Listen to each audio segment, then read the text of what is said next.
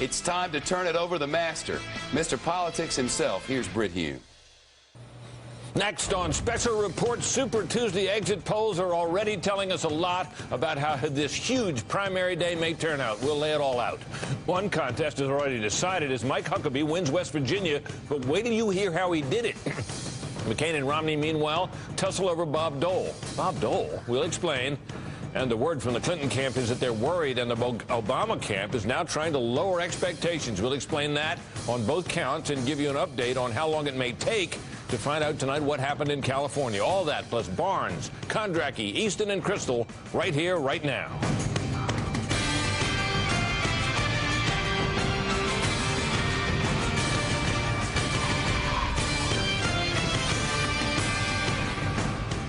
And welcome to Fox News election headquarters in New York. I'm Britt Hume. The Super Tuesday primary polls are still open, but Fox News has been talking with voters after they've cast their ballots, and we can tell you about the direction things are heading in some places. We'll begin with the Republican presidential race, and for that we turn to my colleague Megyn Kelly. Megyn? Hi there, Britt. Yeah, lots of results coming in with some fascinating trends. First, though, a disclaimer. These numbers are from early polling. Therefore, the western states are underrepresented. Once those numbers are in, these facts could change. Having said that, the big story so far on the GOP side is Mike Huckabee. He is doing quite well down in the South, and he's doing really well with evangelical voters. Take a look. Almost half of the folks voting in the GOP primaries today call themselves evangelicals. Huckabee is getting 33% of that vote. McCain coming in second with 31%. Romney so far is in third with that group with just 30. Now, what about conservative voters? Take a look. Romney is dominating among the very conservative, and Britt, he is winning the conservative voters with 42% of that vote. McCain is second, 31. These numbers are a little off. We just got them updated, and Huckabee's down at 20. Now, among the Republican base, this has been a critical piece of the vote, and McCain is struggling to win with them. He is doing a little bit better here than he has done in the past with the base. Right now, McCain has got about 40% of their votes. Romney is at 36%, and Huckabee has just 18%. Now, Romney is getting some decent support from those who think illegal immigration is the most important issue. That's about 24% of the voters in the GOP primary so far. He's got 48% of that vote so far, twice as much as either McCain or Huckabee. Those who think the economy is the country's top issue, siding with McCain, but not by much. Compare McCain's 40% to Romney's 32%, Huckabee at 18%. Now, among voters who care most about the Iraq War, and that is 20% of the voters today, McCain is winning. Not a huge surprise there. He's got 51% of that vote, and neither Romney nor Huckabee is even close.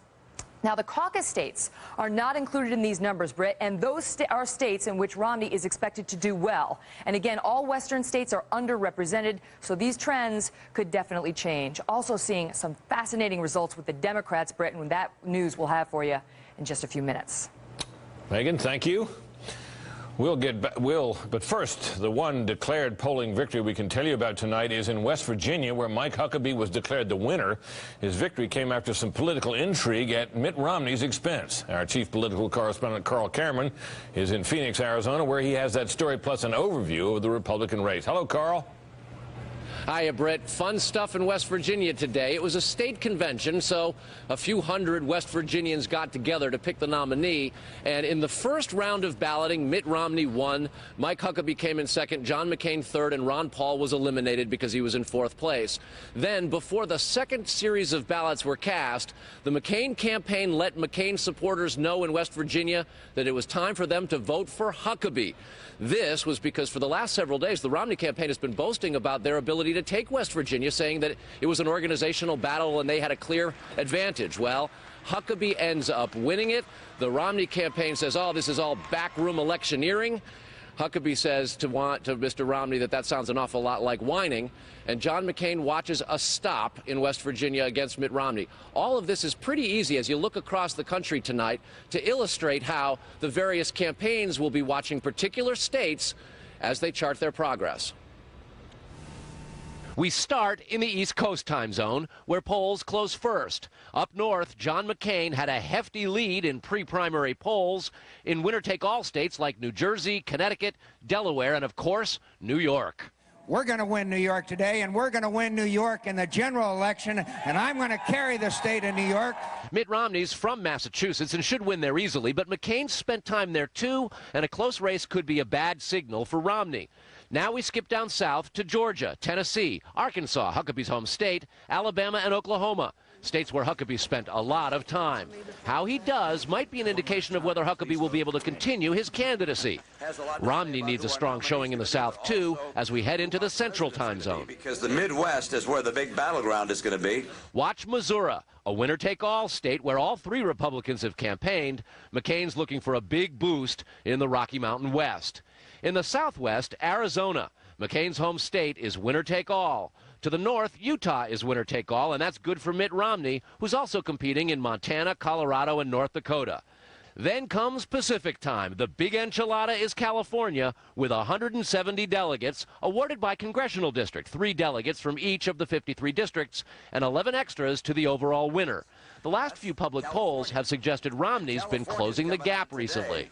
And it looked like I was going to be way behind in California, but then some things started happening. And all three campaigns tonight looking for places across the country where they say they've got good news coming and predicting that it could be a late night. McCain spent the last several days trying to sew up some old, torn-up bridges with the conservative Republican base, and that'll be evident in tonight's returns. And tonight, one sign that perhaps there's still some more work to be done. Dr. James Dobson, the head of Focus on the Family, issued a personal statement today, not talking about his organization, but only on himself. Not good news for John McCain. He said, and I quote, "I'm convinced Senator McCain is not a conservative and, in fact, has gone out of his way to stick his thumb in the eyes of those who are. He has at times sounded more like a member of the other party." And Dr. Dobson went on to say, "Given these and many other concerns, a spoonful of sugar does not make the medicine go down. I cannot and will not vote for Senator John McCain as a matter of conscience." That's just an illustration of how much work McCain has to do with conservatives in his party, regardless of the outcome tonight. And it looks like it could be a long one because Romney and Huckabee are doing pretty well in those southern states. Brett. Very interesting, Carl. Thank you. Mitt Romney and John McCain got into another dust-up today over whether Romney had insulted former Senate Majority Leader and one-time Republican presidential nominee Bob Dole. Romney is back in Massachusetts tonight, and correspondent Wendell Goler is at his headquarters in Boston. Hey, Wendell. Brett, this war of words between Governor Romney and Senator McCain is just the latest in what is probably the most contentious battle between two candidates in the 2008 campaign. And it's not surprising that emotions are high, because unless Romney has a very good night tonight, Senator McCain could become unstoppable. Thank you so much. Mitt Romney voted at the town hall near his home in Belmont, Massachusetts, hoping he can trust the polls that put him ahead in the state he served as governor. I don't know whether the polls are right or wrong in terms of the support that we have here, but it's touching to have folks remember us fondly. Romney was stung by John McCain's in-your-face campaign stop in Boston the day before. Their ongoing argument over conservative credentials ensnarled former Senator Bob Dole after McCain released a letter Dole wrote asking conservative talk show host Rush Limbaugh to ease his criticism and support McCain if he wins the nomination. It's probably the last person I would have wanted to have write a letter for me. I think there are a lot of folks that tend to think that maybe John McCain's race is a bit like Bob Dole's race, that it's the guy who's the next in line. McCain didn't buy Romney's explanation that what he objected to was the idea of an inevitable choice. I think Governor Romney should apologize to Bob Dole for that comment. He's a great American, and for Governor Romney, who has never had any military experience, to disparage the service and courage of an American hero, I think is disgraceful. Limbaugh fired back on his own. Senator McCain, I think what you are doing here is disgraceful. How in the world is what Governor Romney said a nasty attack on a veteran? In West Virginia today, Romney continued to insist McCain is not conservative enough on tax cuts and illegal immigrants, and warned his environmental views would kill coal. Once it was clear to the people in West Virginia what he was going to do to coal, we would not win the state of West Virginia in the fall. Romney will get an early indication of what kind of night it's going to be if he does well and beats Mike Huckabee in Georgia, Alabama, and Tennessee. It's going to be a long night in any case. Romney's firewall is California. It is not a winner-take-all state. Its delegates are awarded by district, and Romney needs enough delegates from California to stay in this race another month. Britt? Wendell, thank you. Worth noting, perhaps, that Romney went on to say later on that he meant no slight on Senator Bob Dole. Later in our program, where have all the feminists gone? You may be surprised about whom they are supporting. We'll tell you on the grapevine. And when we return, Megyn Kelly will be back with a look at the Democratic exit polls, and we'll track the Democratic candidates as well. Stay tuned. It's all on the line, and no one covers Super Tuesday like Fox. State-by-state results, complete analysis, perspective you can trust. History is being made here. There's nothing more exciting than that. Tonight, watch You Decide 2008. Your choice, your channel.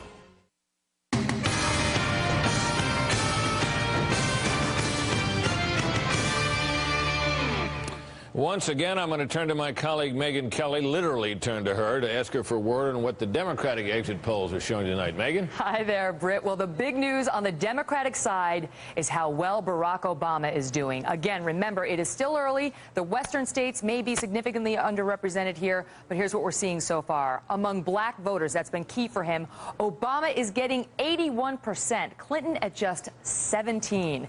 Among white voters, too, Obama doing considerably better than he did in, for example, South Carolina. Take a look. Nationally, he is getting 44% of the white vote. Clinton's still leading with 50, but that's an improvement for Barack Obama. Among Hispanics, too, Obama is doing much better than he did in past primaries, getting 36% of the Hispanic vote today. Clinton, though, still dominating here with 62%. White women, a big part of Hillary Clinton's base, continue to help her considerably. She's getting 57% of that vote. Obama, though, making some big inroads here with a decent showing at 45%. Obama is winning among the white men. He's getting 51% of the white men vote compared to Clinton's 43%.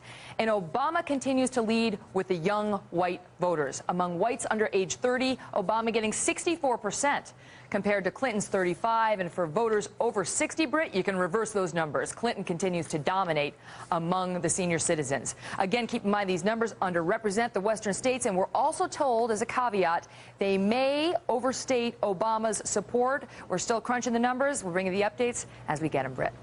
Interesting stuff, Megyn. Thank you. Thank you very much. Hillary Clinton voted at home in Chappaqua, New York today and made the rounds of the morning talk shows before heading into New York City. Correspondent Major Garrett is standing by at her campaign headquarters right here in New York. Hey, Major. Hello, Britt. Well, the rallying cry here at the pensive Clinton headquarters is inconclusive, and if that doesn't sound like the stuff of TV commercials or bumper stickers, there's a reason. The Clinton campaign did not expect to find itself where it finds itself on this Super Tuesday night. Why? Because several months ago they looked at Super Tuesday as possibly the night they would sew up the Democratic presidential nomination. That will not happen. The Clinton campaign readily acknowledges they may not win a majority of the states tonight. They may not win all the delegates. They hope they win a majority of the states. They hope they win a majority of the pledged delegates, but acknowledge they just might not. And some early indicators will be New Jersey and Massachusetts. I'm told by senior Clinton advisors they suddenly in the last hour or two become very worried about New Jersey. They thought they were safe there. They might not be safe now. They're also looking for Massachusetts, if for no other reason than to prove to Senator Edward Kennedy, who so conspicuously endorsed Barack Obama, that their ground operation is better and more important than a headline-grabbing endorsement of Senator Obama. As you said, Britt, Senator Clinton voted today in Chappaqua, accompanied by her husband, former President Bill Clinton. Of course, Senator Clinton said she was happy to vote, excited about the day.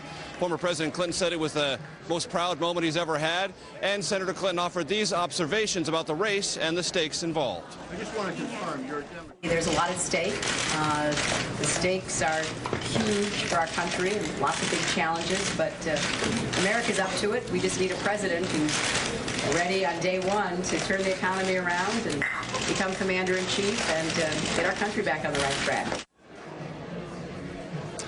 The Clinton campaign knows they're going to have to stitch together some kind of a narrative to explain what happened on Super Tuesday if the night does not go as well as they had once hoped. And the narrative they're going to stitch together is they still lead among all delegates, pledged and super delegates. Let's take a quick look at the graphic and how those numbers break down. Hillary Clinton has 213 super delegates and 48 pledged delegates. Barack Obama has 170 super delegates, so the campaign says, 63 pledged delegates. What the Clinton campaign will argue is delegates are the key to the nomination. The more delegates, the better chance you have to win. And even after tonight, if the delegate differential between Obama and Clinton isn't very wide, they will say they will pick up more super delegates as this campaign continues and carry on and ultimately gather just enough, just slightly more than 2,025 they need to prevail.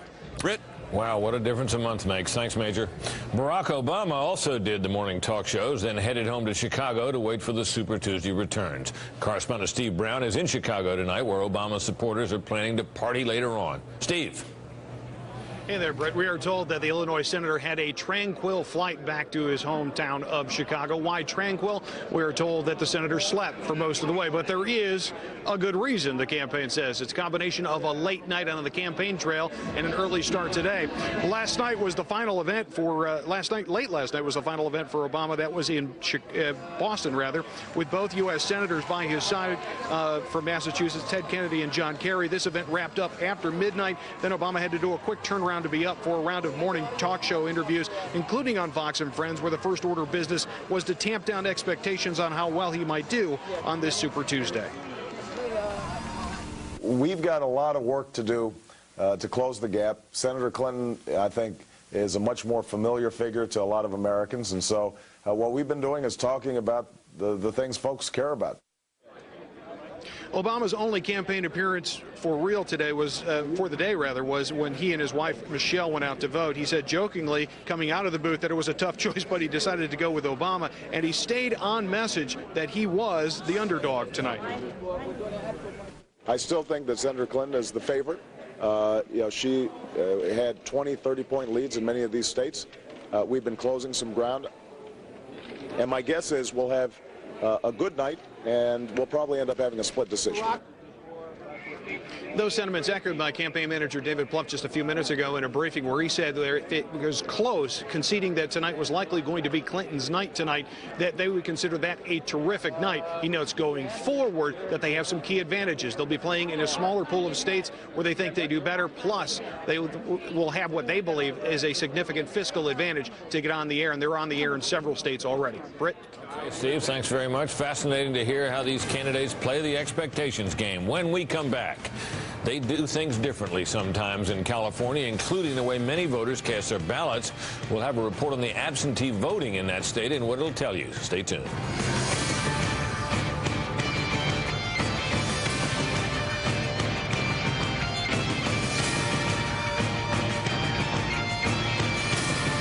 Our special Super Tuesday coverage continues, and the biggest names bring it to you best. Hume, Smith, O'Reilly. You decide. 2008, your choice, your channel.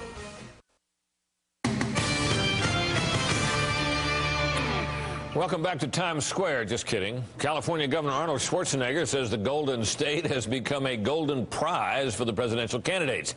California, of course, is especially rich in delegates, but it may be Wednesday before we know exactly how Californians voted, because it is also especially rich in absentee ballots. Correspondent Anita Vogel reports. In California, voting by mail is a growing trend. State officials believe as many as half the primary votes will be cast as absentee ballots. It's just the way things have changed, the new voting, people's lifestyles, the ease in which you can do it. It has become really a revolution in terms of voting. I can't imagine why you wouldn't vote absentee. It's just so much easier.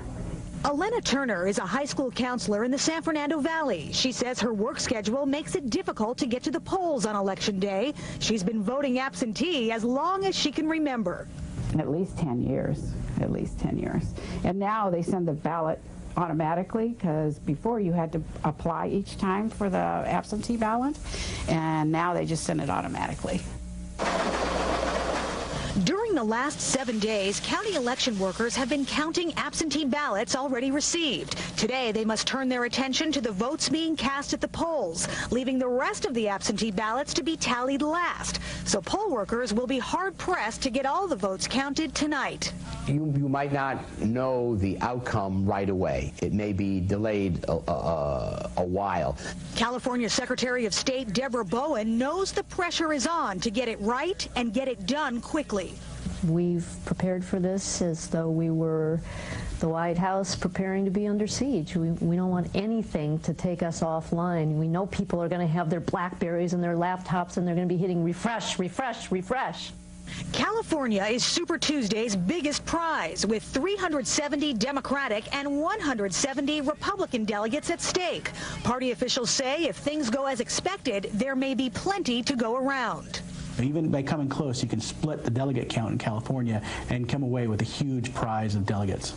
And those absentee ballots may not be the only thing holding up the results here in California. Last year, the Secretary of State decertified many of the touchscreen voting machines because they weren't secure, leaving the counties to once again rely on paper ballots, which simply take longer to count. If it's close, and it certainly could be, it might be Wednesday or later before the final delegate counts are in. In Sacramento, California, Anita Vogel, Fox News. Next on the Grapevine, does Senator Kennedy's support help or hurt? We'll find out. First, though, other headlines. From the Fox Report, I'm Shepard Smith. For the first time, the CIA is now confirming the names of people it subjected to waterboarding. Just a few names, though. One of them is this man, accused 9/11 mastermind Khalid Sheikh Mohammed. The CIA director, Michael Hayden, told the Senate waterboarding was used to get intelligence from him. A brutal day on Wall Street. Stops dropped on a new report that indicates the nation's largest economic sector shrank last month. And on that news, the Dow Jones plummeted 370 points by the closing bell. The NASDAQ off a whopping percentage at 73 points. The Fox 50 slid almost 30.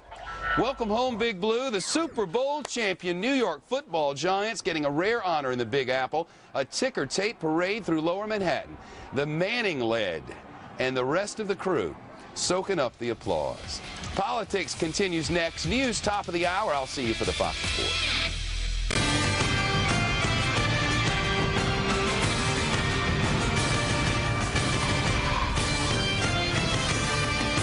And now the most scintillating 2 minutes in television, the latest from the political grapevine. Could Senator Ted Kennedy's endorsement of Barack Obama actually backfire and cost the candidate votes? A new Rasmussen national poll indicates that 34% of Democrats surveyed said Kennedy's support would make them less likely to vote for Obama. 33% said it had no impact. Only 30% said it would make them more likely to support the Illinois senator. Now, if you throw in Republicans and independents with the Democrats, the endorsement looks even more damaging. 46% of those surveyed said the Kennedy nod makes them less likely to support Obama. 34% it said it had no impact. Only 16% said it made them more likely to vote for Obama. Some feminists, you may recall, howled when Kennedy threw his support behind Obama and snubbed Hillary Clinton, but many others are following suit. The Huffington Post reports that a group of more than 100 feminist leaders from Senator Clinton's home state of New York has endorsed Obama. The New York Feminists for Peace and Barack Obama, as they're called, includes actress Susan Sarandon and Katha Pollitt, the columnist for the liberal Nation magazine. They say even though electing a woman president would be a cause for celebration, they are supporting Obama over Clinton because of, quote, her 7-year record as senator. And they say, quote, her record of embracing military solutions and the foreign policy advisors she has selected make us doubt that she will end this calamitous war. Senator Clinton routinely tells crowds she has, quote, been working to bring positive change to people's lives for 35 years. And, quote, I've spent so much of my life in the nonprofit sector. But Matt Stearns of the McClatchy newspapers notes Mrs. Clinton has held only one full-time job in the nonprofit sector, spending less than a year at the Children's Defense Fund. She also worked briefly as a law professor, and Clinton spent 15 of those 35 years at one of the most prestigious firms in Arkansas, where she represented big companies such as Walmart and TCBY, while simultaneously serving on their corporate boards, a practice some frown upon because of potential conflicts of interest. The report says Senator Clinton's website biography devotes 6 paragraphs to her pro bono legal work for the poor, but just one small sentence about her 15 years at the Rose Law Firm. And the rock singer John Mellencamp has asked John McCain to stop playing his songs at campaign rallies. Mellencamp is a Democrat who supported John Edwards. Rolling Stone reports his people have been talking to McCain's people about pulling the plug on the songs. McCain rallies have featured the Mellencamp tunes Our Country and Pink Houses. The latter song features one lyric about what it calls the simple man paying for the thrills, the bills, and the pills that kill. We asked McCain's campaign for a response, but they did not get back to us, at least not yet. Outside the U.S., meanwhile, many Americans are voting or have already done so in the primary races by absentee ballot. And an arm of the Democratic Party is also sponsoring polls in more than 30 countries in gathering spots such as coffee shops and pubs. Correspondent Amy Kellogg reports. Even before folks in America were tucking themselves into bed Monday night, Americans in the Far East were casting their ballots in an exotic Super Tuesday outpost. Indonesia's votes are in, and Barack Obama, who lived in Indonesia as a child, handily won 75% of the 100 votes cast. Democrats have mobilized their troops internationally. For the first time ever, the Democrats are having a global primary. Well, I think it's a great opportunity because I live overseas, I still care very much about what happens in Ohio and also, the United States. As for Republicans abroad, they don't have a global primary. They can get absentee ballots from their home states. Democrats living overseas can also send absentee ballots to their home states, but some prefer the idea of voting with Americans abroad. I love that we get to cast the first votes on the Super Tuesday primary day. Actually, the polls opened in the Asia region last night in Indonesia at 12:01. So Democrats abroad in Asia get to be the first voters. Even in Democrats abroad, we're before everybody else. So we're pretty excited, and we hope to make a big impression. Americans overseas, both Democrats and Republicans, feel the effects of U.S. foreign policy decisions acutely and often find themselves defending Washington from afar. America's image abroad has taken a battering in the Bush years, particularly as the war in Iraq has not been popular here. Democrats abroad voice concern over that. I would vote for Obama because I like the stance that he took against the war, which the Bush administration was in favor of, and he's one of the few senators who did not vote for the war, so that's very important to me. And I think that if he were president, he would probably to bring America back some lost prestige and trust in the world. In London, thousands came out for a walk-in primary in Notting Hill. They say interest in this race among Democrats abroad is unprecedented. That legacy of goodwill that flowed towards the U.S. was squandered by the Bush administration, and I think that Americans abroad are particularly acutely aware of that, and they want to see a change in direction in Washington and in the White House. Those 6 to 7 million Americans living abroad will send 22 delegates to the Democratic Convention this August for a total of 11 votes. That's more than the U.S. territories, but fewer than Wyoming and Alaska, the least populous states in the nation. In London, Amy Kellogg, Fox News. And back on Capitol Hill, Senate negotiations continue over an economic stimulus package. Republicans have signed on now to a Democratic proposal to include low-income senior citizens and disabled veterans among those receiving rebates. To keep the overall cost around $150 billion, rebates would be cut to $500 for qualified individuals and $1,000 for qualified couples.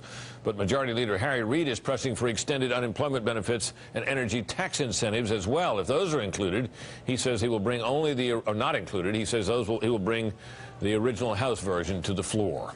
Next on Special Report, the Fox All-Stars will review the presidential primary voting in both parties, beginning with the Democrats. We'll be right back.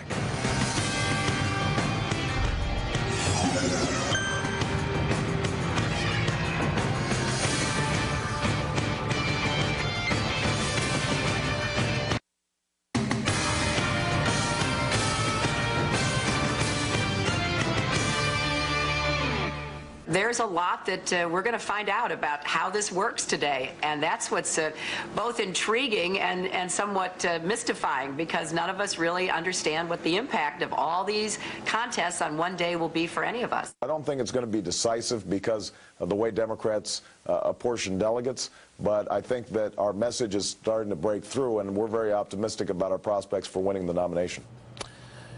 Democrats today. Some thoughts on all this now from Fred Barnes, executive editor of the Weekly Standard, Mort Kondracki, executive editor of Roll Call, Nina Easton, Washington bureau chief of Fortune magazine, and Bill Kristol, editor of the Weekly Standard, Fox News contributors all. Well, we have some feel from the exit polling about big national trends. We can't tell yet really how they'll apply or whether they do apply in individual races. But this looks like it's going to be an interesting night. Fred, your thoughts? Well, it looks like it's not just George Clooney and Robert De Niro, but a whole lot of white guys have signed up with Barack Obama, which is important. You know, what his problem has been that he'd win 3/4 of the African-American vote and 1/4 of the white vote, but he's doing much better, particularly among white men. And this is, of course, in early states. Yeah, it's in the early states, and it's in the exit polls. But, you know, it had to mean when you attract 20,000 people in Minneapolis and 20,000 in Wilmington and 14,000 people in Boise, Idaho over the last few days. And even though crowd estimates always err on the high side, I mean, there really is a surge for Obama, and we're seeing it tonight. Yeah, the exits, as reported by Megyn Kelly, all would suggest a big night for Obama, based on what Fred was talking about. The Clinton people that I've talked to feel pretty good about California, however, and that's a major. The popular vote in California, I think, will have, if Clinton can win that, would be a psychological boost for him or for her. But we may not know that until tomorrow. Well, we might. I think they're basing that largely on the lead that they expect to have among absentee voters that would give her a lead. But I do know that the Clinton people are also terribly worried about losing Massachusetts and Connecticut and New Jersey and those places on the East Coast. And, you know, the bottom line is probably going to be some sort of muddle as to delegates. But I think we should just add up the popular vote when we get it all added up, and whoever wins that, it seems to me, will be the front runner. You know, Hillary Clinton's campaign manager, Terry McAuliffe, earlier this year was going around saying it's all going to be over February 5th. Guess what? It's not going to be over. And I think what's got to have the Clinton people worried is, Fred mentioned, Obama's support is not a bunch of exuberant young people and African-American voters. He's biting into the white male vote and the Latino vote, apparently. So I think that's a big news story coming out. The other thing is, looking forward, I think what has the Clinton people worried, what comes after Super Tuesday. And what they say, it's sort of latte liberal land. You've got Virginia and D.C. and Maryland and Wisconsin and Washington, and there's some sense that they can't show strength again until early March. And another thing is fundraising. Barack Obama raised something like $30 million just last month. So he's going to have the strength to go forward. So I think all of these factors probably have the Clinton people pretty worried. Well, you know, right we were thinking coming into tonight that even though Obama, because of the way the Democrats allocate the delegates, would get a significant share, even if she won a lot of places, and he didn't, that the effect of that would be to make her, even if she didn't have much of a delegate lead, the unquestionable front runner. But if that doesn't happen now, I think we're looking at a different picture, don't you, Bill? Yeah, absolutely. I would like to say Nina lives in Maryland, and she may think that Maryland and Virginia are liberal latte land. But we Virginians, we gun-toting Virginians object strongly to that representation. We'll see what happens. I mean, it looks very close. New Jersey will close at 8 p.m., and New Jersey is a fast-reporting state usually. Neighboring state, obviously, of Senator Clinton's. She's been ahead 5 to 7 points in the polls pretty consistently there, more actually a couple of weeks ago. If Obama has actually closed and possibly wins New Jersey, I think that might be a big night for Obama, and he might be able to carry the popular vote and even end the night slightly ahead in delegates, which would be pretty striking. The sophisticated political observers are saying, oh, look, you know, this popular vote stuff, it's all really beauty contest, particularly on the Democratic side, because, you know, there's no winner take all anywhere with the Democrats. It's all proportional, so follow the delegates. But it seems to me that may be not the way to look at this. You really kind of got to track both, eh? No, of course you do. You have to track, and then particularly, you know, Hillary Clinton talks about the superdelegates. What are they? 350, 360. Their votes. If somebody's winning all the primaries, and even though the other candidate is piling up delegates, they're going to go with what the trend is. That's what they always do, and they'll switch to Obama if he's winning the primaries. They're not going to stick with Hillary Clinton. I would also say that I live in Virginia too. Latte land, it ain't. They're more like I think 800 superdelegates. The Democrats have a ton of them, but I agree with Fred that they will tend to follow the popular vote. And this is a democracy. It will be hard to pick someone who has not gotten a majority of the vote in a two-way race. I mean, if Obama beats Clinton consistently in the popular vote, that would be strong. Senator Clinton today announced that she was accepting a bunch of debates beginning, I believe, next week. Yeah, suddenly, the Clinton campaign put out a statement saying we wanted to do all these debates with Senator Obama. So they had not announced that before today. That tells me that their own internal tracking and their own sense of the race is that suddenly, if you're winning easily, you don't suddenly say, "Hey, I'm happy to debate." Usually, it's the challengers who are behind or losing. The candidates who are behind want to debate. As to the popular vote, don't forget this is a party that profoundly believes in the popular vote as of the year 2000, when Al Gore won the national popular vote, and they've been saying ever since that he got cheated out of the presidency. Well, just imagine somebody wins the popular vote and loses the nomination. What are they going to say then? What about that? Well, which sort of happened in Nevada. Well, I mean, it looks like Obama may come out with but it is true that the delegates. Democrats are the party with the structure that makes it possible to actually win a state and lose the delegate count. And they set this up to have this long-term competition going back to 1988 when Jesse Jackson did well in the popular vote and didn't do well with delegates. They set this back to be a prolonged process between two competing candidates that wouldn't play out for a long time. And we haven't seen it happen. We'll see it happen tonight and I know beyond. what Hillary Clinton will say if she loses the popular vote but wins most of the delegates, or a majority, she'll say, I won. I bet she will. And if I were she, I would too. We'll take a look at the Republicans next. Stay tuned.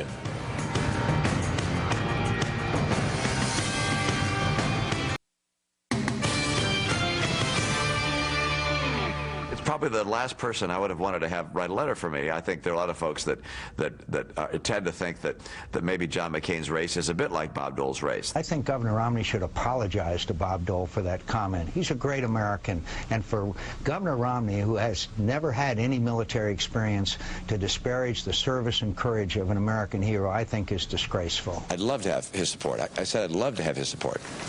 I'd love to have Bob Dole's support.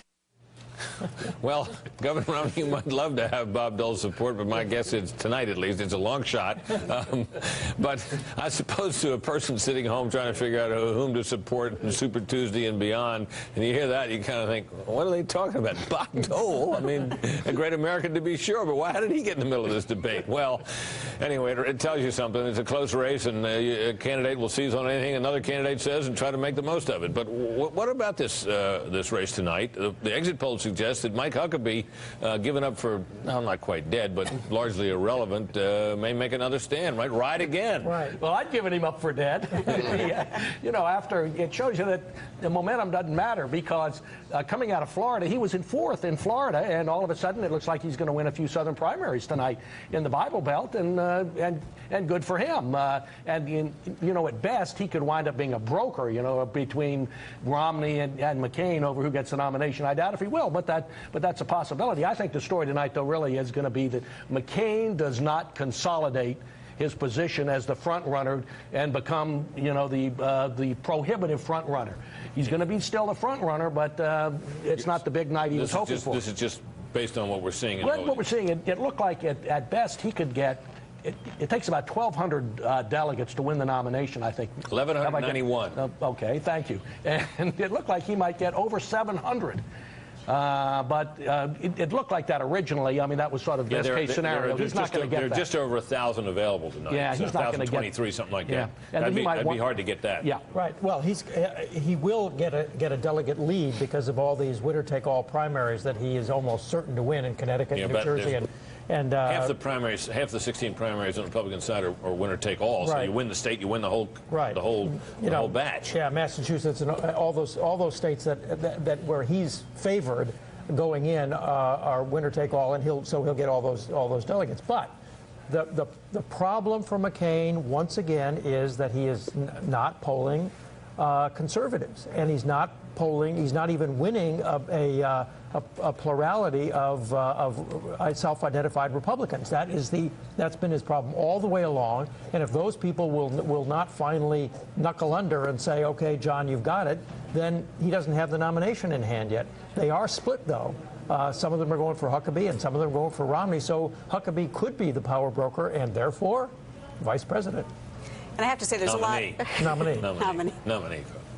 There's on the conservative issue, I have to say there's a lot of sort of over-the-top conservative attacks on John McCain. I mean, let's go back to that letter that prompted... And you say that as someone who's married my husband is a Romney advisor, which everybody seems to know by now. But what I found interesting was that what prompted that Bob Dole letter. What prompted that? Rush Limbaugh accusing John McCain of wanting to destroy, intentionally wanting to destroy the Republican Party. I mean, you know, that's kind of over the top. If you're talking about his immigration bill, for example, last I checked, President Bush, you know, supported that approach on immigration. But you can't deny that it split the Republican Party. It split the Republican Party, but to accuse John McCain of, you know, overtly trying to, you know, destroy the Republican Party, to me, is over the top. On the Huckabee thing, I think it's the irony of that is that Huckabee is clearly out there trying to help John McCain and undermine Mitt Romney. The McCain people. That's a very interesting point, because that's certainly the way it looked, and you had that little business in West Virginia today where the McCain voters were, the McCain supporters at the state convention were urged on the second ballot to throw their support to Mike Huckabee. McCain was going to be third, and so he ends up being third anyway. But it denies Mitt Romney what would have been a That's right. little Romney win. thought they thought they were going to win that. McCain. Now, so if Huckabee comes along and does as well as he's likely to tonight, might John McCain change his mind about whether he wants Mike Huckabee to be still in the race and helping? What is that? And that's the irony of this. It could his doing well and staying in the race could actually hurt McCain. No, I think I mean, look, it's not so clear, incidentally, that the Huckabee voter second choice is Romney. In Florida, more of them were for McCain than for Romney. So it's very hard to know what the natural split would be if it were only a two-person race. It doesn't look like McCain will put away the race tonight. Looks like he'll be the leader in delegates. The conservative movement, parts of it, are having a total nervous breakdown. Some of my fellow conservatives suffering from McCain derangement syndrome, just like the liberals. Well, the left has suffered from Bush derangement syndrome. Now the right is suffering from McCain derangement syndrome. On the other hand, Romney says a silly thing about Bob Dole, and McCain accuses him, says he has to apologize. Everyone's going a little nuts. That's it for the panel, but stay tuned to see the moment we all missed when it started to go downhill for Mike Huckabee. That's next.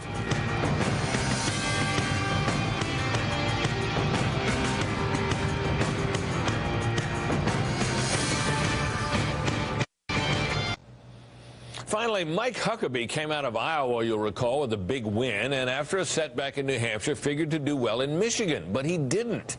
And most of it thought it was just the strength of the other two candidates there. But it turns out that something happened during a lunch in Michigan that voters there noticed, but we missed. Mike Huckabee gets to have everybody watching him on television eating there at the Detroit Economic Club. That's the line with, obviously, out on dissent. But let's talk a little bit about Huckabee and maybe the showdown between him and Fred Thompson, South Carolina. As we say, the debate. Camera's always rolling on the campaign trail, and that's special report for this time. And as we now approach 7 p.m. in the East, the polls, we're going to be able to make a projection there that on the Democratic side, we project that Barack Obama will win the Georgia Democratic primary. On the Republican side, we see it too close to call with Mike Huckabee, Mitt Romney, and John McCain in what looks like a three-way tie in the early going. As soon as we start getting raw vote in, you'll see it in the lower part of your screen. But I'll see you right back here at 7:55 for coverage of the Super Tuesday returns. In the meantime, more news is on the way. Fair, balanced, and unafraid with the Fox Report. A Fox News election alert. As Brittany just reported, Fox News is now projecting Barack Obama has won the Georgia Democratic primary, drawing strong support from African-American voters and getting roughly 4 in 10 white voters in the state. The Republican race there still too close to call, with polls closing just seconds ago. And polls in 9 more states are set to close in less than 1 hour. In Georgia and elsewhere, we've been getting reports of high turnout, with millions of Americans flooding polling places and caucus sites across the United States. Altogether, 24 states across the nation are holding contests on this Super Tuesday. We've been hearing scattered reports of problems, among them 2 locations in New Jersey, locations that reported trouble after workers accidentally hit the wrong buttons on the voting machines. In California, officials say as much as 1/4 of the vote may not be counted tonight because of late arriving mail-in ballots and because of the state's switch from electronic machines to paper ballots. Now to the races themselves. On the Democratic side, Hillary Clinton supporters had once looked today as a chance to lock up the nomination, but they have since moved their sights considerably lower, hoping now that the senator from New York will just emerge as the front runner after a recent surge from Barack Obama. It's a different story for the Republicans. For Mitt Romney and John McCain, today could decide everything, and it seems that knowledge has been adding to their attacks. I do not believe that his message is something which is catching fire with the people of America. I'm not sure what that message is. Far more conservative and very conservative that I'm proud of in comparison to anybody's, including Governor Romney. Well, as they trade shots, the third-place Republican is the only one who can claim a victory so far. Today, Mike Huckabee picked up 18 delegates in West Virginia's convention. He nailed it after getting support from McCain backers who were looking to keep Romney from winning there. By the way, adding to the fun, 9 of today's contests are winner-take-all for the Republicans. You can see them highlighted on this map. So there is clearly a lot to consider here tonight. We have Team Fox coverage of the campaigns. Let's start with Carl Cameron live in Phoenix. He's covering the Republicans for us. Major Garrett at Clinton headquarters in New York covering the Democrats. First, Carl, any indicators in the early going on the GOP side, Carl? Well, when you look at the states that John McCain was leading in the public polls, particularly in the Northeast, the winner-take-all battlegrounds, New York, Connecticut, New Jersey, Delaware, looks like McCain's getting a pretty strong vote there. That'll be a good cushion for him as the evening's results start coming in. And then you start moving into the South and the Midwest, and it looks like Mike Huckabee and Mitt Romney are sort of tearing up the votes between them, and McCain might not get the kind of runaway win that many thought that he'd get right after he won the Florida primary, Shep. In other news tonight, in other news, we've been watching many polls closely. Let's get to Major Garrett. Major, what's the situation on the Democratic side? On the Democratic side, Shepard, the Clinton campaign basically looks as tonight as not the knockout punch they hoped it would be, but an inclusive sort of a tie with Barack Obama. They know he's surged in the polls not only nationally but in a lot of key states. And right now at this hour, Shepard, the Clinton campaign is very nervous about one state and one state in particular, New Jersey.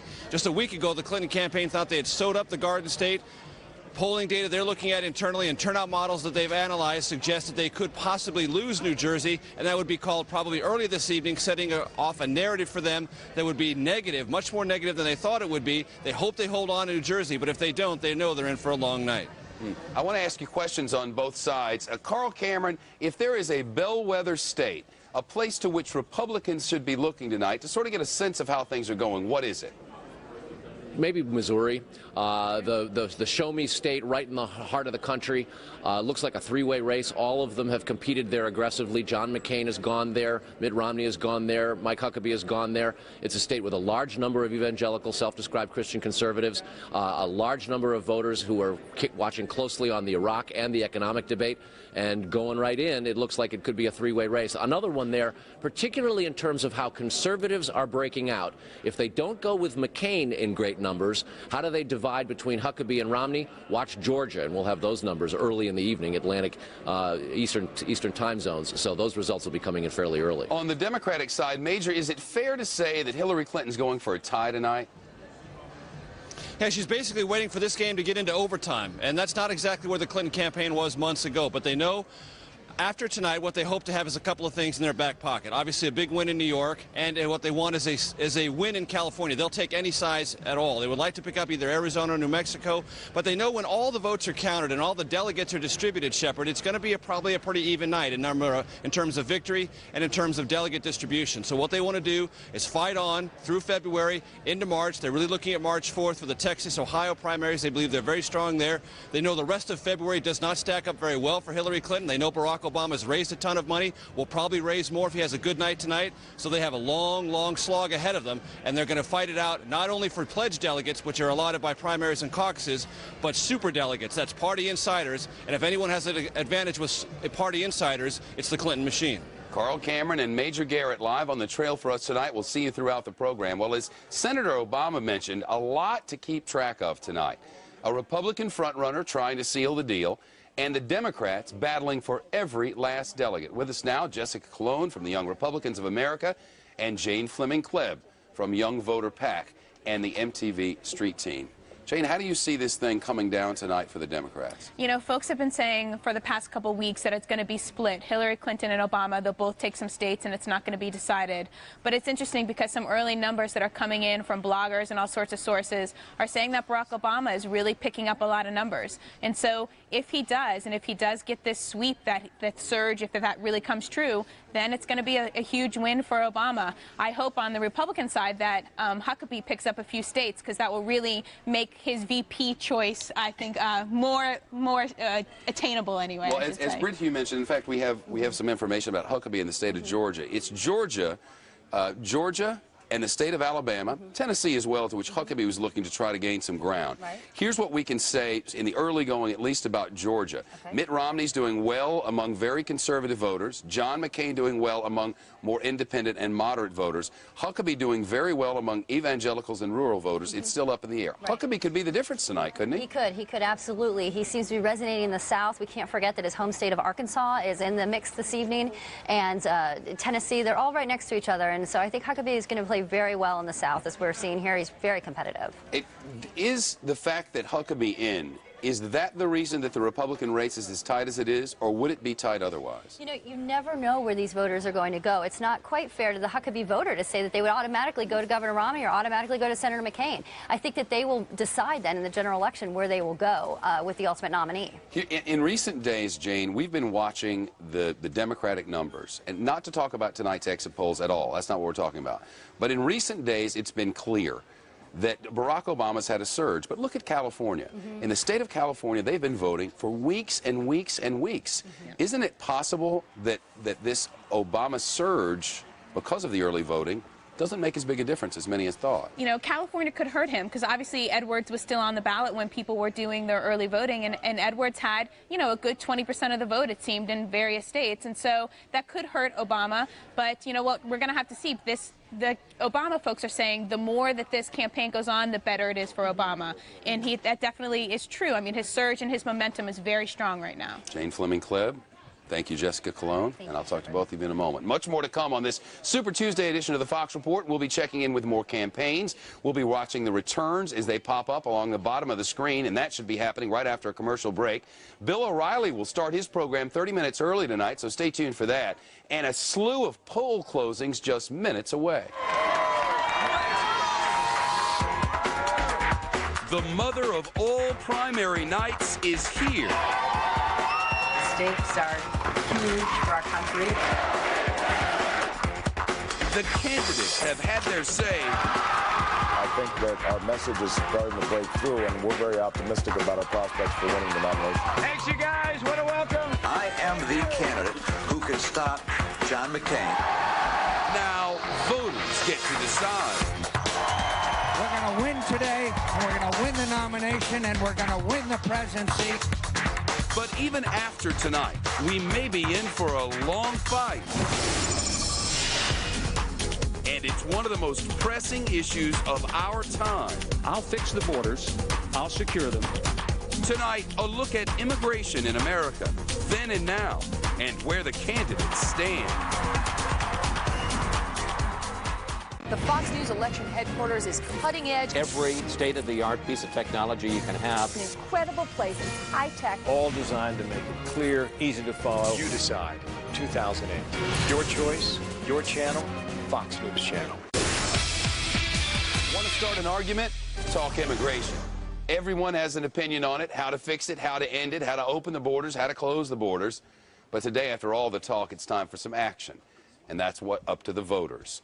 All of us can now decide just how important the issue is to each and every one of us, and which candidate we agree with the most. Our Chief Fox Report correspondent Trace Gallagher with a look now at immigration.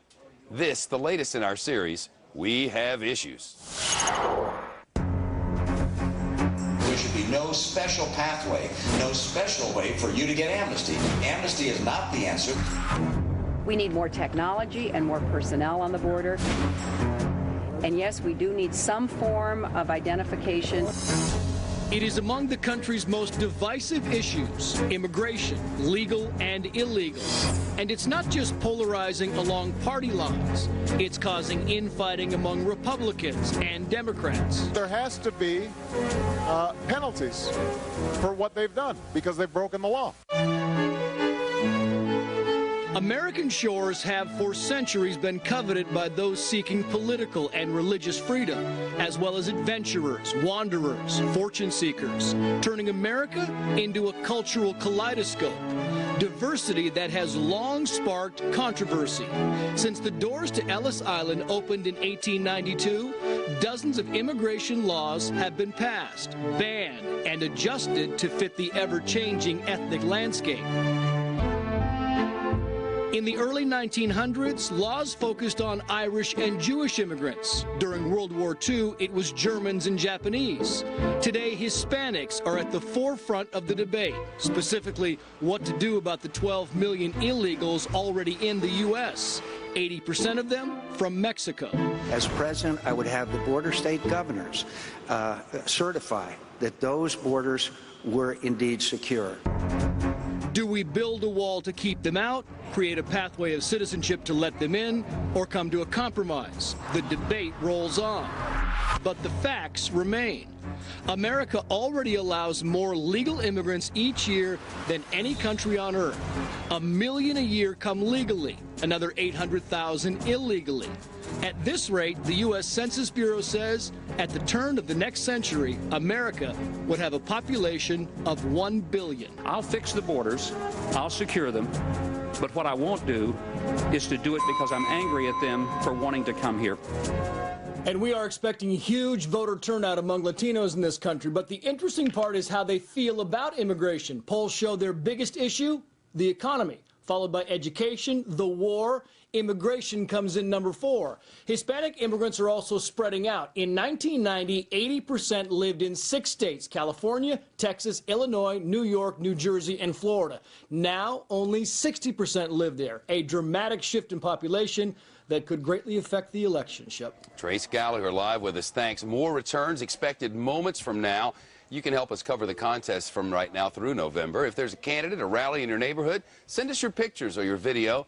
The address is YouReport, the letter U report at foxnews.com. Well, after all those speeches, all the hard work, it could come down to what happens in just the next few hours. We're live at campaign headquarters for Mitt Romney, John McCain, Barack Obama, now projected by the Fox as the winner of the Georgia Democratic primary. We're live at Clinton headquarters as well. We're watching the results and waiting for word, and that's coming next.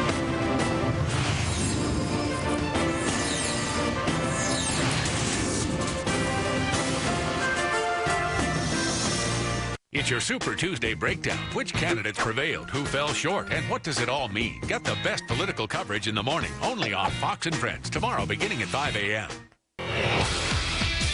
Super Tuesday results set to start pouring in from across the nation. We've already heard from our Fox teams of the Hillary Clinton and John McCain campaigns. Now let's look at the rest of the candidates. Seems like a make-or-break day for Mitt Romney after John McCain moved into position as the Republican frontrunner. Romney's already had one setback today. He lost in West Virginia. Now he has to be hoping that that's not a sign of what's to come. Wendell Goler has the news live at Romney headquarters in Boston. Wendell, what is Romney really expecting tonight? Shep, I can tell you Romney's looking at the exit polls showing what looks like a three-way race in Georgia, and he's not happy about it. Romney needs to win Georgia, Tennessee, and Alabama. He needs John McCain to do poorly there to validate his claim that McCain is simply not conservative enough for the base of the Republican Party. And Romney needs to win those states to get Mike Huckabee out of the race, because right now those two candidates are dividing the Republican base that Romney needs all of, Shepard. Holding up babies always helps. California is the most delegate-rich state here. How important is it for Romney to have a strong showing there? It is critical. It's his firewall. He polls well in California. He can probably win the state. But even if he doesn't, California is not a winner-take-all state. The delegates are divided by districts, 170 of them. Romney can probably win enough of them to stay in the race for another month, presumably, and he will do well only if he doesn't have to continue to split the Republican base with Mike Huckabee, Shepard. All right, thanks very much, Wendell Goler. Barack Obama, the first winner tonight on the Democratic side.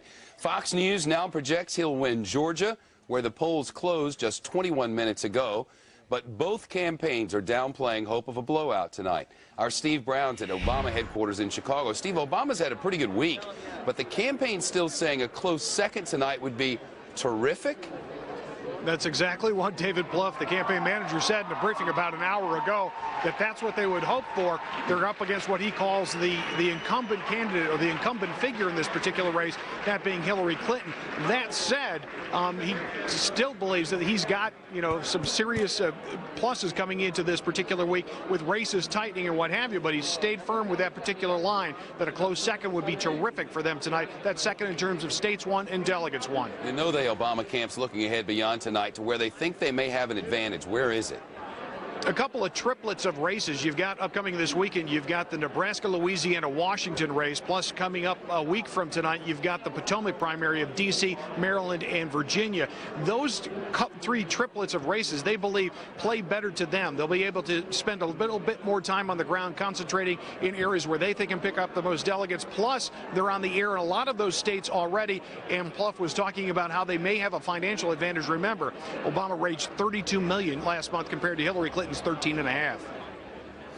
All right, thanks very much. Good to see you tonight, Steve Brown. We're putting our election ticker in now, and with it, we'll be able to update the numbers throughout the night. You'll see it in just a moment. In fact, there it is. That's how it'll look throughout the evening, and we'll be able to show you exactly what's happened in each state. Many more polls close just 20 or 37 minutes from now. Georgia polls closed at 7 o'clock Eastern time, where Georgia is. And Fox News has projected, of course, that Barack Obama won on the Democratic side, but it is still too close to call for the Republicans. West Virginia goes to Huckabee. We told you about that one already. 18 delegates into his pocket after John McCain's backers threw their support to Huckabee. This after a nasty back and forth between Huckabee and Romney in recent days. Huckabee accusing Romney of voter suppression. Romney telling Huckabee, no whining. Molly Henneberg now live at Huckabee headquarters in Little Rock, Arkansas. Molly, so he won West Virginia. Did McCain tell his backers to support him there? Well, if you ask Huckabee, he says there was no deal, that McCain supporters realized they weren't going to win there, and they just decided to throw their support to Huckabee. But McCain support delegates in West Virginia tell Fox that, yes, the McCain campaign told them to go for Huckabee, not Romney. Romney calls that an inside Washington backdoor deal, to which Huckabee responded, quit whining. Shep. All right. Where does Huck need to do well tonight, Molly? The Southern governor needs to do well in the South. Look at Georgia, Alabama, Tennessee, and here in Arkansas, where he was governor for 10.5 years. We're getting some exit results from Georgia, which show that it's a three-way tie and that Huckabee's doing well with evangelical voters and rural voters. He needs the South tonight. All right, Molly Henneberg live tonight at Huckabee headquarters. Molly, thanks very much. Fox News projects that Barack Obama has won the state of Georgia. Too close on the Republican side to call. Many poor states closing shortly. You see the bottom of your screen. We'll be updating you with real-time numbers. As each state checks in, our numbers will update automatically. Fox Report continues in 2 minutes. Bill O'Reilly, just 5 minutes away. Breaking news now on Fox News Channel. Reports of at least 2 tornadoes hitting in central Arkansas in Pope County. An emergency dispatcher there says at least 3 people are confirmed dead so far. We're told 20 homes were damaged or destroyed.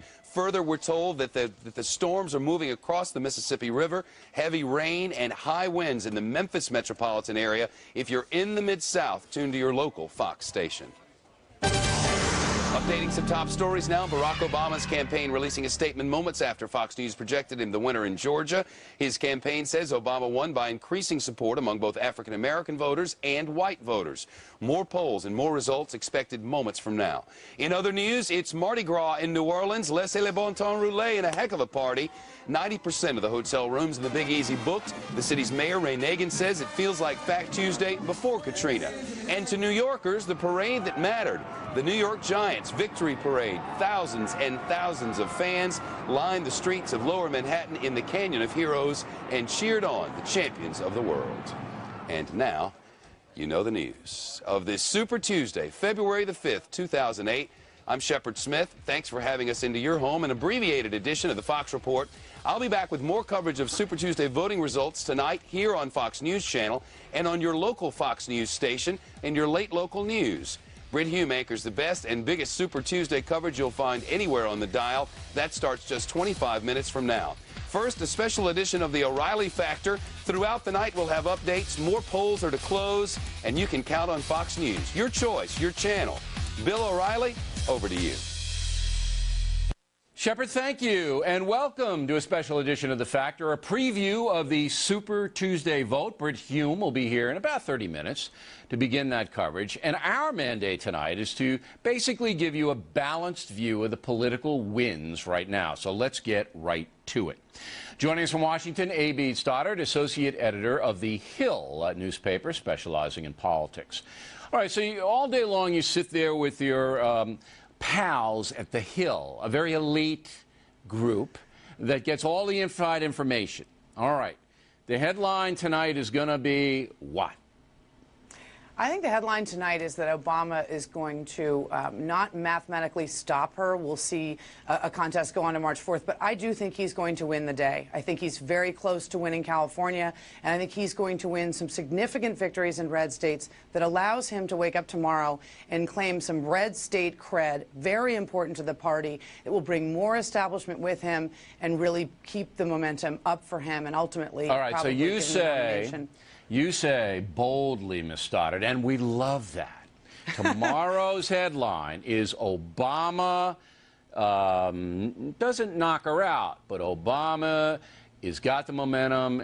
Red states are conservative, Republican-leaning states, got some people excited about him, whereas Hillary Clinton seems to be fading.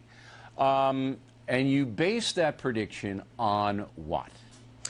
I base it on how well he's doing in very significant states like Missouri that always decides presidential elections. He had a rally in Idaho. 15,000 people showed up. There aren't even 15,000 Democrats in Idaho, I don't think.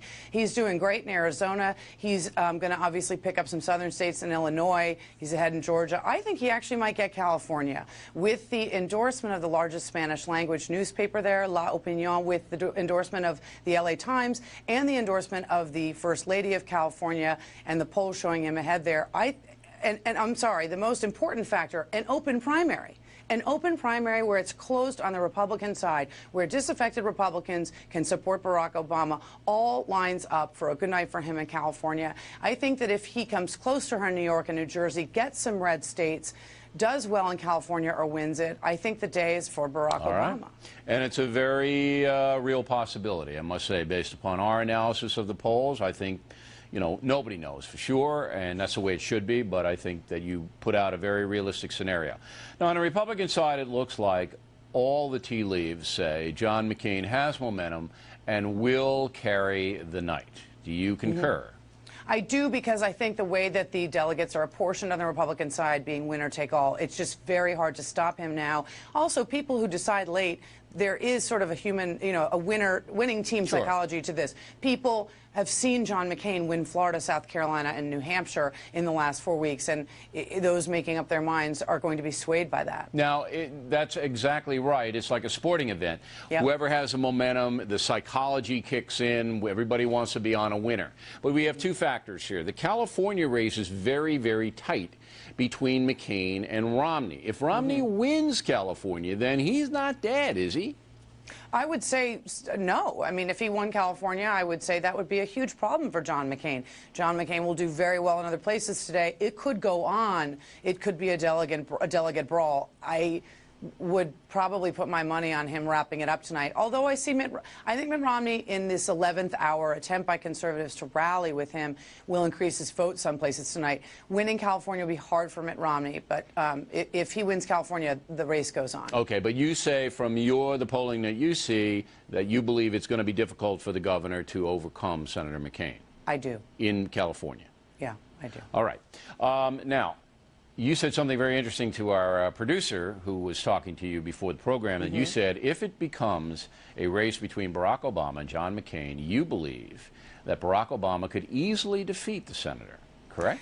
Not easily. There is always the issue of national security, which is paramount. I think that it's going to be much easier for John McCain to run against Hillary Clinton. It's going to be harder because that mobilizes the Republican base. It not only mobilizes the Republican base, he's going to pick up Democrats who can't stand Hillary Clinton, and there are many of them. But it would be, wouldn't it be then the youth versus the seasoned veteran election?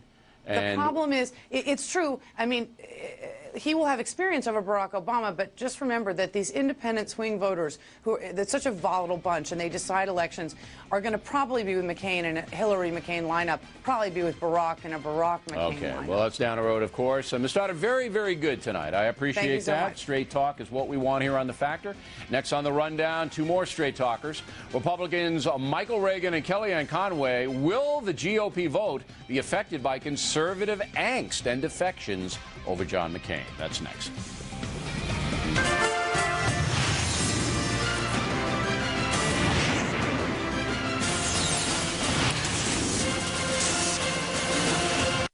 Continuing now with our Campaign 2008 Super Tuesday coverage. More conservative backlash against Republican frontrunner John McCain today. Evangelical leader James Dobson released a statement saying Senator McCain is not a conservative and Mr. Dobson can't vote for him as a matter of conscience.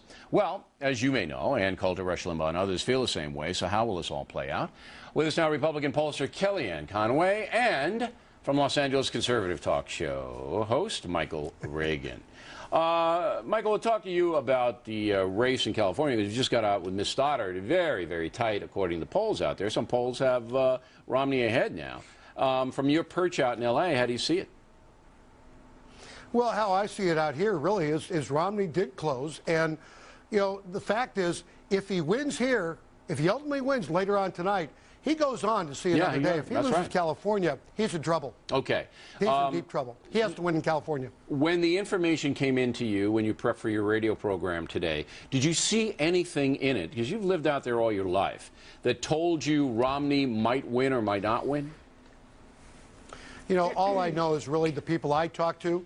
The problem is, when I talk to the people I talk to, most of them say they could vote for Romney, but they would never vote for McCain in a general election. All right, so you don't have a big, you don't have a big picture on it. You just have the anecdotal, because that's right. My big picture is that John McCain is in trouble nationally with the Republican Party, where he might be in good shape locally. He's in trouble nationally with the Republican Party.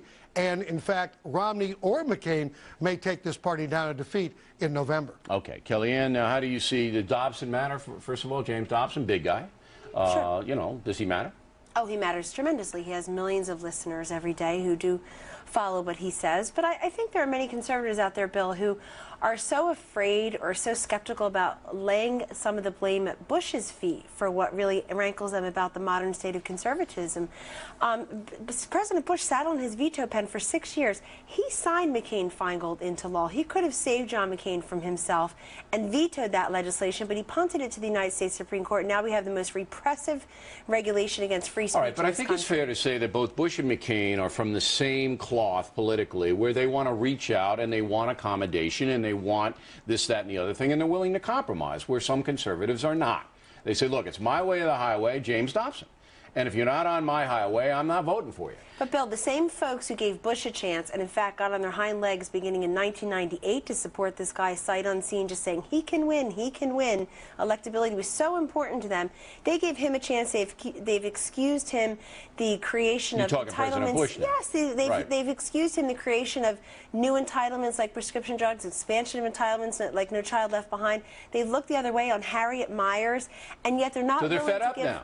Well, they're fed up. I mean, so many people, so many of the candidates are talking about wanting to be like Reagan, but so many of the Republican voters are looking past Bush. And I think the reason for John McCain's surge in part is folks are looking for the non-Bush. What do you think, Michael? Yeah, Bill, you're right. I mean, out here in California, remember, the big issue out here is immigration, illegal immigration. Sure. And my goodness gracious, there's a lot of people voting on that side. And remember, the Hispanic community, way back when, every time you talk to them outwardly, ask you about Proposition 187, said we're against it. When they got behind closed doors, they all voted for Proposition 187 because they themselves are having trouble with the illegal immigrants in the state of California. So, again, that does not bode well ultimately for John McCain. Well, look, but here's the thing. If McCain gets by tonight and does win the nomination on the Republican side, and you're basically going to be faced with a John McCain who's a moderate Republican. He doesn't like the far right. I'll state that right now. John McCain is no use for the Rush Limbaughs of the world and the people who won't bend and won't compromise. He doesn't. So that's going to alienate the far right and the committed right in the Conservative Party. But McCain's making the calculation that he'll get Hispanic votes, which he did in Florida, that he'll get moderates, which he did in New Hampshire, and that he'll get some conservative Democrats, and that he can beat both Hillary Clinton and Obama. So if James Dobson stays home, right, but if James Dobson stays home, what Dr. Dobson does then is say, okay, if the other side wins, we may have 2 more Ruth Bader Ginsburgs on the Supreme Court. And then Dr. Dobson's whole reason for being is through. Done. Because Supreme Court is for life. If I could go for a minute, if I could say something for a minute, Bill. My father's been talked about more in this campaign than any time else. I thought he was running a few weeks ago. But I will tell you this, the one legacy they don't talk about with Ronald Reagan is where would Ronald Reagan be in the middle of his campaign? First of all, he wouldn't have endorsed anybody because he never endorsed in primaries. He let the party choose the candidate. And then he did what? He would go out and campaign wholeheartedly for the nominee of the party. He did that with Gerald Ford back in 1976. Nancy hated Gerald Ford's wife. Ann didn't like Gerald Ford very much either. Dad didn't like Gerald Ford very much, and there wasn't a Reaganite out there who really liked Gerald Ford. But the fact is, right. Ronald So Reagan you think that the said, party's going to coalesce around McCain? Do you think the party? No. I think the party needs to remember the real legacy of Ronald Reagan. You do coalesce around your candidate. But you don't think that'll happen? That's the true legacy. I don't think they will. I think it will happen because a threat of a Hillary Clinton or Barack Obama presidency will make many of them understand. Plus, Bill, the Democrats are poised to take over more seats in the House and Senate right now. So if some of these important people stay out of the race, and so do their followers, you're going to end up with 100 members of Congress that are Republican. What are you going to do then? I think McCain has to have a Sister Soldier moment in that he has to call into question some of the unintended consequences of the McCain-Feingold campaign. So he has to throw himself on the mercy of the court. Well, and he has to, and speaking of courts, he has to assure them that he's not going to appoint Harriet Myers. He's going to appoint people like Alito and Thomas. This man, look, and I think he will do that, but I'm not sure. And he's already making overtures to the tax and spending crowd. He's going to cut corporate tax rate from 35 to 25%. He's doing stuff that matters to Kellyanne, folks. if I could jump in, he's got to do a huge mea culpa to the conservatives. Conservatives feel that he absolutely hates us. I wrote an article about this the other day where I said, listen, well, he does hate some of us. I don't think he hates you, Michael, but believe me, he does hate some of them. He needs to stop talking down to people. Ronald Reagan never talked down to people. He talked to people, not down to them. Very interesting, guys. We appreciate you coming on. And when we come right back, two Democratic strategists will tell us what to expect if the Clinton-Obama contest is not settled tonight. Coming up.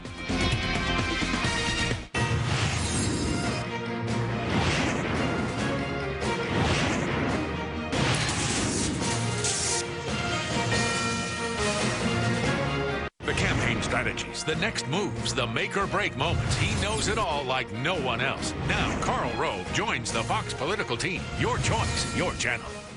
Continuing now with our special Super Tuesday coverage, the Democratic race probably will not have a decisive outcome tonight, if you believe the polls. So the battle between Hillary Clinton and Barack Obama will go on and on and on. The two candidates have been trying to rally voters with some last-minute TV appearances where they were repeatedly asked about being on the ticket together. You look great together. I mean, here's two good-looking people. And I think, and I'm not going to be one of those dopes that puts you on the spot with this, but I think, and it depends on how you want to mix and match here, I think I was looking at the Democratic ticket. Well, you know, Dave, I'll tell you, I've been giving a lot of careful consideration to that, and it's really down to you and Regis. It would be presumptuous of me to suggest that Senator Clinton wants to be my vice president. I think that folks on her side, I think, should recognize that we're in a tough contest right now.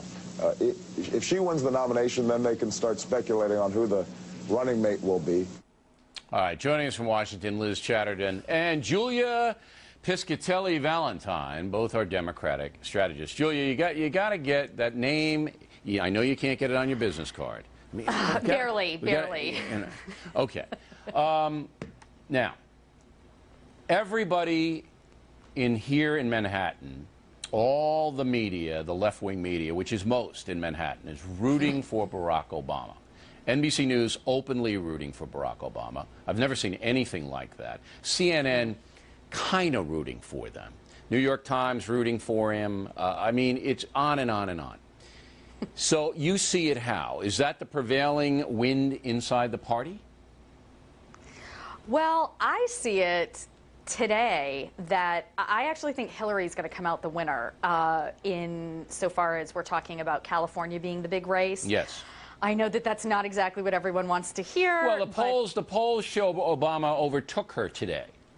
Yeah, I know, and I really still feel, though, that ultimately this is momentum versus machine. He's got the momentum, she's got the machine. So even if he's looking good with the momentum today, I think it's a New Hampshire situation then, that the machine will prevail at the last minute. They'll drag people out of the bathtub, and they'll drag them down the street dripping wet into the polls. Hey, it worked in New Hampshire, right?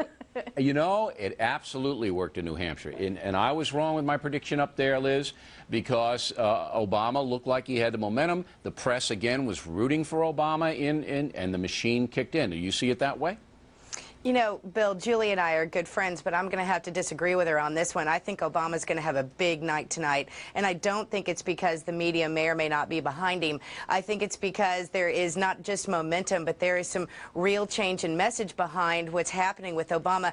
You know, this race is becoming like the iPhone versus AOL, the new cool thing versus the time-tested, reliable thing. And frankly, there was a rush to buy iPhones, and there's beginning to become a rush to elect Barack Obama. You see the momentum and the trend and the psychology is driving people in. And then there was a big endorsement, as one of our previous guests pointed out, in California, a big Hispanic newspaper, because Hillary Clinton is counting on Hispanic votes all day long to counter the African-American votes that everybody believes will go to Obama. So you believe that, Liz, that the psychology involved, and that you have to admit that, Julia, the psychology involved in any sporting event or any political race is very important. And it looks to me like the psychology is on the side of Barack Obama at this point. Absolutely. That's where the momentum comes in. And, you know, Liz and I are actually real friends, not just Washington friends. So we did discuss this beforehand, and, you know, we do disagree. Well, I'm glad you disagree. It makes it for a more interesting conversation.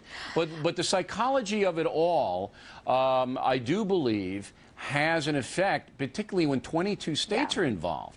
See, in tiny New Hampshire, you can concentrate and actually do drag people out of their showers.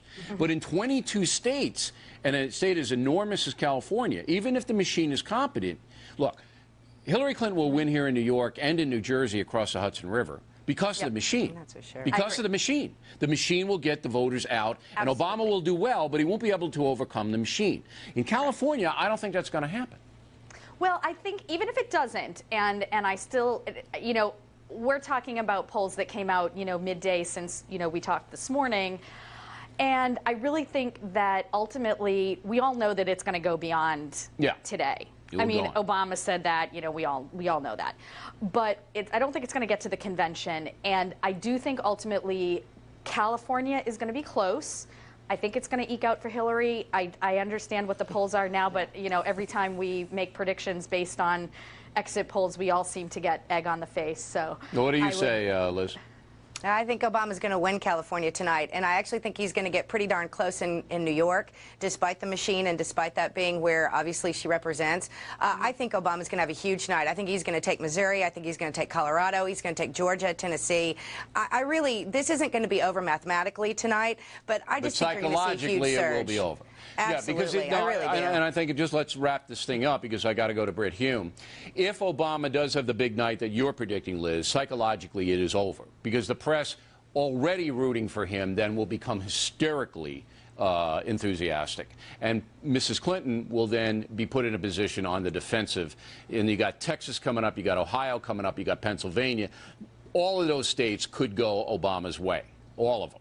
So I agree. But if Senator Clinton's machine does come out and it's a neutral, I don't know what's going to happen. I mean, it'll be very, very fascinating. And ladies, we'll see you again in a couple of weeks, Bill. Well, you might see me again this week, because you guys are good guests, and we appreciate you coming on the program. Thanks, Bill. And that is it for this special Super Tuesday edition of The Factor. We'll be back tomorrow at 8 Eastern with reaction to Super Tuesday vote. We hope you check in.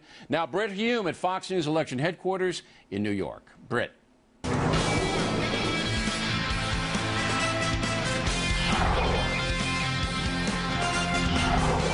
Good evening and welcome to Fox News Election Night headquarters in New York. 1 month after more than 15 Republican and Democratic presidential candidates were first battle-tested in the snow and cold of Iowa, we have two front-runners, Senators John McCain and apparently Hillary Clinton tonight. They have an opportunity to win a treasure trove of delegates, enough that one candidate or the other could be in a commanding position when the evening ends. We have our team of correspondents across the nation to bring us the latest from the campaign headquarters around the country, and here in New York, the best political team ever, working with the decision and exit poll teams. First, Megyn Kelly. Hi, Megyn. Hi there, Britt. This is an incredible setting, and it is going to be an incredible night. Let me give you a look around the joint, the new Fox News World Election Headquarters. This is where you need to keep your eyes all night. This is the Fox News decision desk, and these are the folks responsible for actually calling these races. They've been working hard so far, and those are the folks who have all the power as the evening goes on. Over here is the Fox News exit polling team. I'll be working with them all evening to tell you not only how the vote has come out, but why the folks are voting the way they are. And we are seeing some unbelievable developments even this early tonight, Britt. We're going to bring you a full update in just minutes. What has struck you so far? The biggest thing I'm seeing is the support that Obama is getting with groups he did not have that much support with before, including whites, and also the fact that Mike Huckabee, who many consider down and out, is nothing of the kind. A lot of support for him, particularly in the South. Okay, we'll be coming back to you early and often. Thanks, Megyn. Martha McCallum, meanwhile, will be keeping an eye on the bloggers for us. She is up above there. Hello, Martha. Hello there, Britt. This is a big night for the bloggers, those intrepid internet reporters who've been following every stage of this unfolding political event. We've been watching them closely really throughout the entire primary series that we've watched, and this is a very big night, of course, in this process. So tonight we're already picking up some intriguing political backstories that we're going to be telling you about shortly. Here with me in the Blog Central tonight, you'll be talking to our well-known political bloggers. Tom Bevan of Real Clear Politics is going to be joining me, as is Mary Catherine Ham of townhall.com. We'll bring you all of what they're seeing and what we're seeing in the breaking news, Britt, throughout the evening. Back to you. Well, thanks, Martha. I appreciated the fact that you were the first to tell us about the endorsement by Giuliani of John McCain. That came from a blog. That's right. All right. Thanks, Martha. We'll be back to you often. And at our update desk, the interview desk, the host of Fox News Sunday, Chris Wallace. Chris. Well, Britt, our desk has two names because we have two functions. First of all, updates throughout the evening. If you're wondering, well, what happened an hour ago? Where did New York go? We'll be able to tell you. We'll update the results and give you a sense of the implications for the race. Also, the interview desk. We'll talk to the candidates. We'll talk to campaign insiders. And we're also going to go through this night and the debut of Karl Rove, the architect of the 2000 and 2004 Bush victories. He is going to give us an insight into how you explain and analyze an election night that may put all of us to shame. Britt, back to you. Okay, Chris, thanks very much. The polls are about to close in 9 states, and over there behind that map that you can see through, we can see Bill Hemmer, who is in an even more interesting map. Hey, Bill. Hey, Bill. Britt, good evening to you. We call this the billboard. At stake right now, I want to show you the map right now for what's at stake. 8 o'clock here on the East Coast as the polls get ready to close for Republicans. 9 different states and 646 delegates at stake at the moment. For the Democrats, 9 different states closing, delegates at stake, 646 as well. Couple key things that we're focusing on right now, Britt. In the state of Missouri, this is winner take all, 58 delegates on the line there. Back in New Jersey, again, it's winner take all, 52 delegates in the state of New Jersey. As we watch the map unfold for us throughout the night, Britt, we're going to pray to the gods of technology that they can bring us the state of Massachusetts, and they do. Mitt Romney, we expect him to take his home state. On the Democratic side, watch Illinois. Barack Obama's running strong, 153 delegates in the state of Illinois. And in the South, coming up in moments, we'll see what happens in Alabama. Last hour, Georgia was called for Obama with 52 delegates on the Democratic side. We'll see if Obama can make it 2 for 2 in the South. Britt, back to you at 8 o'clock in the East. That's where we are. Cool map, Bill. Thanks very much. In just a couple minutes, just a couple of seconds here, it's going to be straight up at 8 o'clock, and the polls will be closed in 9 states. And we think left and see what we have. And here we are. New Jersey, Republican primary, John McCain, we project the winner. Illinois, we project John McCain the winner there as well. In Connecticut, we also project John McCain a winner. Some early momentum from Alabama, Mike Huckabee, the winner there. Massachusetts, the home state of Mitt Romney, we project that he's the winner there. In Georgia, we want to call that one way or the other, but as you can see, a slight lead from Mike Huckabee, and that state remains too close to call. Hillary Clinton, however, we think is the winner in Oklahoma. In Illinois, the home state of Barack Obama, we project him the winner. That is an early look, and let's find out what are some of the ingredients of these races we're able to call from Megyn Kelly, expert of the exit polls. Hi there, Britt. Yeah, as I mentioned a moment ago, the big news tonight is how well Obama is doing, particularly among groups with which he has struggled before, including not just whites, as I mentioned, but also Hispanics. Take a look at Connecticut, for example. Obama is winning with whites there, getting 49% of the vote to Clinton's 47. Compare that to Florida, where Clinton beat Obama with white voters by 30%. You can see what a change there is tonight. Now, he's also faring better with Hispanics. In Illinois, for example, he beat Clinton among this group 51 to 47%. Now, granted, that's his state, but still, this is the first time that Clinton has lost the Hispanic vote to Obama. Now, Clinton is still doing well with seniors. They helped her win Oklahoma, and take a look at the numbers. 51%, actually this is the Illinois Democrats and Hispanic, but in any event, seniors make up half the Democrats in Oklahoma, trust me, and Clinton won 68% of that vote, Obama just 25. Okay, now the headline on the GOP side, as I mentioned, is how well Mike Huckabee is doing. Take Georgia, for example, where evangelicals make up 59% of the vote. Well, they favored Huckabee 44% to Romney's 28%, McCain down at 25%. That is a trend we're seeing elsewhere as well. Now, Romney's doing well with Republicans, but McCain is garnering enough GOP support to really help his numbers, and that was a key thing we needed to look for tonight. McCain is also winning with the moderates, not a huge surprise. Let me give you an example. Connecticut. Moderates there account for about 3 in 10 GOP voters. They went strongly for John McCain, 61% to Romney's 14. Now, McCain is also holding his own with Republican voters. In Illinois, for example, let me give you a look at the numbers. He won Republican voters who made up 8 out of 10 of today's voters, 43% to Romney's 33%. Look at that. Huckabee coming in third at 17%. Now, Romney is doing well with conservative voters. That's a trend we've seen all along. The more conservative, the more they like Romney. For example, in his home state of Massachusetts, conservatives make up 52% of the GOP voters there, and Romney won 73% of that vote compared to just 17% for John McCain. Now, these are the trends we're seeing so far, but big caveat. These may underrepresent the vote out west. Those polls are still open, so you got to keep that in mind as you hear this election polling in the early part of the night. More updates as we get them. Brett. And we'll be back to you early and often, Megyn. Thank you very much. We have one more call we're able to make now. This is Tennessee, where we believe that Hillary Clinton has won the state. There you see it on the screen. Hillary Clinton, the winner in Tennessee. Now, for analysis tonight, we're joined by Fred Barnes, executive editor of the Weekly Standard, Nina Easton, Washington bureau chief, Fortune magazine, Bill Kristol, editor of the Weekly Standard, and Juan Williams, national senior correspondent of National Public Radio, Fox News contributors all. Juan, what has struck you most so far? Well, it's overwhelming, Britt, the support that Barack Obama is getting among African Americans. A lot of the establishment, black elected officials, people who had split in the past, really pledged allegiance to Hillary Clinton. Doesn't seem to be carrying the night. It looks like black voters have said this is an astounding young man, extraordinary individual, and they're going to him in a way that we had not seen before. He's doing a little better with Latinos tonight, but what really strikes me is that he's doing better with white voters, especially white male voters, than he's ever done. That seems to be something we couldn't necessarily have expected, Bill. No, and it looks like Obama, the polls are now closed in New Jersey and Connecticut. I think we think they're still too close to call, but they are too close to call. And New Jersey and Connecticut are neighboring states for Senator Hillary Clinton, and they do not have a heavy minority population. If Obama could pull out New Jersey and Connecticut, I think he might be on the path to winning a slight majority of the delegates and of the vote tonight.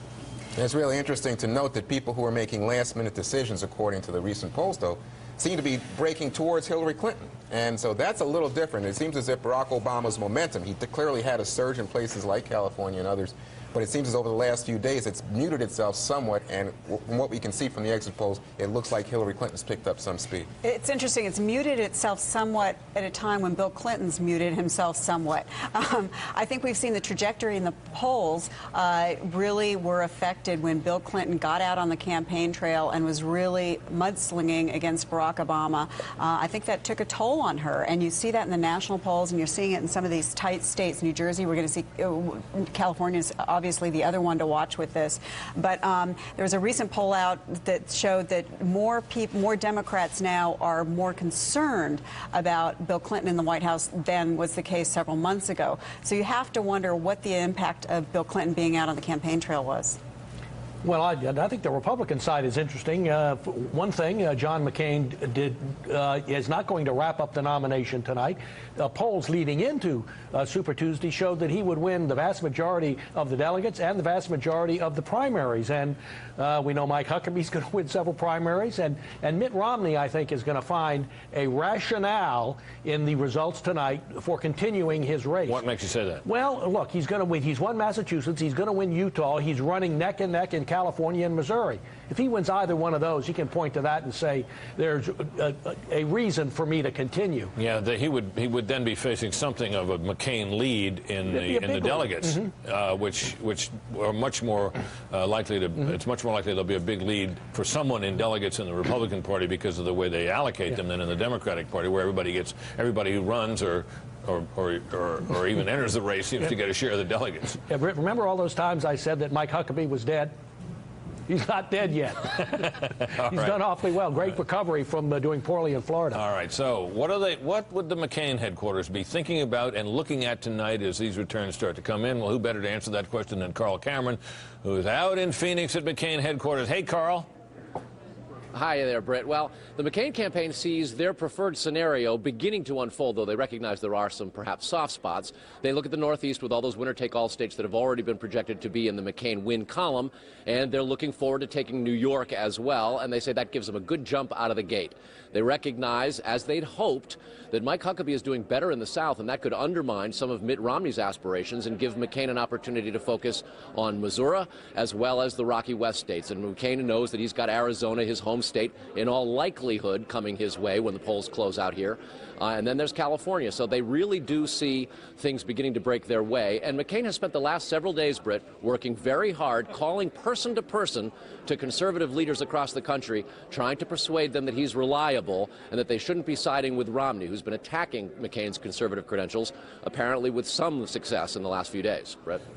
Thank you, Carl. So the question is, for Romney, how can this night help them to check what is clearly some McCain momentum? Well, Wendell Goler is at Romney headquarters in Boston with an answer to that. Hi, Wendell. Hi, Brett. I just talked with a campaign official who says the goal tonight is to cast doubt on the inevitability of John McCain as the Republican nominee. They'd also like tonight to convince Mike Huckabee to give up his bid for the Republican nomination. And aside for cheers over winning the Massachusetts primary, there's not been good news here tonight. The Fox called that Mike Huckabee has won the Alabama primary and that he and John McCain are leading in Georgia. Both bad news here. Romney needs to win both those states and Tennessee and perhaps Missouri. He needs to beat Mike Huckabee in those states, and he needs John McCain to do poorly enough to validate his claim that he's just not conservative enough for the base of the Republican Party. Now, Romney's firewall is California. He polls well there. He could win the state even if he doesn't win, because California is not a winner-take-all state. He can probably pick up enough delegates to stay in the race, but it won't do him any good if he continues to split the base of the party with Mike Huckabee. Britt? Good point, Wendell. Thank you. Well, this has been a pretty good day for Mike Huckabee in the sense that the one race that was decided during the course of the race was at the state Republican convention in West Virginia, where with a little help on the second ballot from some McCain delegates, Mike Huckabee won the state. Molly Henneberg is at Huckabee headquarters down in Little Rock tonight. What are they thinking and saying, Molly?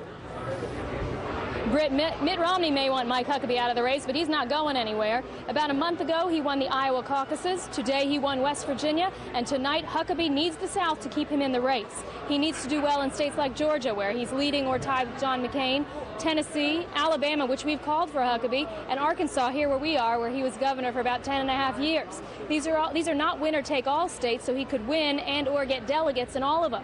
Huckabee says today will not decide the Republican nomination, but, quote, could give it more shape. And he says he's in this fight until someone wins the nomination, and the South could keep him going tonight. Okay, Molly, thank you. You wonder whether John McCain may be thinking, gee, helping out Huckabee might not prove to have been such a great idea today. Well, what about the Democratic side? And what are the Clinton people thinking tonight? They're here in New York, and our Major Garrett is with them. Hey, Major. Hello, Britt.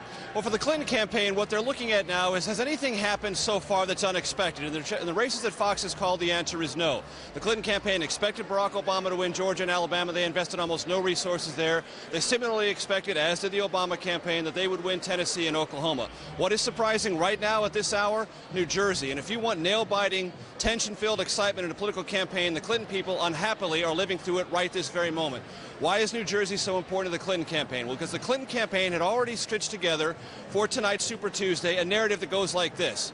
Clinton will win the big blue states, among them New Jersey, New York, they hope California, and others in between. But they wanted those big early blue Democratic states to be in their win column. The fact that New Jersey is in jeopardy undermines the narrative that they had put together for this evening. They believe it's close, they believe it's going to be a nail-biter, but they definitely want to win New Jersey, because if they don't, they'll have a harder time persuading not only the nation and the national media, but superdelegates who are going to be sifting all the results tonight that Hillary Clinton is very, very strong in bedrock Democratic states like New Jersey. The composition of New Jersey has Latino votes, African American, a lot of upscale white voters. That's why it's sort of a complicated mix for the Clinton campaign.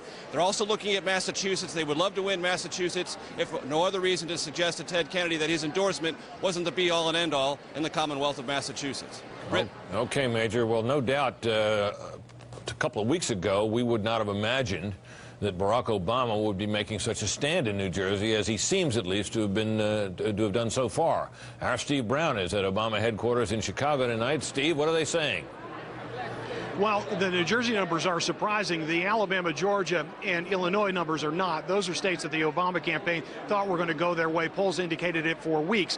What they say tonight, according to David Plouffe, the campaign manager for Obama, is that they expect that if they were to come in a close second in terms of delegates won tonight, that would be a terrific night. But going forward, David Plouffe says that he sees that there are potentially ceiling issues with Hillary Clinton. He notes that Clinton polls in most states between 35 and 42 percentage points, which is a fine number in a three-person race. But with John Edwards out of the race, it is not a fine number. And he notes that more voters, after a candidate goes out, break towards Obama. They believe that most of the Edwards voters have broken towards Obama, which might help explain a little bit about what's happening in New Jersey and other areas around the country. Even more so, Plouffe believes that they have a fiscal advantage going down the stretch, noting that they raised $32 million last month as opposed to $13.5 for Clinton. They know that's a big number for Clinton, but they've got almost 3 times that much money coming in just last month, and that equals television advertising for them to get their message out in the states upcoming. Britt? Steve, thanks very much.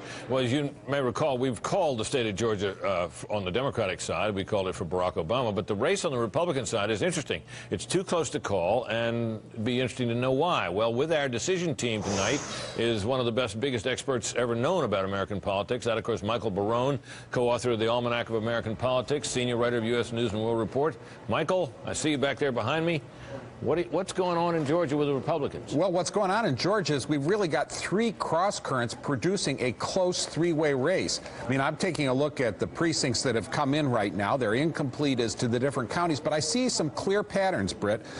John McCain is carrying precincts in counties near military bases. Peach and Dooley County near Warner Robins Air Force Base, McIntosh and Bryan near Fort Stewart, and those are going to John McCain. In the far north and far south of the country, of the state, we're seeing Mike Huckabee win in small rural towns. He's winning 3-way races, both in heavily black counties and in counties in the north with virtually no black, the mountain counties.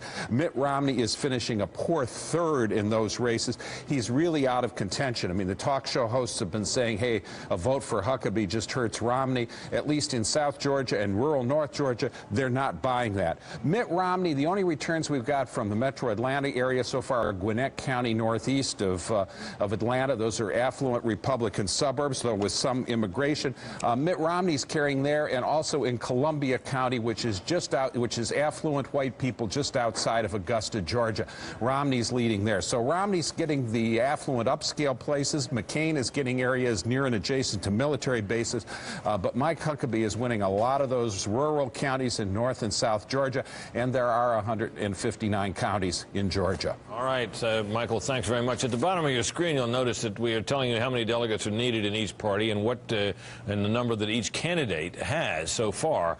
As you follow along tonight, you'll be able to keep track of that. You'll probably notice as you go along, if you're watching the count, that that we will call states, and you'll wonder where the big additional delegates are. Well, it takes a little while to compute the delegates, so the delegate count summations will lag a little bit behind the races as we go through the night. Now, as we've noted earlier, we have in our midst tonight Karl Rove, a mind at least the equal of Michael Barone's when it comes to American politics, and with him we have another great mind, that of my colleague and friend Chris Wallace. Hi, Chris. Well, you're half right, Britt. Thanks so much. And we do want to welcome Karl Rove, making his debut as a Fox News contributor.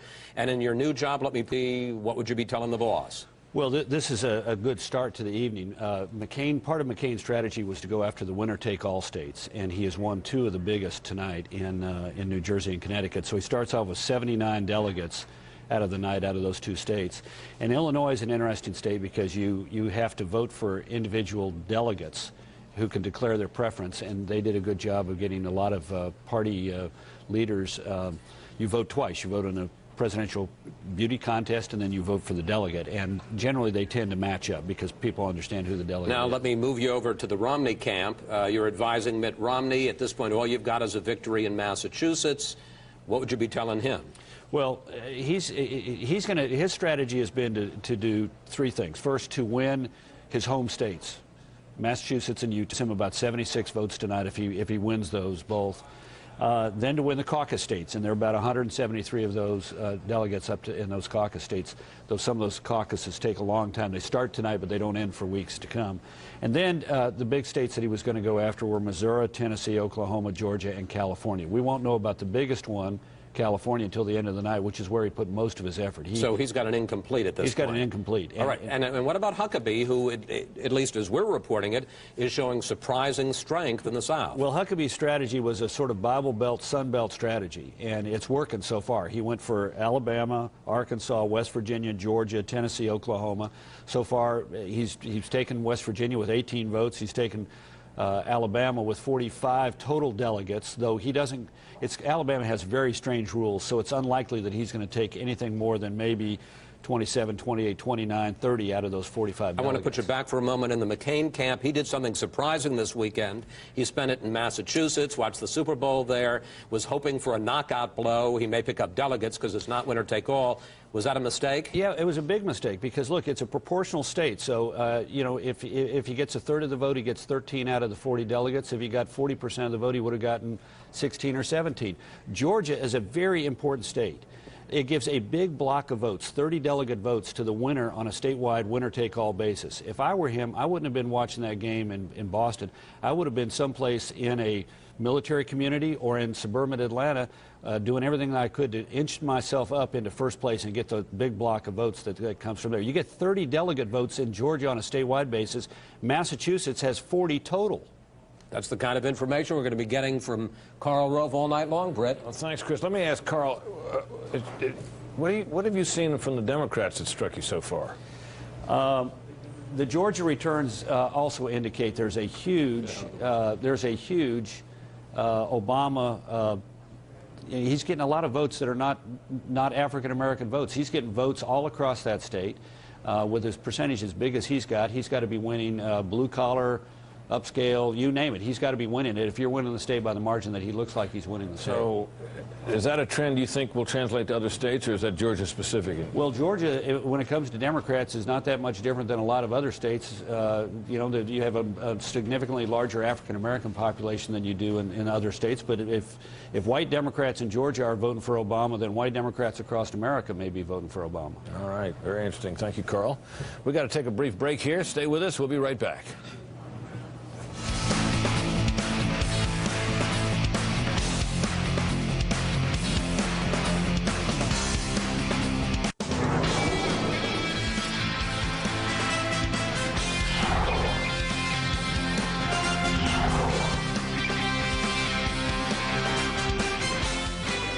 Of the 9 states whose polls closed just, 22 minutes or so ago, there are a couple that we're looking at in particular because they remain, on the Republican side, too close to call. First, let's take a look at a board showing Oklahoma, which we now think is not a state we can call on the party. And let's take a see what little vote we have in there. Just a few precincts reporting only a tiny bit. John McCain ahead, but that's just a scattering of votes. Also in Tennessee, we have a similar situation. We're just beginning to get some in now, several thousand votes in, too close to call there. We kind of knew going into tonight that in New Jersey it was going to be a very, very important state. There you see with just 2,000 and some votes in, Hillary Clinton with a lead there, but the indications we have from exit polling is that is going to be much closer and could conceivably go the other way. And we kind of knew that that was going to be an important, possibly pivotal state tonight. So we sent Caroline Shively, one of our correspondents, out with that Fox News election link vehicle that seems to be able to go anywhere. And she's out there at Rutgers University in Piscataway. Caroline, what have you been seeing and hearing? A lot of kids voting. They are absolutely psyched over this vote. Take a look. This is the Young Democrats of Rutgers University. We've been talking to them throughout the day, and they say they feel the candidates are really talking to them because they know they're important now. I want to introduce you to Alex. You feel like these guys are targeting you. Their message is going for you, the youth vote. How? Absolutely. I mean, today with YouTube and MySpace and the whole convergence of online media with the campaigns, they're really talking to us now. And if you see from 2004, more and more youth voters are coming out to vote. It's a huge spike, and they're now talking to us. They're focusing their message on us. Which, of course, is a very big change from some of the past votes. You thought you ignored the youth vote because they weren't going to come out for you. I want to introduce you to Chris. What are you seeing here on campus and across New Jersey, the youth vote coming out in force? Yeah, because I think the youth vote's actually really excited about Obama. He's really vitalizing the youth base, and that's what's causing the youth vote to come out in such huge numbers. Look at any poll, and that's what you'll see. And that's very interesting. That's an interesting point because here in New Jersey, Obama is taking the youth vote so far and taking the African-American vote. It's still too early to tell, though, Britt, if that's enough for him to take it home. All right, Caroline, thanks. That's interesting. On a night like this, of course, you can imagine that the political blogs are active, and we've asked Martha McCallum to keep an eye on them, and let's see what she's got on tonight's Blogatics. Martha? Hi there, Britt. As you say, it is very busy out there. One of the things that we're watching is the growing tension that we've seen throughout between Mitt Romney and John McCain. We understand that, in the late hours, in the areas that are not closed yet, and what happened in Georgia is another robocall by Mitt Romney's folks, and it says this: Huckabee is a spoiler. This is what it says when it automatically calls houses in these areas. He has no chance of getting the nomination, but he's certainly useful to John McCain, as today's alliance indicates. Now, Matt Lewis at townhall.com, who we're watching as well, he says that if Huckabee is the guy to stop Mitt Romney, it puts Huckabee in an even better position to perhaps call on John McCain and call in those chips and say that he would make a great vice presidential candidate, which of course is going to be a subject of a lot of discussion if indeed John McCain pulls out a big win tonight. We've also been talking to Tom Bevan, who is here in our blog center. Tom, tell me a little bit about what you're watching at Real Clear Politics tonight. Well, Martha, right now we're focused on the Democratic side, we're focused on the Northeast, in particular Connecticut and New Jersey, to see whether Obama can pull off upsets there. If he can, I think that's going to be huge and portend a big night for him moving forward. And on the Republican side, we're focused on Missouri right now. Very close race, winner-take-all state. Mitt Romney's in the hunt there. If he can win in Missouri, and we probably won't know till later in the night, that could be big for him. And moving ahead, people are starting to buzz about the fact that John McCain's not running so well in his home state of Arizona. Another winner-take-all state, 53 delegates. All right, interesting. Tom Bevan, Real Clear Politics, thank you very much. Britt, we'll keep an eye on all the blogs, and we'll be back to you shortly. That's cool, Martha. You got your own blogger up there with you. Indeed, I do. All right. I've got two. He's doing his work from right here. Well, I hope the computers don't go down. Well, we're coming up on 8:30, and let's check in with Bill Hemmers, who's at that cool map, to show us what's going on at 8:30. Hey, Britt, thanks. 3 minutes away, we're getting another poll closing. Back on the map here, we'll just show you what we're looking at. At stake in the next 3 minutes. At 8:30 on the East Coast, the state of Arkansas is going to light up for us. Republicans have 31 delegates at stake, Britt. The Democrats, same in Arkansas, 35. That's the only new poll closing we'll have here coming up in just about 2.5 minutes. In the state of Arkansas, there's one thing we're kind of curious about, Britt. Little Rock's right about here. Hempstead County is right down here to the southwest. In Hempstead County, there is a town called Hope. Bill Clinton was born there. So is Mike Huckabee. We'll see where the town of Hope, Arkansas goes tonight. So we'll watch that just about 2 minutes and 20 seconds away. Then coming up at 9 o'clock, we're going to stretch the map even more. At 9 o'clock for the Republicans, 4 different states closing, 235 delegates at stake, including in the Southwest Arizona and the Northeast New York, 2 big states on the Republican side, winner take all in both cases. For the Democrats, 7 different states, again stretching the American Southwest, New Mexico and Arizona, up into Minnesota and back into the state of New York again. At 9 o'clock for the Democrats, 486 at stake. 1 minute, 48 seconds go to Arkansas, Britt. Back to you. You know, I was intrigued to see you point to the town of Hope. Of course, Bill Clinton had as part of his one of his campaign slogans was, you know, that he never lost faith in a place called Hope. And actually, of course, he spent a lot of his time growing up in Hot Springs. But I guess, you know, the slogan just didn't work as well. You know, you never lost faith in a place called Better Hot book Springs. title. Now, I've actually been to Hot Springs. It's a nice place, and they have hot springs there, and they're very good. So, Duly I mean, no noted. disparagement of Hot Springs. It just doesn't fit so well in the campaign slogan. Excuse me. We're just seconds away from the moment at 8:30 when the polls will all be closed, and you're probably not going to be surprised to learn that we expect to be able to call the states. And the reason is, of course, that we have in the person of Hillary Clinton on the Democratic side and Mike Huckabee on the Republican side a couple of politicians who spent much of their lives in that state, although Hillary Clinton wasn't born there and she doesn't represent the state anymore. She, of course, was there all through her most of her adult life with her husband, who was then the governor of that state, as Mike Huckabee was after Bill Clinton. So as soon as we get the word that 8:30 has in fact arrived, and I'm not in a position where I can see my watch, we will be able to tell you what we think has happened in that state, based largely really on the exit poll numbers, which apparently are pretty overwhelming. So while we wait for that, let me get a quick thought here from Juan Williams about what we've seen so far. I guess we got to we'll probably have to write Arkansas off as a place which was a slam dunk for somebody and doesn't really tell us much unless we had some big surprise. No, but the South is an interesting region tonight, Britt, and I'm particularly taken by, for example, a place like Tennessee. Tennessee, Clinton has been doing very well in Tennessee, and there's a substantial number of black voters there, but not enough that you would see the kind of trend that we've seen in Georgia and Alabama for Obama. So Hillary Clinton able to hold on to those white votes. Great, thanks, Juan. It is 8:30, and we do project it in the state of Arkansas that, well, let's do first the Democrats, Hillary Clinton the winner, no surprise, of course, and on the Republican side, we project Mike Huckabee the winner there as well. So no surprise in either of those races, but and of course, for Mike Huckabee, it's another win on a night when, I mean, he might have been expected to get it, but he's having himself a pretty good night, wouldn't you say, Bill? No, he sure is. I mean, I just was trying to do some back-of-the-envelope math. Huckabee will have a not trivial number of delegates out of tonight. It's not. I mean, it depends on if Missouri is very, very important. I think for Romney to win that will make him. If he does. If he does, a winner-take-all state.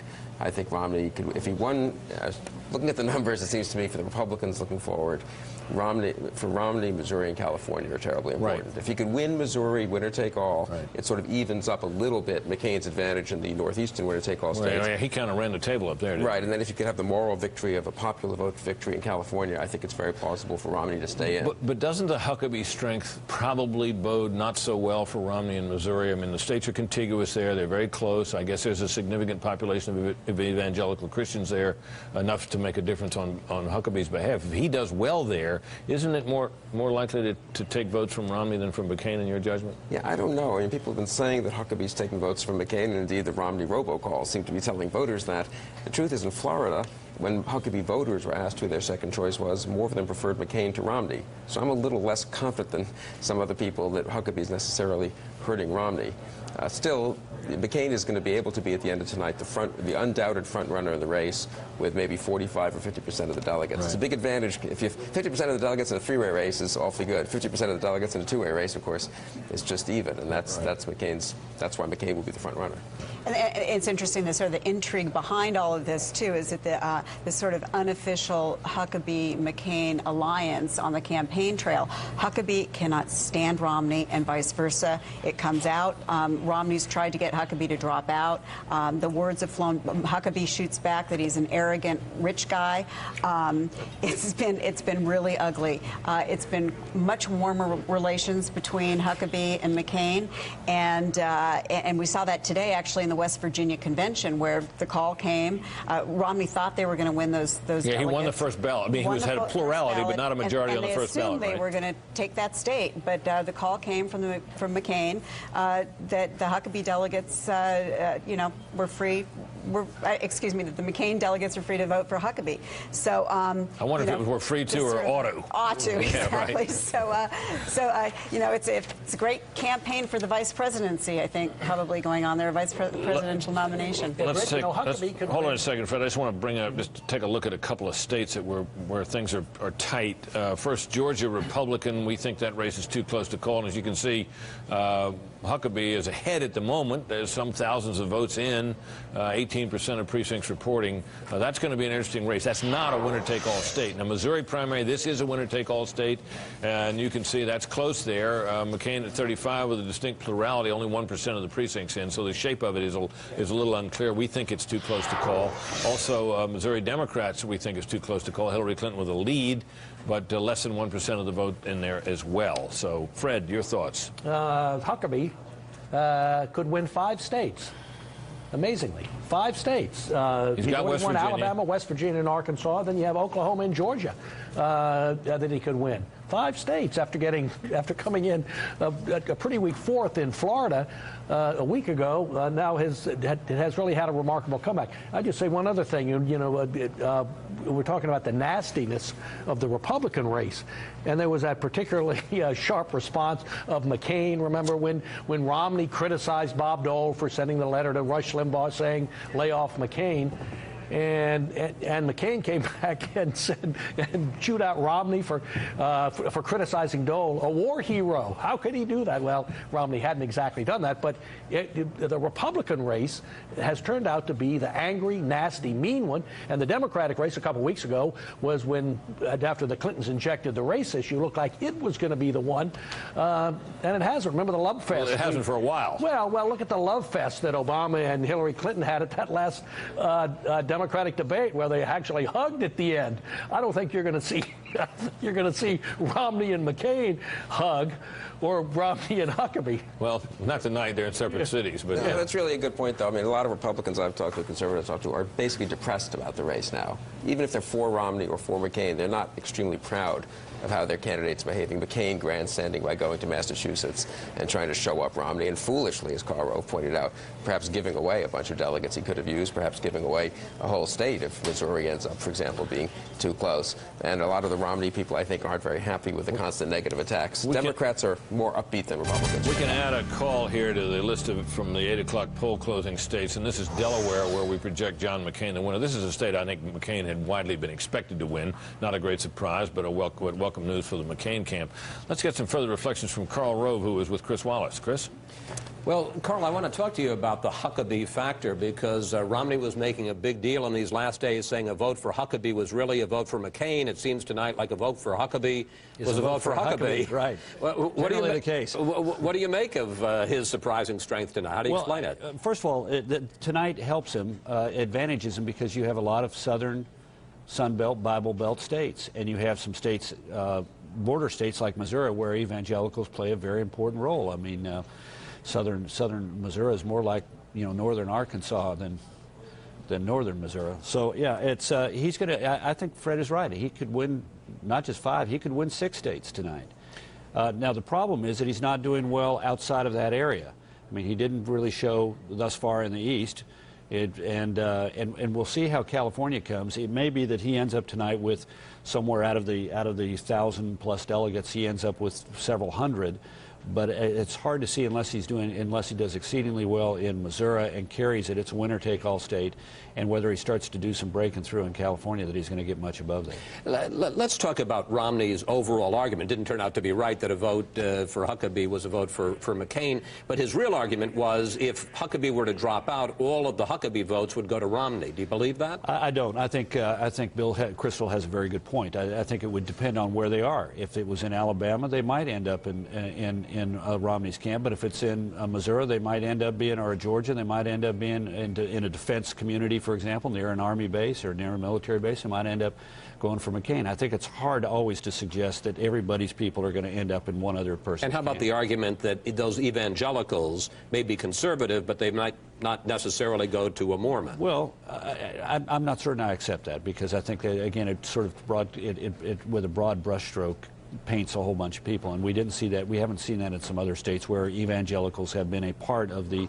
Romney coalition, not the dominant part, but a part of it. He tends to pull from the sort of small business, you know, socially conservative, but small business, fiscally conservative, business-oriented part of the party. But he still has he's been able to pull from the evangelical community. Now, you heard Martha MacCallum talk about one of the bloggers saying, well, this sets it up. It should be a McCain-Huckabee ticket with Huckabee as the vice president. What would you think of that, the politics of that kind of a ticket? That's called doubling your trouble, because with people like Rush Limbaugh furious with McCain, I don't see how it improves it when you pick the person that they're also furious with, Huckabee. So, look, raises all the questions of tax and spending and soft on immigration. Right. And look, that's not, if McCain were to be the nominee, is his problem going to be solved by Huckabee? I don't think so. Is there going to be an advantage added to a ticket with McCain and Huckabee? Is there going to be advantage added to McCain? I don't think so. Well, I knew we were going to get to this at some point. Let's at least begin exploring it now. What does solve his problem in the Republican Party? I think it is somebody who is seen as a strong leader with strong conservative credentials whom people on the right can applaud. And I don't know who that is today. I mean, we've got 6 or 7 months before he needs to make the decision.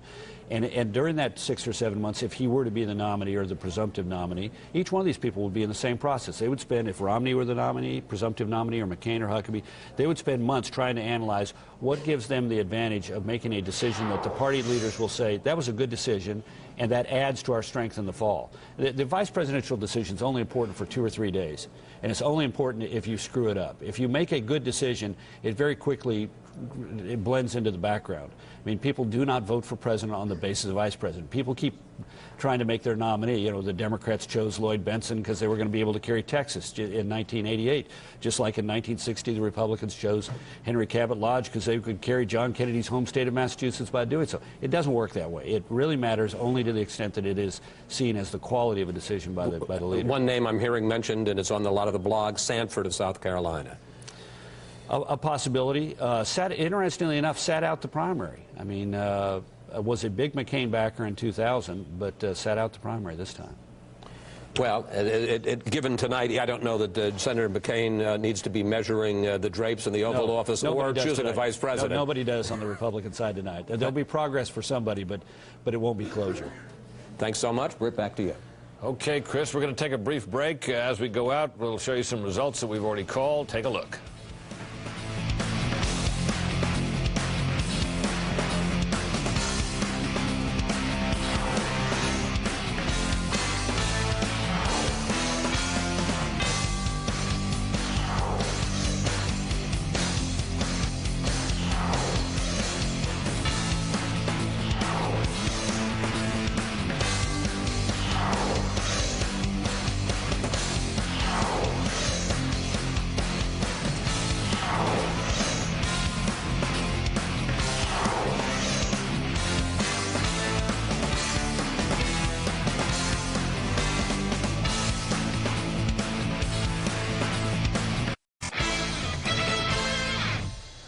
Well, of all the toys we have at our disposal here in this remarkable place tonight, probably the best one is the one Bill Hemmer gets to use. And let's go to Bill right now and see what we can do with it. Bill. We're going to mess with this thing all night, Britt. Hey, good evening again. I just want to take you back into New Jersey a little bit here. We've already projected John McCain the winner in the state of New Jersey. That is a winner-take-all state with 52 delegates on the line there, and McCain gets all of them. The reason why this is important for McCain is because there was a lot of talk this week that McCain could take New Jersey, Connecticut, Delaware, New York, and the Northeast. All those states are winner take all. It was set up that way, pushed by the Rudy Giuliani people to make it winner take all. That would favor Giuliani. He's not even in the race at this time. So at this point, 52 delegates for McCain in New Jersey. The other thing that's interesting about New Jersey right now on the Democratic side, Britt, it's too close to call. Now, this is the neighboring state for the senator from New York, Hillary Clinton. Barack Obama made a strong push in the last 2 weeks, and there was a lot of thought given to the strong urban turnout in the cities of New Jersey would help Barack Obama in the state of New Jersey tonight. It may do just that. That's a bit of the suspense and drama we're watching back here at the wall. 9 o'clock's coming up, Britt, in about 17 minutes or so, and a number of states on the board will close their polls then. We'll talk to you then, we're going to come back to you then, because I want to see you hit the board and have the states jump out. That's cool. I like that too. Yeah, that's very cool, Bill. All right, thanks very much. Well, so as this all unfolds and we hear about Barack Obama's strength among people he hadn't been so strong with before, what are they thinking in Clinton land? Well, Major Garrett is in Clinton land at Clinton headquarters here in New York City. Let's go to Major. Hey, Maj. Hey, Britt, you know, the Clinton campaign looks at this breakdown between the white and black vote a bit differently, and the Obama campaign doesn't view it all that differently from Clinton. I mean, let's look at the votes we've already called. In the South, where Clinton did compete, Georgia and Alabama, the white and black vote went for Barack Obama nicely. Well, where Obama didn't compete against Clinton, Tennessee and Arkansas, it went nicely for Hillary Clinton. So let's go up here to the Northeast and talk about areas where they have competed against each other. In New Jersey, it's very important for Barack Obama to win that state because that would take a chink out of Hillary Clinton's armor, an armor she herself created as part of a Northeast strategy to begin in blue states and move across the country. In New Jersey, Barack Obama is drawing support from upper-income, educated whites, so-called Bill Bradley Democrats, and also from black voters in Camden and in Newark. So Hillary Clinton is competing against Barack Obama with Latinos, with the support of Bob Menendez, freshman senator from New Jersey, who, by the way, 2 years ago, Barack Obama campaigned for very aggressively, part of the cross currents that are playing out of this race all over the country, and among union and sort of core down-income Democrats. So that all playing out in New Jersey is sort of a microcosm of these cross currents. Let's go up to Connecticut and Massachusetts. Hillary Clinton thought she'd be very strong in both those states. In Connecticut, though, Barack Obama picked up the endorsements of John Larson, vice chairman of the House Democratic Caucus, and Rosa DeLauro, a very prominent woman in the House Democratic Caucus, close ally of Nancy Pelosi. Those endorsements have pushed Connecticut closer to him, again, because of white, upper-income, upper-educated Democrats who tend to be drawn to the Obama message. In Massachusetts, it's a real dogfight, partly because of the Edward Kennedy endorsement of Obama, but also because of the intense ground operation the Clintons put in Massachusetts. It's worth noting, Britt, that one of the reasons Clinton won New Hampshire is because so many members of the congressional delegation and their staff from Massachusetts went up to New Hampshire. They want to replicate that ground game victory there. All right, Major, thanks very much. We watched the exit polling tonight through the bright eyes of Megyn Kelly, who has more to tell us about what they're telling us. Hi there, Brett. Yeah, here's what we're seeing. Despite this surge by Huckabee in the South, it is McCain and Romney who are battling in most states on the GOP side. McCain dominates some groups, Romney the others. For example, among those who care most about the Iraq war, that's about 19% nationally of Republicans, McCain is winning 50% of the vote, Romney with 21%, Huckabee trailing there with 16%. Romney, on the other hand, is winning among those who think illegal immigration is paramount, and that is 23% of voters nationwide. Romney getting 49% of that vote, McCain just 24%. Again, not a huge surprise there. Huckabee is third with 15%. Now, Romney is also winning among conservatives. We have seen this throughout. They make up 65% of all voters today, and Romney is dominating over McCain, 42% to 31%. Huckabee's got just 20% of that vote. Now, how about on the Democratic side? Well, over there, the liberal vote is key, and Barack Obama is winning most of that vote in most states. In Connecticut, for example, he beats Clinton with the liberals 51% to 47%. Now, Obama also continuing his winning streak with the young voters, Britt, getting 62% of their vote nationwide. Clinton's got about half that at 36%. There is some good news for Clinton with the men. She doesn't always win with the men. And in New York, for example, she is now getting 51% of the male vote, and Obama is getting 45%. Now, both Clinton and Huckabee, as you mentioned moments ago, won Arkansas, and handily, not a huge surprise given that she's the former First Lady there and he is the former governor. But their margins in that state not reflected in the other contests, which are generally much closer, making this a more exciting night than some anticipated, Britt. Okay, thanks, Megan. Very interesting stuff. We're coming up on 9 o'clock. A bunch of states will have their polls closed at 9 o'clock. We're going to be able to call a couple of those, we think, and we're also going to have a couple of surprises. So stay with us. We'll be right back.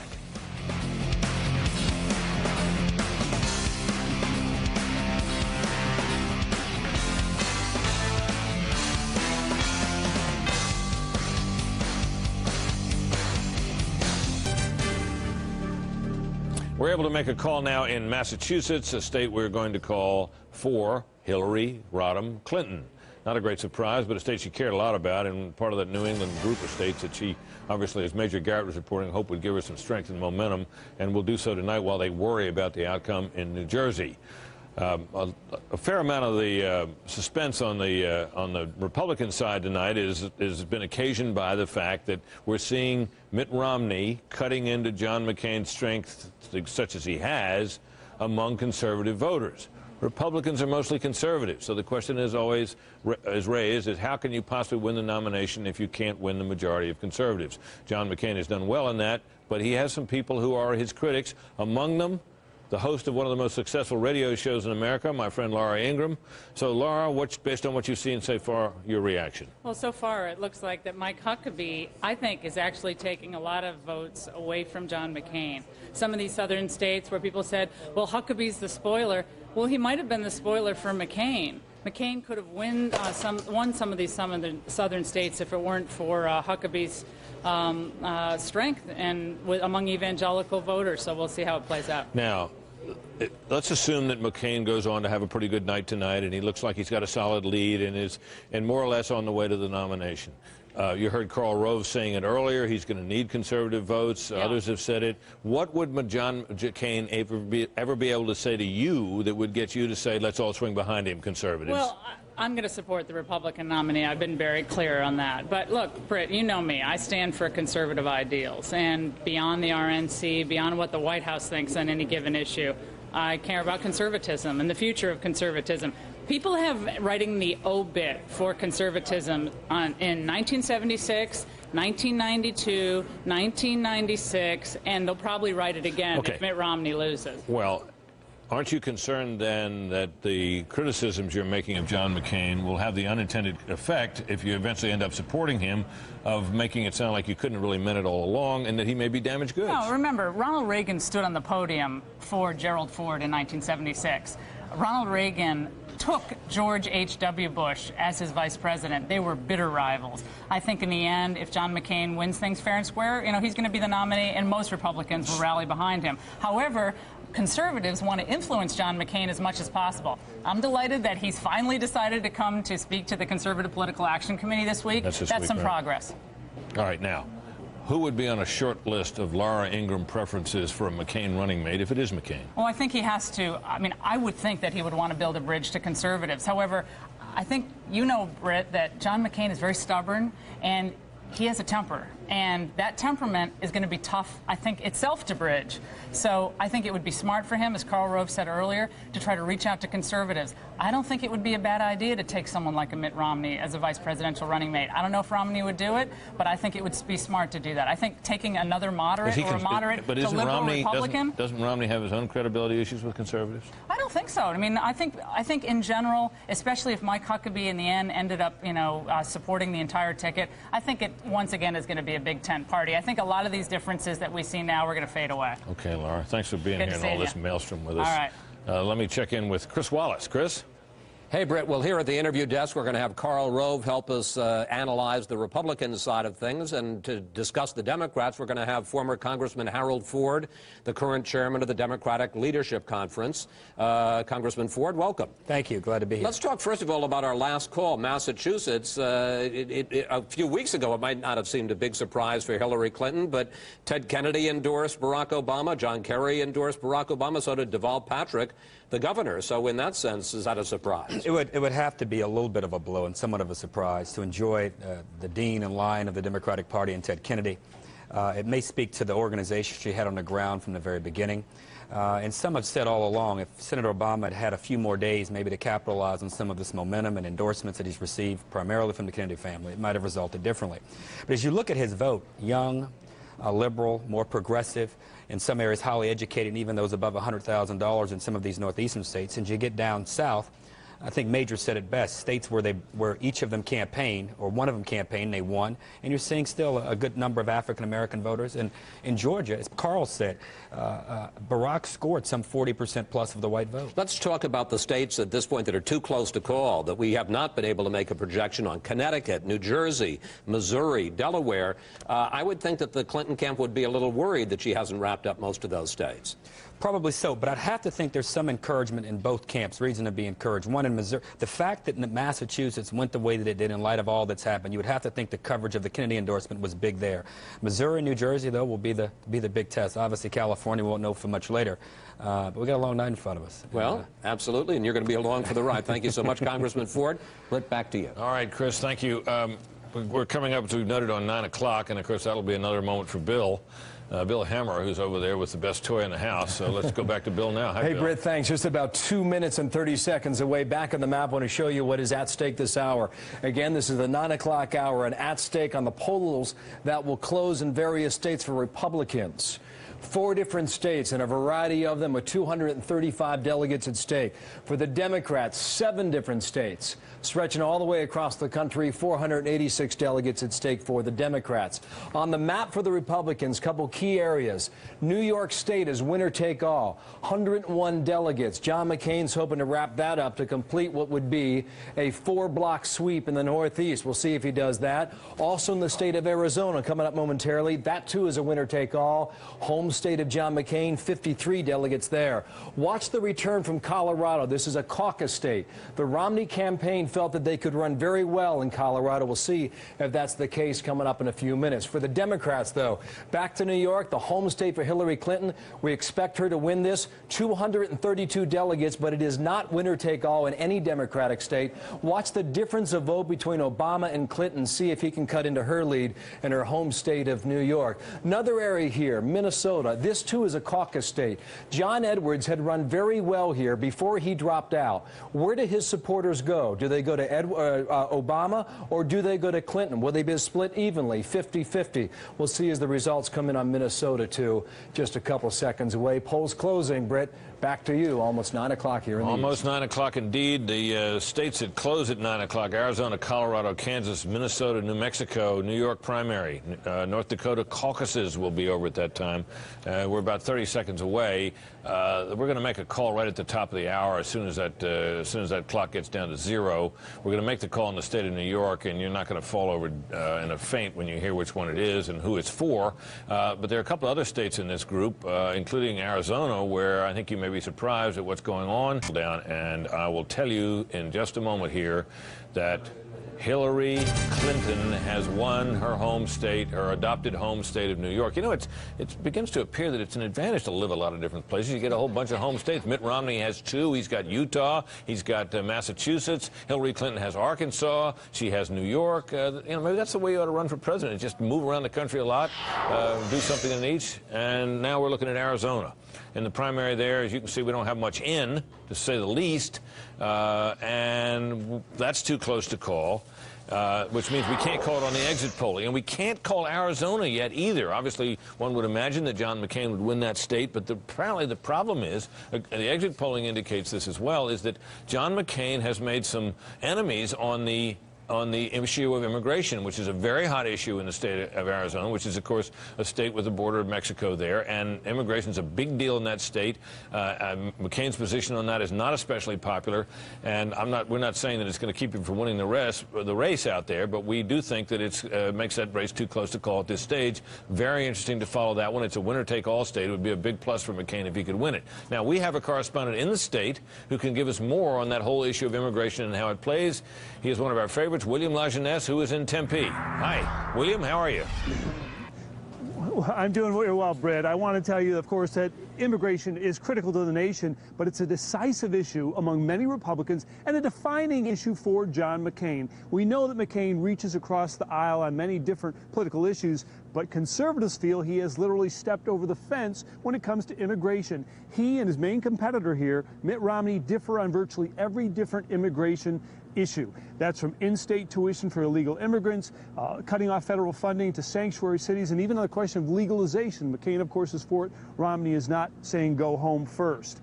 Here in Arizona, 91% of Republicans feel that immigration is a major issue. Even in California, it's 85%. Now let's compare that with Democrats. Here in Arizona, about 46% consider it important among Democrats, but Obama and Hillary Clinton are virtually identical on the question of immigration, the only difference being on the issue of driver's licenses for illegals. Obama says yes, Clinton says no.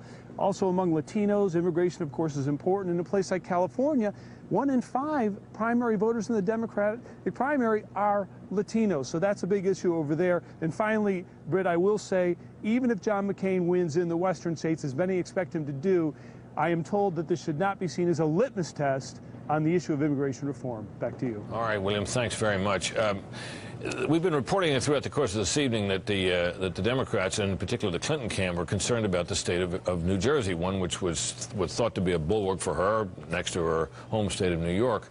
We think that state is too close to call, and the votes that are in, 10%, she's got a big lead, but we can't make a projection based on that even with the exit polling. So we're hearing now, however, that the mood in the Clinton camp may have adjusted a bit on this, and let's check in with Major Garrett to hear what they're saying. Hey, Major. Hey, Britt, you know, there are a lot of things I can recommend about presidential campaign coverage, but watching politicians dance isn't one of them. But tonight it is. Robert Menendez, the freshman senator from New Jersey, is just off to my right, and I saw him a couple of minutes ago dancing up and down. Well, not up and down, but back and forth. And I said, what's going on? He said, it's looking very good in New Jersey for the first time this night. He was going through his BlackBerry, checking on various precincts and congressional districts in New Jersey. He said, for the first time tonight, it feels very good. He told me that in several Latino districts and precincts in New Jersey, the vote is splitting in some cases 88-12 for Hillary Clinton, which would be far and above the traditional this traditional split we've seen throughout this campaign, which is about 2/3, 1/3 for Hillary Clinton. If that in fact holds and it's widespread, and Menendez gave me the impression he believed it was, they do believe now that New Jersey, though it's not definitive, will come across for Hillary Clinton, albeit narrowly, and they'll take any kind of victory they can get out of New Jersey, no matter how narrow. And if Bob Menendez and his dancing feet are an indication, they believe they'll get it. Okay, Major, thanks very much. Some news of interest to you. We're now calling the state of Delaware for Barack Obama. That had been a state which, that's not a state where there's a huge minority population or anything of the kind that would shape that and make that into a natural Obama state. So some strength for Barack Obama in a place he might not have been expected to win, the state of Delaware. We're also taking a close look at the state of Connecticut, where Barack Obama has been showing some perhaps unexpected strength. And for more on that, we turn to Michael Barone. Michael? Well, Brett, Connecticut's an interesting contrast with Massachusetts, which is next door. I was looking at some of those Massachusetts figures, and Hillary Clinton was winning big margins in the historical working class towns, the blue-collar towns. That's not true in most of Connecticut. There's a few places like Beacon Falls where she's winning big. Obama's winning big in the sort of Litchfield County towns that voted for Ned Lamont over Joe Lieberman in the 06 Senate primary. It's interesting, in eastern Connecticut, in these white bread towns, working class towns, we're seeing those basically go 50-50. I can read some of the list: Bolton, Chaplin, Lisbon, Deep River, Eastford. You go down the list, Scotland, Voluntown. These tend to be very close. So these are areas with virtually no African Americans. They're an area where the richest minority are the Pequot Indians that own the casino in Foxwoods. But overall, those areas, Obama's competitive, and that's one of the reasons why he's leading statewide in the tabulated vote at this point. Okay, good. Michael, interesting. Surprising, perhaps. Barack Obama with some interesting strength in Connecticut. I didn't expect that. Did you, Juan? Well, you know, it's interesting. I think the big story is actually Massachusetts, because I think that Obama expected to win Massachusetts. Really? His people clearly made that point to me. By the way, Delaware has the 8th highest percentage of blacks in the population of the United States. So there is a shows you how much I know. Large percentage of black people in Delaware. But when you look at Massachusetts, the hope was because of the Kennedy endorsement, as Harold Ford was saying, and also because of the whole sense of young people. So many young people who were just enthused and coming out, pouring with emotion. And the idea that Hillary Clinton was able to hold there, I think, is a very important sign. On the Republican side, everybody's talking about Huckabee's success here tonight. But let me make the point that I think that the real story here then is that while Mitt Romney wanted Huckabee out of the race, Huckabee survives, and it hurts Mitt Romney. Mitt Romney is not benefiting by these events tonight. You might say, oh my gosh, you know, John McCain isn't sealing the deal. John McCain is lagging behind. But if I'm John McCain's strategist, I think I made the right decision in West Virginia to throw my votes to Mike Huckabee, because essentially it minimizes Mitt Romney's stand. The only way that Mitt Romney now can claim that he has some strength is to look forward and hope that something else comes into play. Because right now, if you look at the tally, it would indicate Mitt Romney's not the player. The player is Mike Huckabee. I was just going to make going back on the Democrats. It's very interesting because I think out of the Clinton camp, you hear the term latte liberal. And there's this interesting socioeconomic divide between Obama supporters, more upper income, more educated, and Clinton supporters. And in Massachusetts, it's a white working class population, low African American population, of course, but the white working class versus the sort of Kennedy latte liberal world. And I think in Connecticut, you're seeing those two forces competing, and I think we'll see which one plays out. Good point, Nina. Thank you. Britt, I drink straight black coffee. I think so this is between latte liberals and black coffee conservatives. Exactly. And I think the amazing thing is, to me, the voters that Barack Obama is obviously getting. Now, he may not have gotten them in Massachusetts, but he's obviously going to come close there. And he's winning a majority, at least in the exit poll, of white, male, Democratic voters. That's a huge gain for him. Now, see if it holds up through the rest of the night. Yeah, and you know, we learn once again that endorsements are nice. They may give you a day or two of good publicity, but voters tend to have their own idea and don't necessarily follow endorsements. We're about an hour and 10 minutes into what is expected to be quite a long night, and if I were any good at this, I'd be able to run off all the states we've called and tell you what they all are, but I can't remember. But Chris Wallace can. Hey, Chris. Well, we have two jobs, the interview desk and the update desk, so let's perform that second function and update you on 3 states where we have made projections in both sides. Illinois, the Democratic race, we project Barack Obama as a big winner there. That, of course, his home state, and will some degree balance Clinton's victory in her home state of New York. On the Republican side, John McCain projected as the winner there, 57 delegates at stake. Let's move on to the state of Massachusetts. Mitt Romney, the projected winner there, 40 delegates, but not a winner-take-all. They'll be apportioned. Of course, McCain tried to achieve a knockout blow by campaigning there over Super Tuesday. Karl Rove says maybe a mistake for McCain. On the Democratic side in Massachusetts, Hillary Clinton the winner, despite the support, the endorsement by the governor and both senators of Barack Obama. Hillary Clinton wins in Massachusetts, 93 delegates there. In Arkansas, 2 home state favorites on the Democratic side. Hillary Clinton, of course, the first lady for more than a decade in Arkansas. She wins, 35 delegates at stake there. And in Arkansas, the Republican primary, Mike Huckabee, the governor of that state for 10 years, he wins. 31 delegates will be apportioned in that state. So, 3 states, both races decided. And that's just a brief update of all the decisions that we've projected so far tonight. Britt, back to you. Okay, we're going to make a call now. We're going to call the state of New Jersey. The people Major Garrett was talking to are right for Hillary Clinton. This, of course, is a big blow to Obama's hopes for a big dent in her armor in a part of the country where she had expected to do well. New Jersey, of course, had been considered very much a potential bulwark state for her, and it appears now as we make this call that indeed it will be. So that is a moment here tonight and perhaps a turning point. And while we digest that a little bit, let's check in with our colleague Carl Cameron, who is out at McCain headquarters in Phoenix, Arizona. Carl. Hi, Britt. Well, one of the reasons the McCain campaign got so confident and optimistic about their Super Tuesday prospects is because they looked to the Northeast with all those winner-take-all delegates, and they figured it would be a big boost. The McCain campaign tonight is continuing to say that notwithstanding Huckabee and Romney's strength in some of the southern states, notwithstanding the closeness of the race in New York and Missouri, and maybe even in Arizona, structurally they believe they're going to come out of here on top because they believe that by the end of Super Tuesday, McCain will still have about 600 or more delegates in total, which is the votes that the delegates that he won in the early states and what he anticipates winning tonight. And their argument is that with Huckabee and Romney splitting so many states, after Super Tuesday, it will be too steep a hill for either one of them to be able to catch up to John McCain, who will already have been more than halfway to the total necessary to clinch it at just over 1,190. So they are still very optimistic, very confident here and saying, don't worry. And when you get into California, even though it's going to be all based on congressional districts, the McCain campaign believes they are going to get a lot of help from Arnold Schwarzenegger. And Rudy Giuliani left the race and gave them a lot of hope, they believe. Well, you're talking about, you're saying that they're saying that they will have 600 delegates roughly all told, right? Not a 600, right. not a 600 delegate lead. States. No, 600 total. It takes about 1,200 to clinch the nomination. 1,191 to clinch it, right.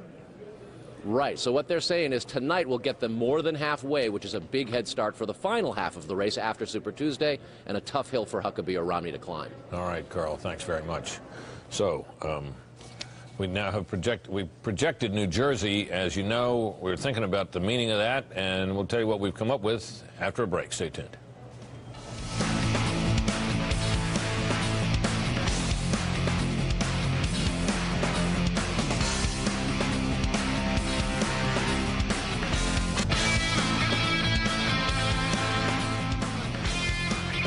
Well, we're an hour and a quarter or so into this, and there's been a lot to report, a lot to think about, and a lot for the internet bloggers to talk about and write about. For that, Martha McCallum. Hey, Martha.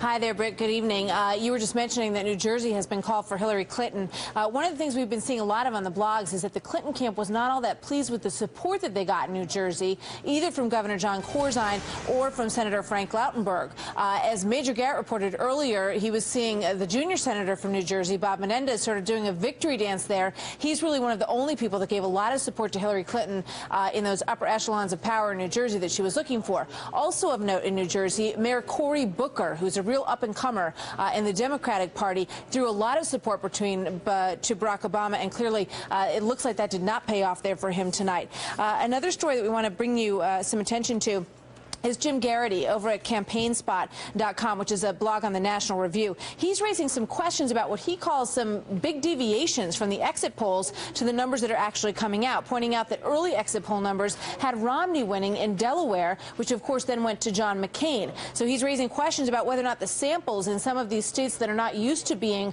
Super Tuesday states, in places that usually came much later, are really up to snuff. So raising some questions about that there. Also, as I've been telling you, we've got a couple of special bloggers with us here tonight. Mary Catherine Ham of townhall.com has been watching things at her blog site as well. What are you seeing out there, Mary Catherine? Well, on the right, I'm seeing actually it's not exactly the center of McCain support, the right blogosphere, and you're seeing a little bit of an I told you so dance about the fact that he was in Massachusetts this week instead of in Georgia, where maybe he should have been, as Karl Rove mentioned. A lot of people were saying that earlier, that it may have been a personal visit as opposed to a politically strategic visit. On the left side, you're seeing a lot of talk, a lot of buzz about Obama doing very well with these upper-income, white male, educated voters. And I think the left blogosphere is actually a reflection of those voters who may have left the Edwards camp and the Chris Dodd camp and come over to Obama now. All right. Thank you very much. Interesting. Yep. Mary Catherine Ham from townhall.com. We should also mention that our own Megyn Kelly can be seen on foxnews.com, where there's a lot of activity tonight, where we have a lot of blogging going on and a lot of viewers writing in as well. So check that out for that complete coverage as well. Britt, back to you. Okay. Thanks, Martha. We got a call to make. New York. John McCain, the winner in New York. We'd already called the state on the Democratic side for Hillary Clinton. This is a big state, obviously, and one that will further the strength that John McCain has already shown in other parts of the Northeast and in the eastern part of the country, which is... So, how did he do that? Well, not sure, but maybe Megyn Kelly could give us a sense about that. Let's talk to Megyn. Megyn? Hi there, Britt. Yeah, we're still getting the information in on that win, but I'll tell you what the story is, and we'll get to Clinton's wins in the Northeast in a minute. But the story of the night so far on John McCain is what's happening in Arizona. In his home state, he's getting pummeled by those who feel strongly about the illegal immigration issue. Take a look at some of the numbers. 46% of GOP voters there in Arizona think illegals ought to be deported. Of those, 49% voted for Mitt Romney. Just 31% voted for their home state Senator John McCain. Now, those who support a guest worker plan or citizenship for illegals, well, they're going for McCain. McCain also struggling tonight in his home state with Republican voters. That is 79% of the vote in Arizona. Of those, McCain is winning at 44%, but Romney very close behind at 42%, and that's what's spelling trouble for him in Arizona for McCain. Now, on the Democratic side, Clinton's win in New York, as you mentioned, no huge surprise. But some of the facts there are promising for Clinton. Let me tell you why. Among Jewish voters, who make up 16% of Democrats in New York, Clinton won 73% of that vote, 73. Obama, 27. Why is that significant? Well, this is the first state in which we have seen a significant Jewish vote. So we'll see whether that holds true in other states where there's a high population of Jewish folks. Now, Clinton also dominated there in New York with union households. That's key. Obama and Clinton fought hard for this group, which makes up 4 out of 10 voters in New York. Union folks going 61% for Clinton, 36% for Obama. That can't be good news for the Obama campaign. In Massachusetts, Clinton won big with the ladies, who were key for her. Despite the support that Obama got from both Ted Kennedy and John Kerry, the senators from that state, Clinton won 57% of the female vote. Obama, just 40% with the ladies.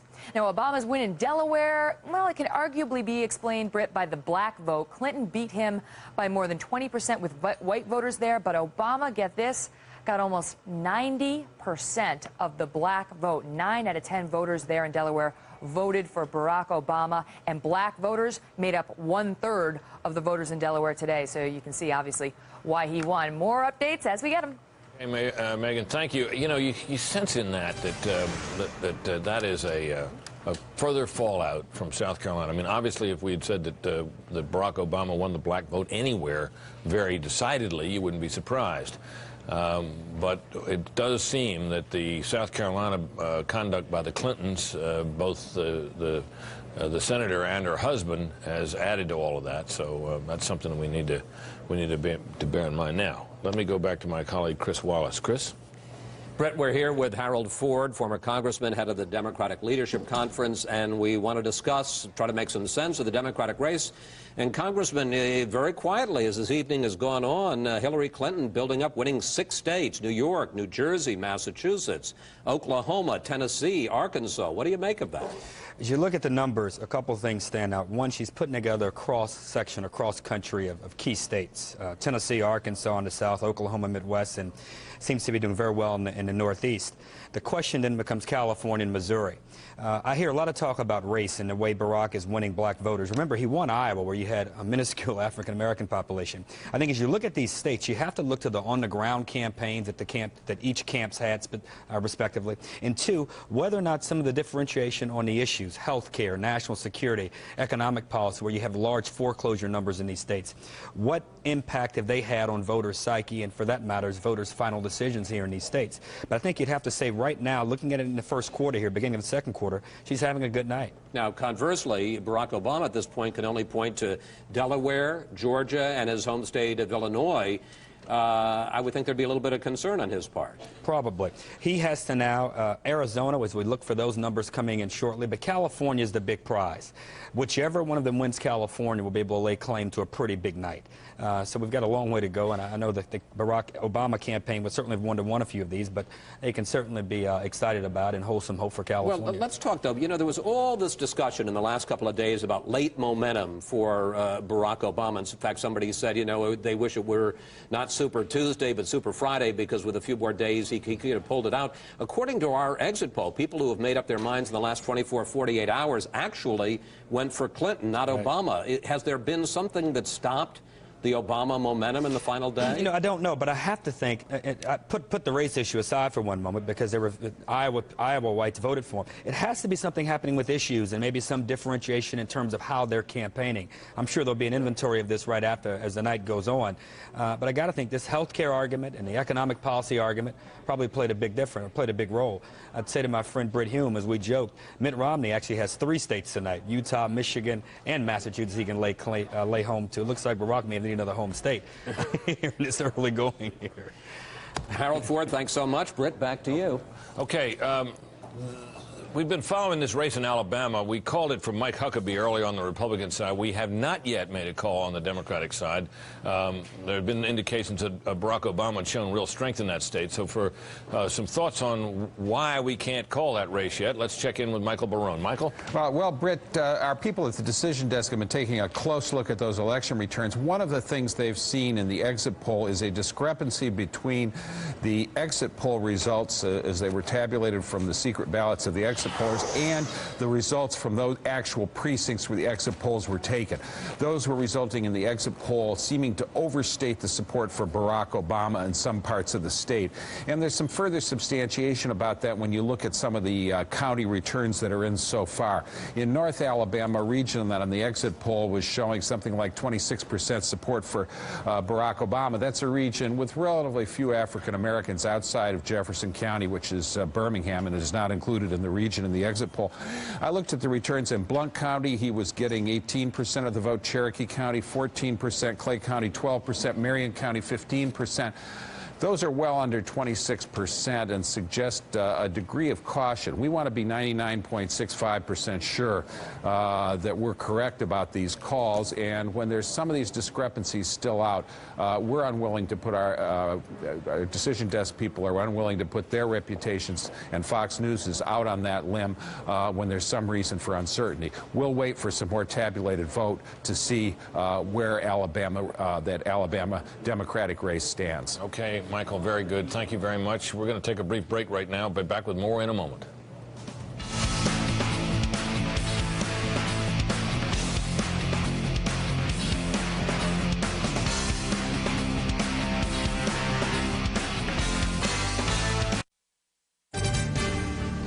Well, just a few minutes ago, we told you we were not yet 99.65% sure of Barack Obama had won Alabama.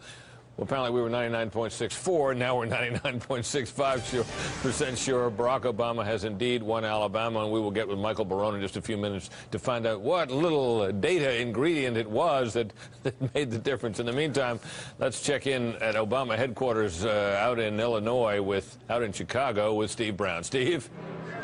Hey, Brett, certainly the Alabama projection is going to be good news for the Obama campaign. But to be honest with you, based on email traffic I had with folks within the Obama campaign, we were really enjoying the drama, the added, perhaps surprise drama, coming up in Massachusetts and New Jersey. Both of those states, according to Real Clear Politics averages, had 10+ percentage point margins in favor of Hillary Clinton. And the fact that networks like ours couldn't call the race for quite a bit of time until after the polls closed suggested to them that perhaps, things might be going their way tonight.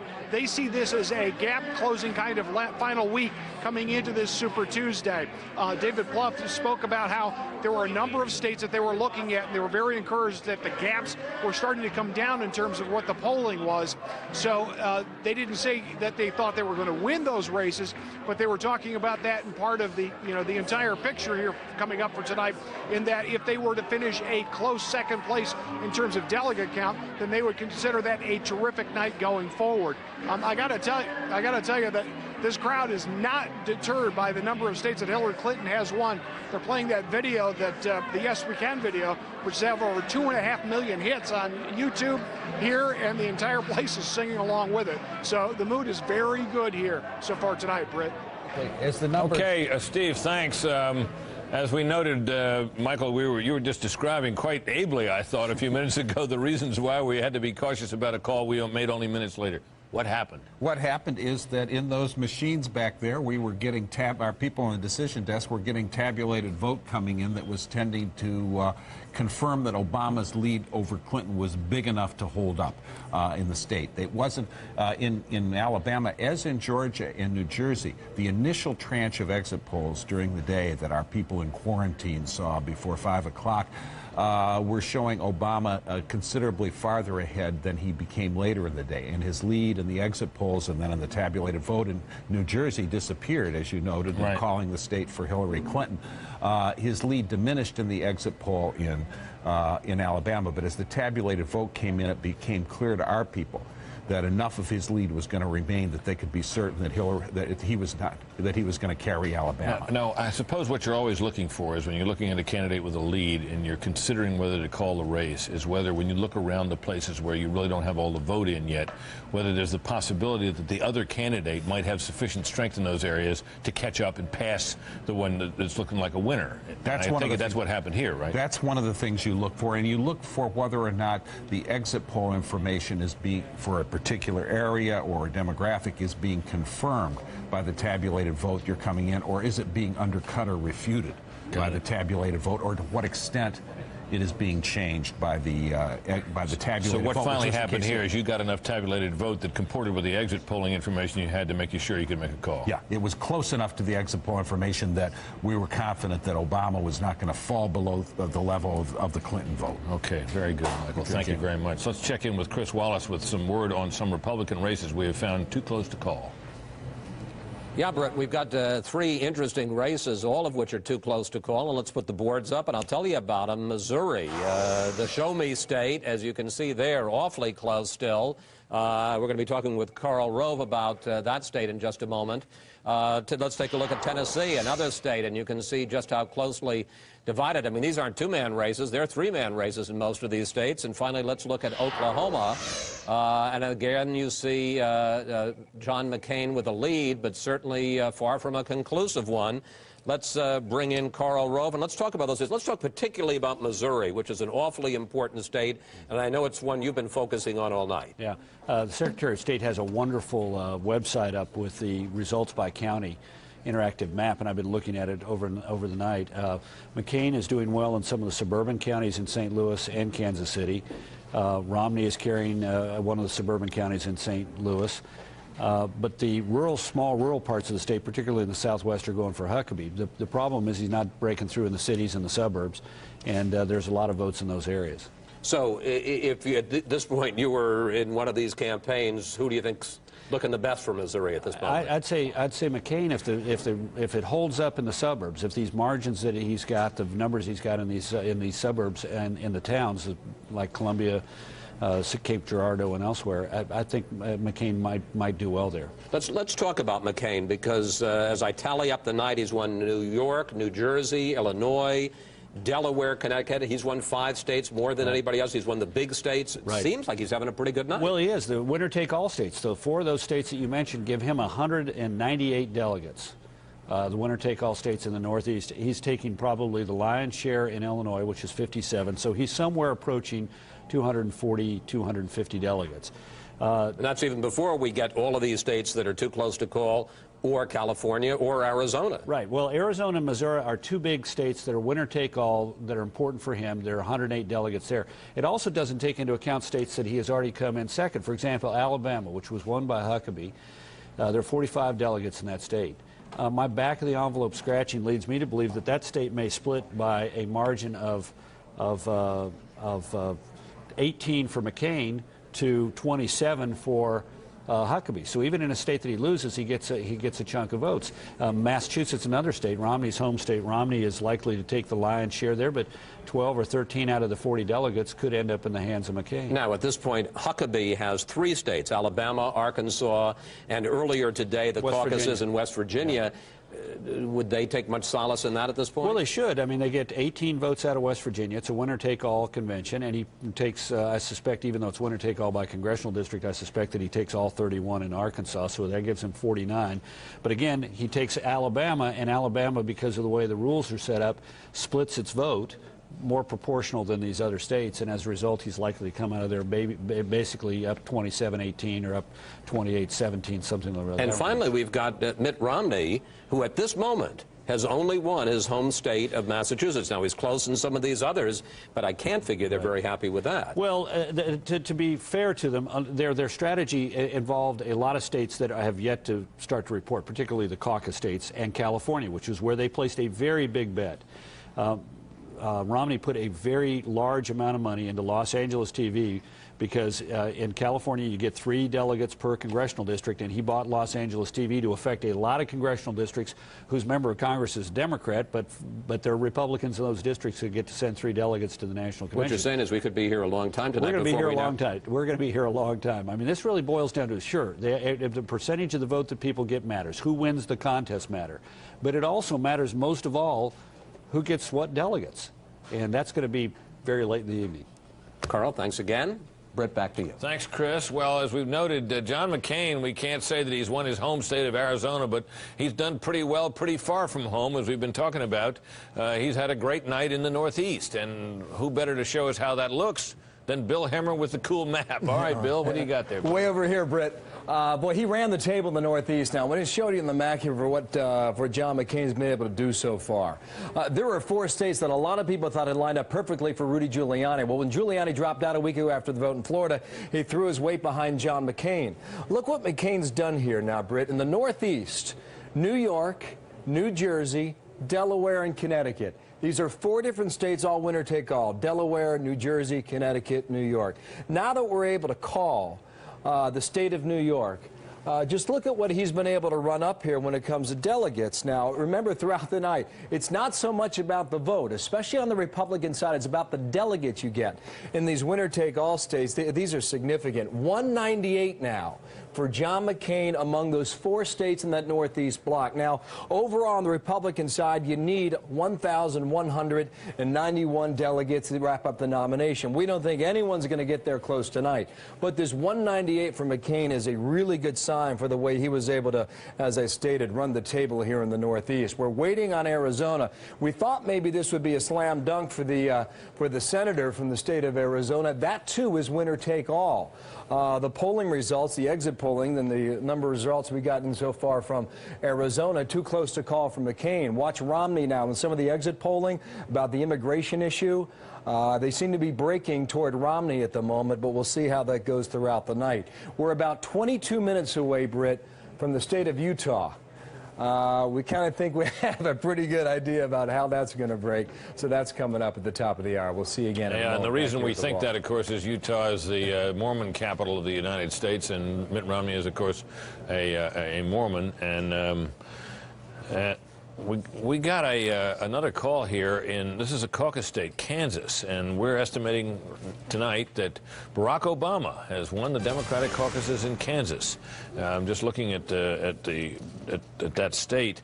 There are 32 delegates at stake, but that is as you know, proportional representation, so it will all depend on by what margin he wins out there, and as to how many delegates he gets. As I say, 32, not a huge rasher of delegates available there. We're going to take a break. Stay with us. Be right back.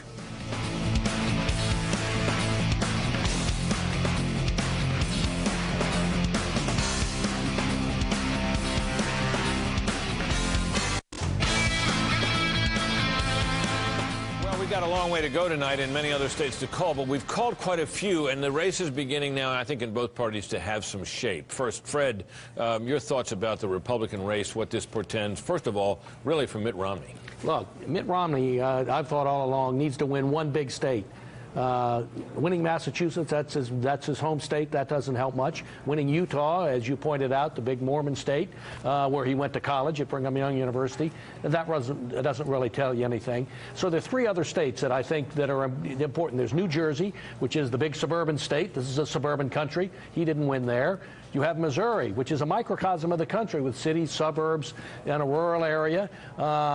He's in the running there, but he may not win. And then there's California, which is important because it's so big and has so many delegates. He's got to win now either Missouri or California to have a rationale to continue his campaign. He has to have a reason. He can't say, well, I won Massachusetts and Utah, therefore I have a chance at the nomination. I'm still a player here. He's got to get beyond that, and I think it has to be either Missouri or California.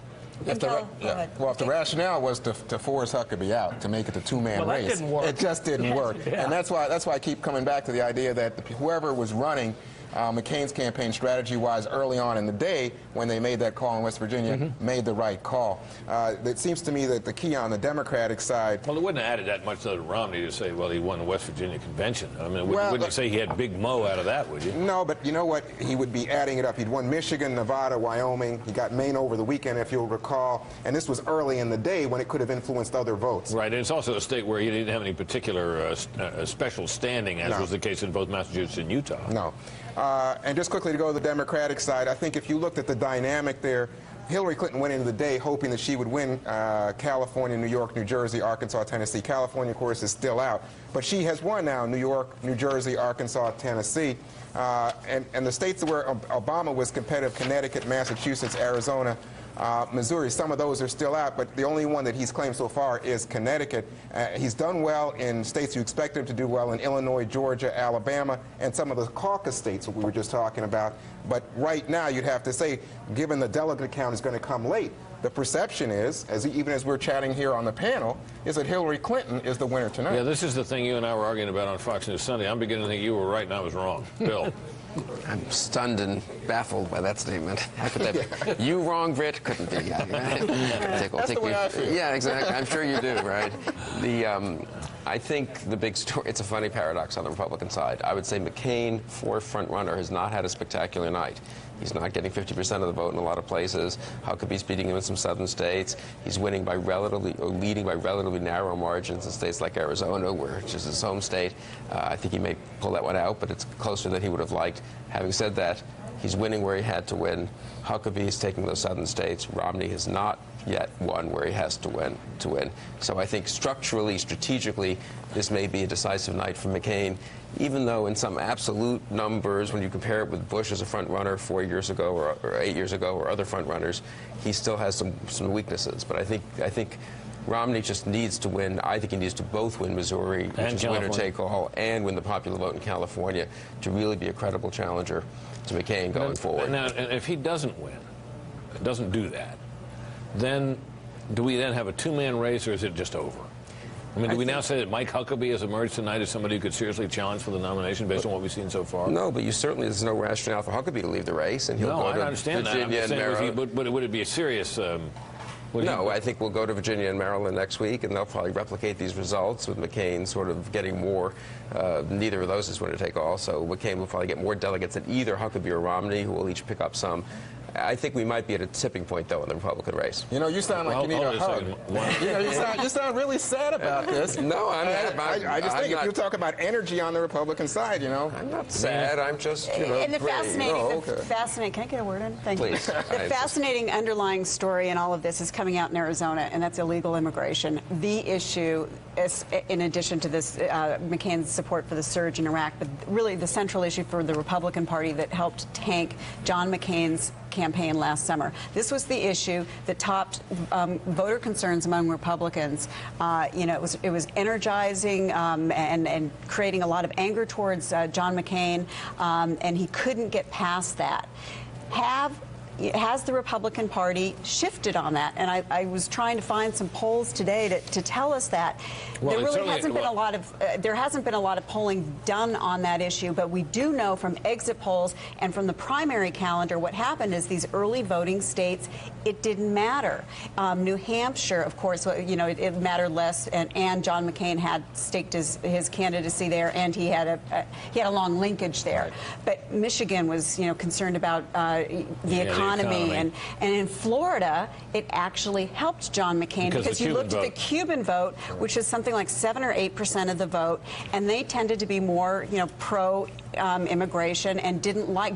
Mitt Romney did not do well at all with the Cuban vote. Right. So I think what's going to be interesting to watch tonight is how this plays out in the West and in Arizona, but also in California and Colorado. Well, let's go out to the West and to Carl Cameron, who is at McCain headquarters in Phoenix, for some thoughts on this. Carl?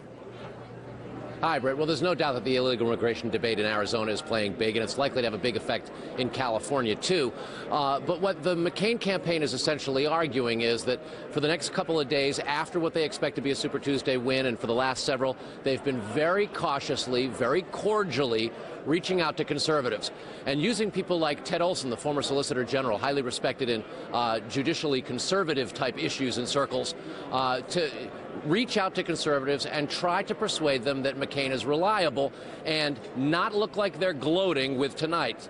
What they are not, they're showing no compunction tonight about, Britt, is going after Romney. The McCain folks suggest that Huckabee looks like he's having a good night and should be congratulated for that. And they say that so far Mitt Romney looks like he's not having a very good night, and they almost seem to be enjoying themselves disproportionately about Mitt Romney not coming up with big wins tonight. This recognition of the personal animosity that McCain and Romney have developed over the course of the campaign, firing barbs now for the better part of a year. And so McCain tonight making it clear he does understand that conservatives in the Republican Party are skeptical and have doubts about him, and some have said they can't possibly support him, but he's going to continue to try to conduct that outreach, but not where Mitt Romney's concerned. He just simply doesn't countenance the idea that Mitt Romney's going to be the conservative standard bearer to wage that criticism. As the McCain folks point out, just a few years ago, Romney, on a lot of social issues, was not a conservative and supported things like abortion rights, at least in public policy. All right, Carl, thanks very much. So what about conservatives and Mitt Romney? Well, who better to ask than our own Sean Hannity? I talked to Laura Ingraham, like you, a radio talk show host and a successful one, earlier, and she said, well, when the time comes, she would rally to John McCain if he were the nominee. You, like others, had turned toward Mitt Romney. Yes, Your thoughts on how he did tonight and where you go from here? So I agree with what both Fred and Bill were saying earlier. I think it's still a little too early. Carl was saying the same thing for him. Let's see how he does in Missouri. California, he put a lot of time, energy, effort, resources in there. But what I've also been saying, too, is John McCain sort of has an open path as the liberal moderate in the Republican Party, while Mike Huckabee and Mitt Romney have been sort of battling for those conservatives. And if we were tonight, if we were to say that Mitt Romney or Mike Huckabee were winning the states they were winning, standing there alone as the conservative side of the party, I think it'd be a different story tonight, and it wouldn't be as favorable for Senator McCain. So you think that most Huckabee voters would, absent him, be Romney voters? I think they would be. Not all of them, but certainly some of them. And if that were the case, and I think you can argue, in other words, that we split the conservative vote tonight. If you add the states that Huckabee got, you add the states that Romney got, and you got a competitive race. Would you agree that conservative activists like yourself, who have a role to play in all of this, in the Republican Party in particular, were late to come, and perhaps too late to come to Mitt Romney? It might be that, or it might be that there wasn't one conservative that sort of just took everybody by storm. And I think it took a lot of people a lot of time. People wanted to see how Fred Thompson was going to do. People still, even though Rudy Giuliani had a liberal record on gay rights, gun rights, and abortion, they still liked his conservative record in the state of New York. So I think there was a mix, and I think there was no general consensus that emerged among conservatives. But at the end of the night, I mean, we'll see what the total is in terms of the Huckabee states, the Romney states versus the McCain states. Understanding you haven't given up on Romney's possibilities, Well, let's assume for the sake of discussion that McCain is on the march here and he becomes the evident nominee and fairly soon. What does he have to do to get people like you to say, John McCain is my man? I think the first thing conservatives will look for, who's his vice presidential candidate going to be? Secondly, he's going to speak before CPAC coming up in a week. We're going to find out, does he really mean that he will extend the Bush tax cuts he didn't support? Will he change his mind on Gitmo? Will he change his mind on interrogations? Will he change his mind on immigration? If there was one defining issue in my mind, Britt, that really angered conservatives. He's now saying, as you know, Sean, that he doesn't believe you can do immigration reform the way he wanted to do it. Did you have to close the borders and take care of the enforcement first? Is that not enough? 2 interviews. One was with me and one was with Tim Russert 2 weeks ago. He said to Tim Russert he would sign McCain Kennedy still. And when I asked him, I said, did you change your position now to control the borders first? He said, I haven't changed my position. So I think that question needs to be answered. If there was one defining issue for conservatives, immigration's probably it. And maybe we're seeing that in his own home state tonight of Arizona, as we've been pointing out here, that it's pretty close in Arizona. Don't you kind of bet he wins it? I bet he wins it, but not by the margin I bet he wants. Sean, great to see you. Thanks, Brett. Thanks very much. Thank you. We've got to go to a break here. Be right back.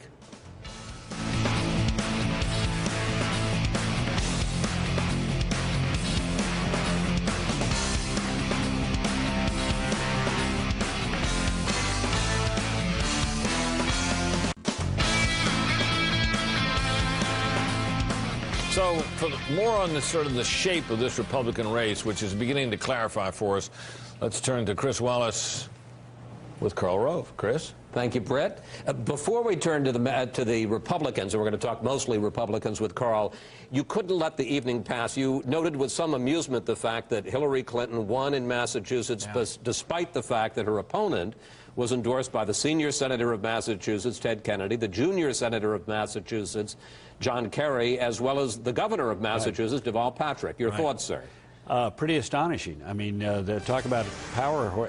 You know, power is in the state, and they weren't able to prevail against her. It says it was a strong victory for her in the face of that. Particularly Ted Kennedy's endorsement. I mean, the man is a living legend. I mean, you know, he's been there longer than most people have been alive in Massachusetts, and for him to endorse as powerfully as he did Obama and not to be able to deliver his home state says something. What does it say?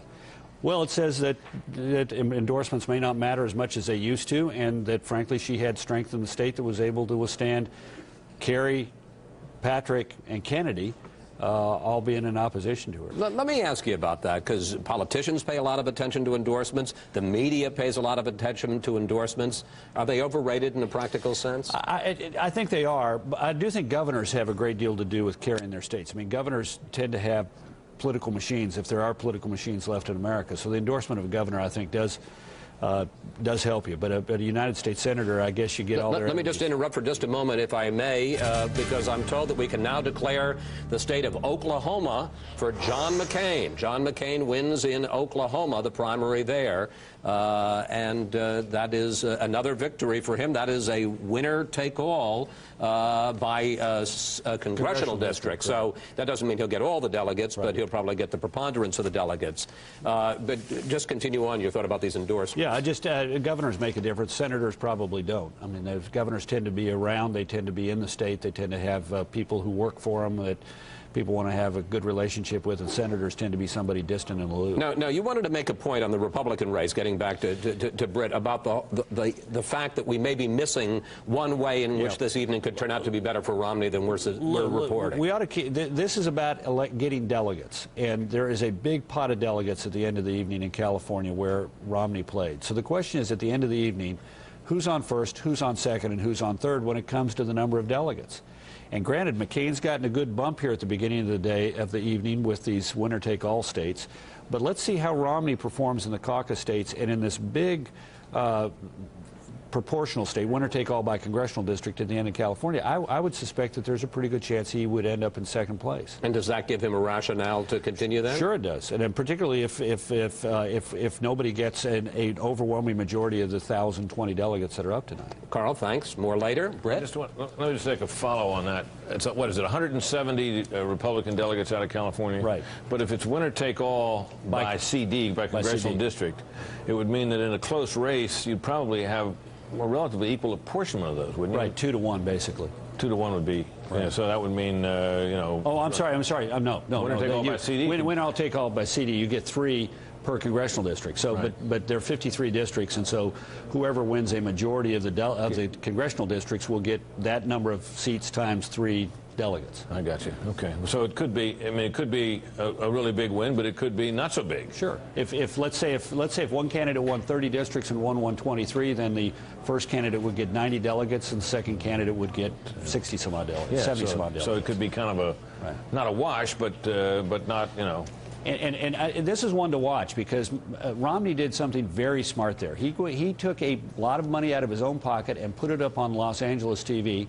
And I know the McCain people are nervous about it. There are robo-phone calls from Governor Pete Wilson on the immigration question being made to voters in the Los Angeles basin. And the reason is because the McCain people are concerned that Romney's ad about immigration hurts them out there. Okay, good, Karl. Thanks very much. Let's go to Bill Hemmer with a roundup of the states that we're going to be seeing the polls close in just a couple minutes. Bill? Hey, Britt, thank you. Quickly on the map, 27 seconds and counting now. Here is what's at stake at 10 o'clock in the east for the Republicans in the American West, Utah and North Dakota. 59 delegates at stake for the Republicans. For the Democrats, Utah again, and Idaho on the line now. 40 last week was huge, and now we're hearing in Minnesota the turnout in that caucus there set an all-time record.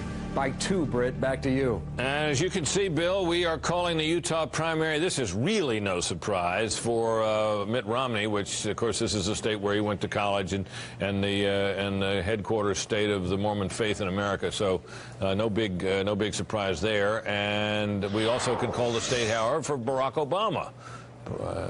Now, let's look at some races that we think are too close to call. Let's run through them if we can. The Georgia primary, still too close to call. And we see Mike Huckabee a little bit ahead there still. Tennessee, similar situation there. On the Republican side, we've called it for Hillary Clinton. On the Democratic side, Mike Huckabee having a heck of a night there, making it too close to call. Same with Missouri, which is probably the linchpin state now. And Mike Huckabee's leading. Mitt Romney's trailing in 3rd place. That's a state Mitt Romney really needs at this stage of the night. 33, only a third of the precincts in, but that's shaping up as good. Could Mike Huckabee win that? We also do think as well that despite that lopsided count so far with a third of the precincts in, that that race between Hillary Clinton and Barack Obama in Missouri is also too close to call. So, Bill. I mean, the South is the base of the modern Republican Party, and Mitt Romney is running 3rd in almost every southern state. I think it's very hard to see a path to the nomination if those numbers we've just seen in the states we haven't called yet, Georgia, Tennessee, and Missouri, hold up. Huckabee would do better. McCain would be weak for a front runner to be losing so many states. But since Huckabee very, very, very likely is not going to be the nominee, I think Romney's likely third place finish in all these southern states, many of which are proportional representation, which means he'll get very few votes. You know, McCain will get, Huckabee will get 2, and McCain, 2 out of 3, and McCain will get 1 out of 3, something like that.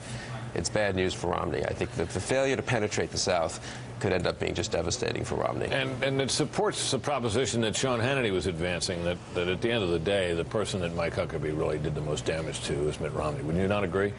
Well, unless they weren't going to be for Romney anyway, and those Huckabee voters might. I would say for Romney wanted to be the conservative alternative to McCain. You can't be a conservative alternative and lose and run 3rd in southern states, in the more conservative states, because McCain won the more moderate northeastern states. Yeah, and I think the thing is that it's an argument here about the Republican Party. Early in the night, someone said, well, the Republican Party is mostly a conservative party. Let me interrupt you, Juan, just for a second, because we can make a call in a caucus state. This is North Dakota, a Democratic side. We project that for Barack Obama, adding another win to his column tonight. Not very many delegates at stake, but nonetheless a meaningful win for him. There's something like, 13 delegates at stake in these caucuses tonight. So we'll see. Go ahead. I interrupted you. No, I was going to say that when you look at what's going on here, it seems to me that there are lots of people who would what you might call moderate to independent-minded Republicans at this juncture, that there are no big ideas out there like tax cuts to reinvent the Republican Party. People like tax cuts. Immigration, I think, has played both ways. Nina was making this point earlier. I think that if you look even at a place like Iowa, I think Huckabee is pretty moderate on immigration. It's a big issue in Iowa, but he did pretty well. I just don't think it has turned out to be the wedge issue for Republicans that we thought it was coming into this contest. Yeah, Huckabee actually seemed to be a moderate on immigration. Then he was endorsed by the Minutemen, and then he adopted a program that says, I want to expel from the United States in 120 days all the people who are here illegally. Well, there are about 12 million of them. It would be quite an operation. It would certainly dwarf D-Day, but he turned out not to be. He turned out to be very take not the same position. He took a very tough position on immigration. But I agree with Nina. I don't, or with you, Juan. I don't think it has been much of a factor, and it can be. Here's the thing about McCain. It can be a positive factor for a Republican presidential candidate. Look what President Bush did in getting the Hispanic vote up in the 40s, 42, 44%, higher than anybody than even Ronald Reagan had gotten.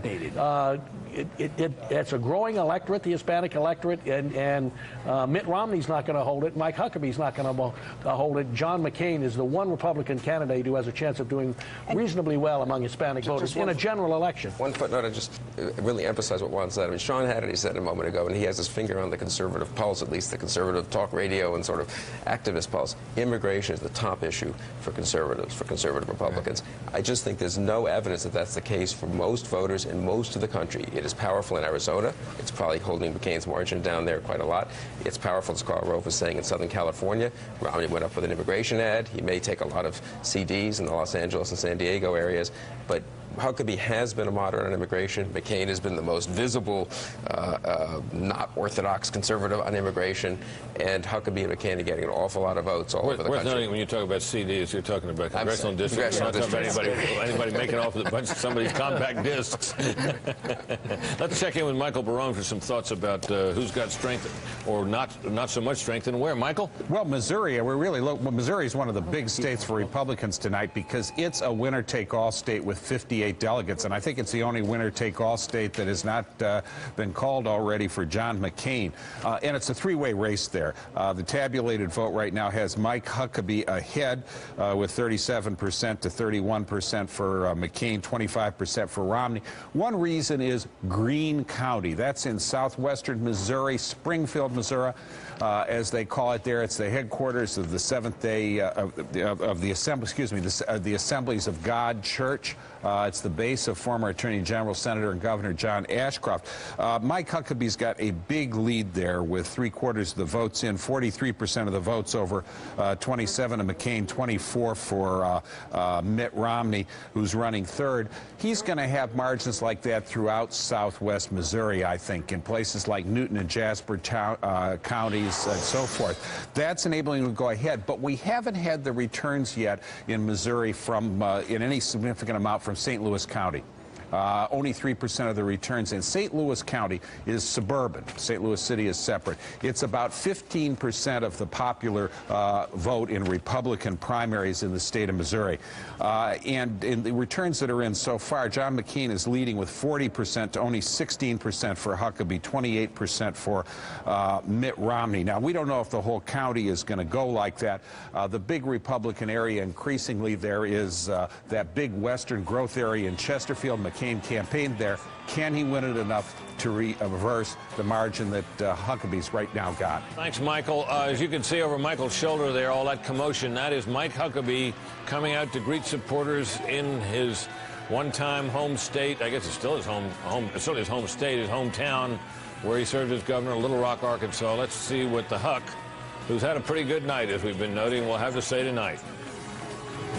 Now we now have the dance with the signs, where the supporters always think it's a good idea to hold up signs in front of the cameras while their candidate's trying to speak. It's been one of the phenomenons of politics I've never understood. Well, thank you. You know, over the past few days, a lot of people have been trying to say that this is a two-man race. Well, you know what? It is, and we're in it.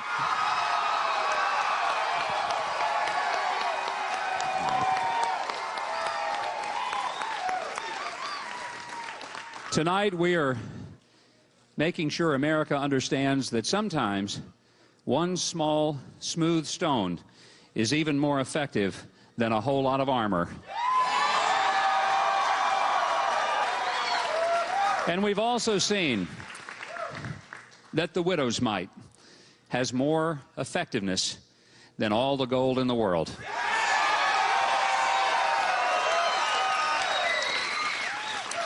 Janet and I and our family and team want to begin by saying thanks, first of all, to the wonderful people of Arkansas, where it all started and where tonight we have a wonderful, wonderful victory here at home.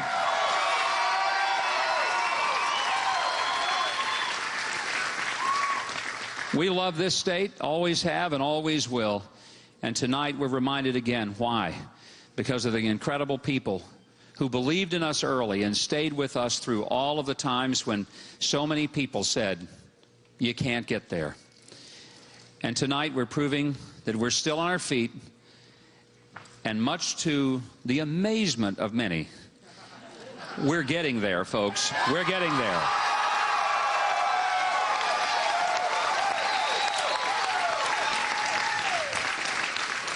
We have been standing for small business owners who know that government has for way too long had its foot on their neck with taxes that were too high, regulations that were too onerous.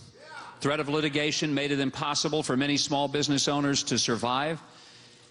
And our party once stood to make sure that we helped clear the way so that the free market system really worked And we're going to do it again, because one of these days when I get to be president, and it won't be very long, about a year from now,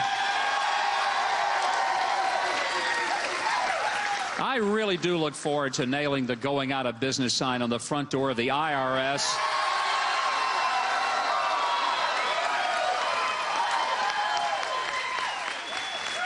And when we have the fair tax, a lot of small business owners and individuals will finally have a fair shot at getting a part of the American dream.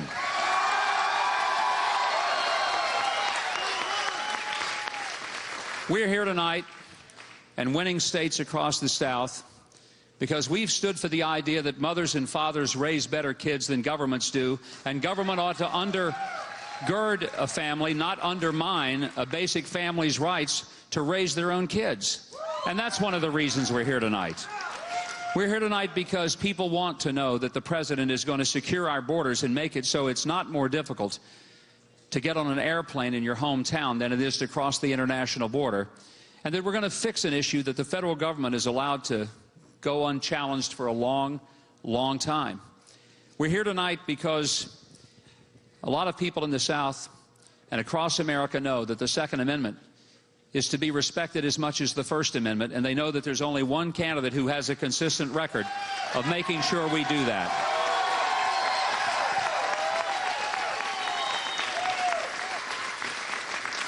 And one of the reasons that we're here tonight is because there's no candidate who has been more consistent and clear about the fact that we should honor the words of our forefathers who said all of us are created equal. And that means that every single person has intrinsic worth and value. And we should uphold the sanctity of human life because it is a cornerstone of our culture of life. And ladies and gentlemen, tonight, I believe that one of the things you're seeing across this nation is that people are saying the conservatives do have a choice because the conservatives have a voice. And tonight, they're getting a chance to express that, and from here, they'll get to continue expressing that choice and that voice.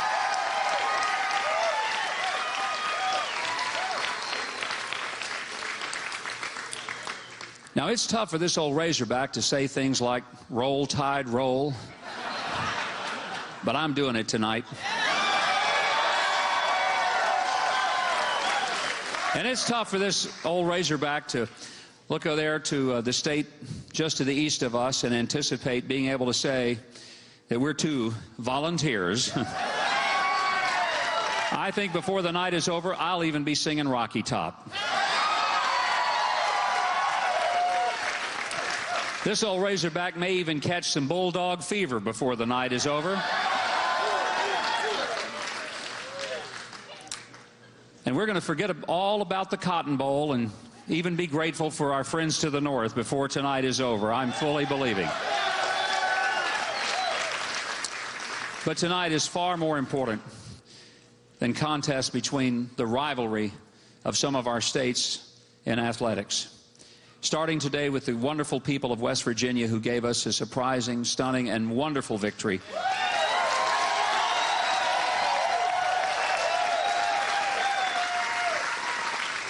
Today has been a day when the people have spoken. And today, people across this country are saying that, yes, we heard what the pundits said, but this is our vote, not theirs. This is our election, not theirs. This is our presidency, not theirs.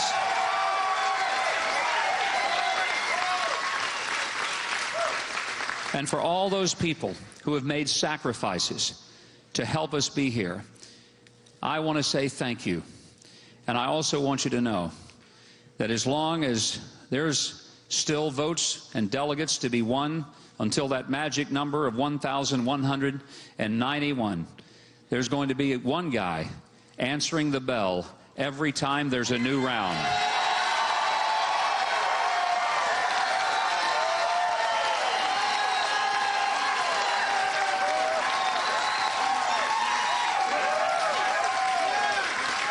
Sometimes elections have a way of tearing us apart, even within our own party.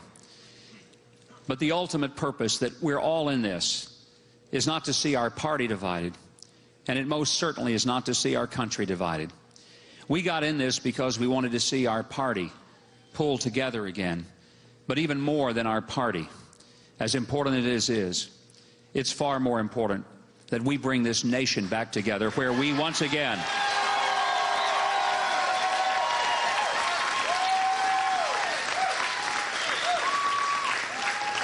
realize that our greatest strength is not in the government we elect, but it's in the ordinary people who do the choosing. It still is a land of the people, and we're going to continue to prove that even with limited resources but lots of heart, the presidency can belong to the people of this country. When I started out as a little kid, believe me, I never thought I'd even see a president within eyesight of me physically. And I've often told the story of 8 years old when my dad said, "Son, I'm going to take you down to hear a speech by the governor. He's coming down to our part of the state." And governors don't get down here very often. And boy, they didn't. And he said, "I want you to go down and hear the speech because he's dedicating a lake, and you need to hear that because, son, you may live your whole life and you may never actually get to see a governor in person." Little did he know that boy would become the 44th governor of the state of Arkansas and serve this wonderful state for 10.5 years.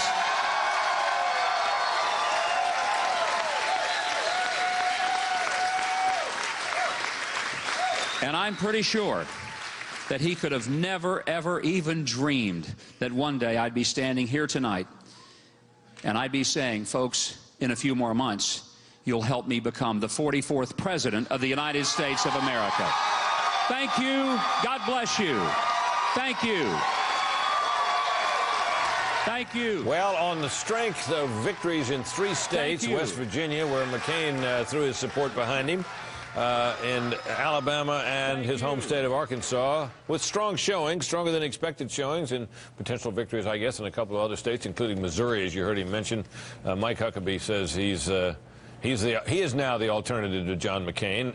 And you might have noticed while we were listening to Mike Huckabee that we were able to make a call, and that is the state of Connecticut for Barack Obama, a further sign of strength for him in a part of the country that Hillary Clinton could certainly have wished and hoped that would be hers. So we're an interesting call there. Now, so what happens after tonight? John McCain is having a good night. Mitt Romney so far, not such a good night. Mike Huckabee, a surprising night.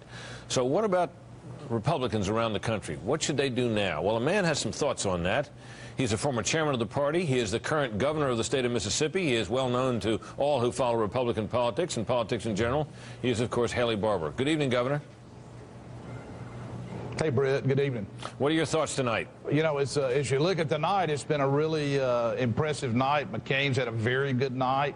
Mike Huckabee, who we just heard, has had a very good night. I mean, all the way from Oklahoma, Missouri, Tennessee to Georgia, he's done very well. He's going to win several of those states. Governor Romney so far hadn't had a very good night.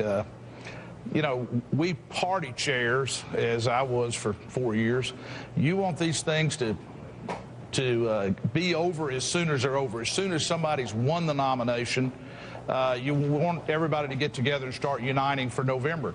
McCain's had a good night, but unless he has a big victory in California and some more like that, I'm not sure we're there. My friend Mike Huckabee, I enjoyed him, and he is a great friend of mine. We served as governors together 3 years, and I was chairman when he got elected, both lieutenant governor and governor of Arkansas. The idea, though, that we're going to continue until the very last primary, that's really not useful. Once somebody's won it, and I don't think that's the case right now, but once somebody has clearly won a nomination, the right thing to do if you want to win in November is for everybody to start getting together. Well, are you calling for that tonight? I mean, you say that's the right thing to do. You say we're not there yet. You still don't think we're. Do you think it's a two-person race, as Mike Huckabee says, or who's in it? I'm not sure that's fair to Romney. He may win California.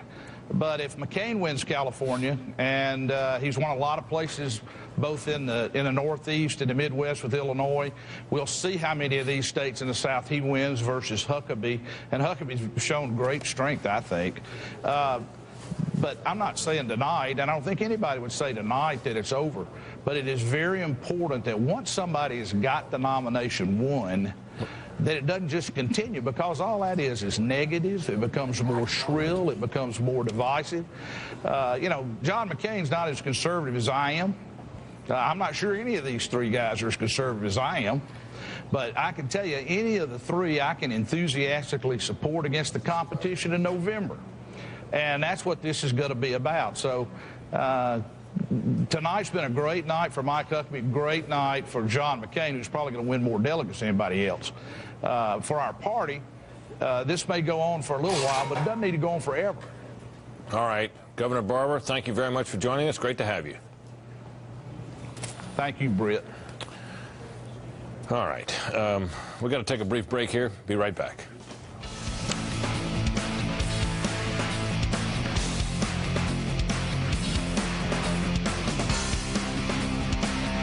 Our special Super Tuesday coverage continues, tallying the vote, breaking it down, and where the race heads from here. You decide 2008, your choice, your channel.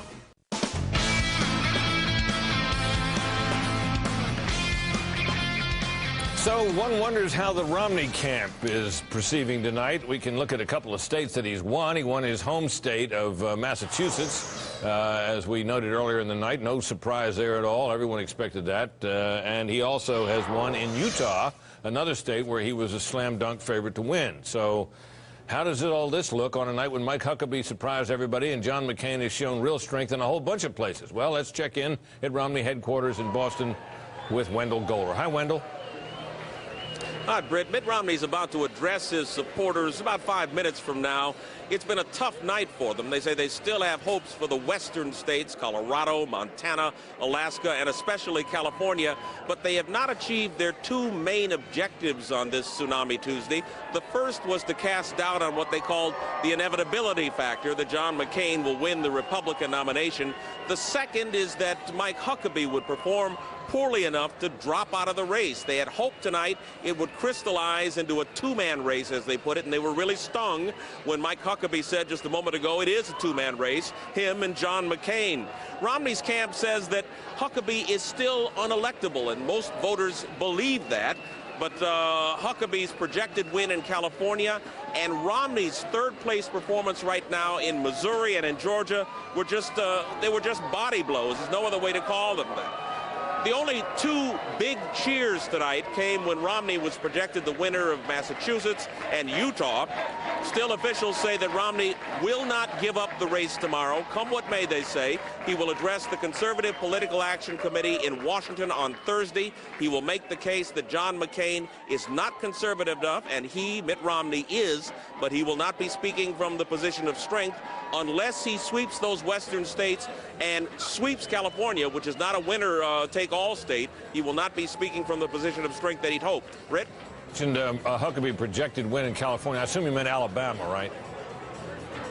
Yes, I did. I'm sorry. Yeah, that's okay. I mean, look, that's what happens. Live television being what it is. I make such mistakes. Well, it'll be interesting to hear what he has to say tonight. I mean, I can't imagine, Wendell, that he's going to come down there and his supporters will cheer because that's what supporters do. But I wonder what his message will be. I mean, they're telling you tonight that they're going to be planning, right? Well, what? Well, there will be no concession speech. We know that. And, you know, he will make his case before the Conservative Political Action Committee. Maybe one last case, Britt, that he's their guy and they need to get behind him. Okay, good, Wendell. Thanks very much. We're going to make a call now in the Democratic caucuses in Minnesota. Again, Barack Obama. Minnesota, a liberal state, particularly among the in the Democratic Party, one where the anti-war sentiment is very strong, and one presumes that that was a help to Barack Obama tonight. In the meantime, while we await the arrival on the stage of Mitt Romney, let's check in to see what is emerging from the blogosphere tonight. Up on her high position, Martha MacCallum. Hey, Martha. Hi there, Britt. Right now we're taking a look at Palestra.com, which is a network of on-campus reporters that goes out and tries to get the pulse of what's going on with the youth vote across America. So here's their On the Inside report from Northwestern University. Take a look. I like Ron Paul. Yeah, I voted for Clinton. Definitely Obama. I think Obama will take Illinois, probably. fairly easily. But in terms of the whole thing, I think it's pretty up in the air. I still want a charismatic leader, so I don't want an overly conservative leader either. So a nice middle ground would be best. It was hard for me to decide, especially because, but I think I voted for Clinton in the end because I feel like she does have a little bit more experience. Her record in New York, I liked a lot. From talking with my friends and from watching the debates on TV and that sort of thing, he's the candidate that I've liked the most, and in terms of his views and just also in terms of the way I feel. You know, there's a gut reaction that goes along with it. To be honest, if either wins, I'll be happy if either of them wins the primary. All right, and also remember that we are doing tonight on air, of course, and online as well. Go to foxnews.com/comments, and you can send your comments to me, and we'll continue to keep you updated on everything that's going on the internet and the blog tonight, Brett. Back to you, sir. If you get comments in there just ripping us to shreds, what are you going to do? You going to tell us about them, or are you going to I'm going to come on up here, and I'm going to tell you what they're saying, Brett. Oh, I don't know if we're going to come back to you anymore, Martha. I'm afraid of that. I'm a little afraid of those comments. All right, Martha, thanks a lot. We're waiting, of course, for Mitt Romney to come out and say whatever he's going to say on a night which, now, as we've noted, has obviously been a disappointment to him. But, you know, if you're a Romney tonight, what are you thinking? I mean, to keep going on this is going to cost you a bundle. Well, and there's a good business, tough, smart businessmen, and Mitt Romney is certainly that, don't like to throw good money after bad. There's got to come a point here where it has to begin to look like that to him. Wouldn't you think, Nina? I don't think that there's, first of all, when you say a bad night, I don't think except for West Virginia, a lot of this is expected, and we haven't gone west. And with California and all of these western caucuses, and Missouri's still out there. So I think, you know, I don't think they would view yet that they've had a bad night. I think the reason to play in Super Tuesday and to spend money there, and you know, after losing in Florida, which they were really hopeful about winning, is as a time buyer. You buy time. As we've talked about a lot, the conservative movement was kind of late in rallying around him. You know, things happen. Something could break that hurts John McCain. We've seen that. You know, we've seen the ups and downs of this campaign. And you know, it's a Hail Mary, but it's not I don't think it's an unreasonable one given the speed of events. It is kind of an axiom of politics that the only reason candidates ever get out of races is that they run out of money, or they're about to. Well, that ain't going to happen to Mitt Romney. On the other hand, he has said, famously, that his wife Ann has he hasn't put a limit on what he'll spend, but she has. And one sense is that means, you know, I'm sure he's kidding about that, but one sense is he, you know, this is another reason why they dropped out. Go ahead, Bill. I think there were 15 primaries tonight on Super Tuesday. 16. 16 primaries. It looks like Romney he'll win some caucuses, probably maybe out west in smaller states, maybe Colorado. He may win a plurality in California, but basically he's won 2 out of. Well, speaking of which, 2 or 3 of 16 primaries. We got a call to make. North Dakota, not the biggest state in terms of population, but nice place. Its Republican caucuses have gone for Mitt Romney, so that adds something to his column. That wasn't in a state where, you know, it was, which was that big a deal, but not one that was a slam dunk for him. So that's something. No, look, he's getting delegates out of these caucuses, and they're legitimate. They're, you know, just as legitimate. They'll be there too. On the other hand, you can't win, I don't think, 3 out of 16 primaries and be the Republican nominee. I mean, it's just not really credible. I mean, you know, the Republican Party is not going to nominate someone who, on the biggest day of the year, won 3 of 16. And I think Romney's he could win a couple more. He could win a couple more. Let's see. But if it stays where it is now, if you look at the vote distribution, and I think he's going to have to think seriously about where to go. He's on the stage. We'll keep an eye on it on one side of the screen and keep talking here until he starts talking there. Fred? Well, another reason you drop out is because there's no credible path that you have toward winning the nomination. You have to be able to tell voters, look, if I do this, this, and this, I'll win the nomination. I think he's running out of places he can point to where he can win. And say I can get the nomination. I don't think the North Dakota caucuses that actually add much to his case. And in the primaries, he's won 2 out of 16. You know, he could say I won 2 gold medals, but you know, a lot more silver and bronze medals aren't going to help him. But the question is, if he says I'm the real conservative, and that doesn't help if he's not winning. But he keeps delivering that message. Yeah. And the question is, at what point does it pay off, or does it ever? Well, it hasn't yet. Let's listen. What an honor to have our friends here tonight. This touches our heart. It's so extraordinarily powerful to come here and see so many friends, and to see me behind here, almost the entire Massachusetts Republican state legislature.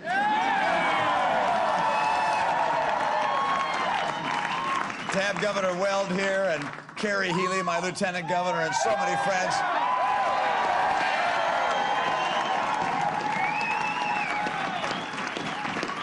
You know, Ann, of course, and my family, my sons and daughters here, daughters-in-law, but also at the far end is my brother. And don't ask me if he's younger than me. He's older than me.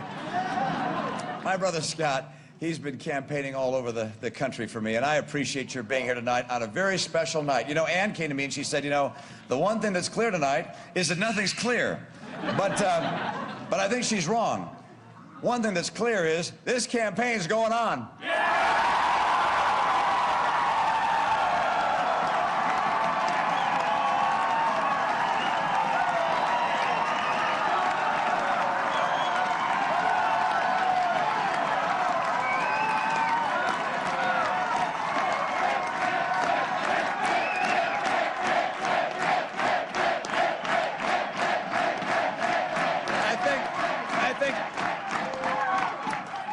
I think there's some people who thought it was all going to be done tonight, but it's not all done tonight. We're going to keep on battling.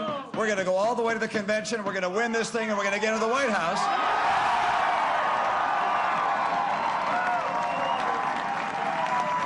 Now, I don't know. At this stage, it's really hard to tell how many delegates we're going to get because a lot of states, of course, we haven't even heard from, the western states. We know that it's going to be close and interesting in states like Colorado and Montana and California and all over the West. And so we're going to see what kind of numbers come in. We'll add those numbers up. And bright and early in the morning, my guess is at our home, we'll be staying up a little bit later than most of you will. We'll be looking at those numbers. But I have to tell you, there was a special feeling in my heart when I realized that the three places Ann and I have lived have all voted for us: Michigan, Massachusetts, and Utah.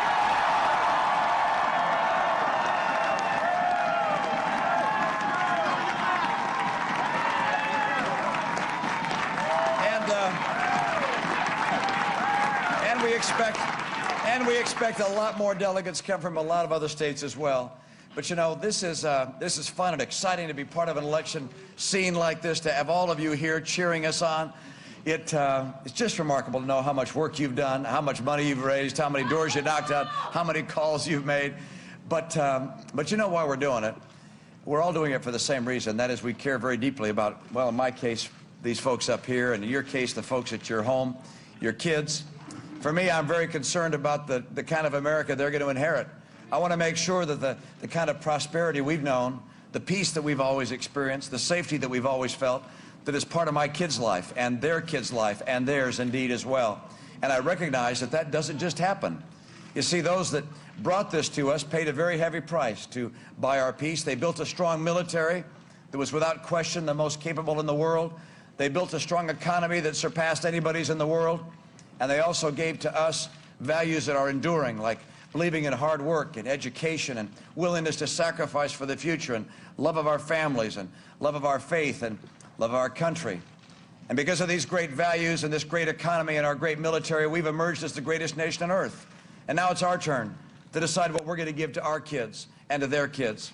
We face extraordinary challenges. I'm convinced, and I mean this very sincerely, I'm convinced that if Washington continues on its same course, America will emerge not as the great nation of the 21st century by the end, but as a second-tier power.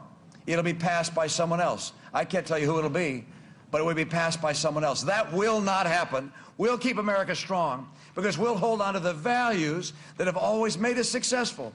Values that Ronald Reagan and George Herbert Walker Bush and Teddy Roosevelt and other great presidents spoke about. They strengthened our military with more troops to make sure that we can protect ourselves. They strengthened our families with good health care and good schools and values that are enduring. And they strengthened our economy. At the base of our ability to lead the world is a robust and powerful economy. Right now, things are a little shaky. You hear people say, well, we're hitting a rough spot. It's more than that. It's more than just a rough spot. There's a long-term slide that we've seen as we're competing with people around the world, Asia in particular, and as our pocketbooks are being emptied by the oil-producing states, taking more and more money every single day from us. We can't allow our economy to continue to be weakened by these other competitors. It's time for us to lift America, to strengthen our economy. We're going to do that by keeping our taxes down, by getting regulation down, by having immigration work for us. That means stopping illegal immigration, protecting legal immigration.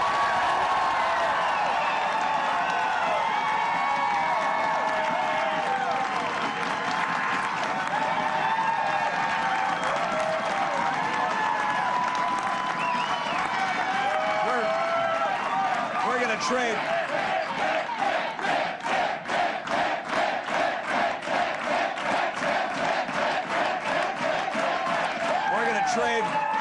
We're going to trade with other nations around the world, of course, but we're going to do so on a level playing field. We're going to invest in technology and innovation and be the best and the brightest with new products and new designs and make sure that we always lead the world.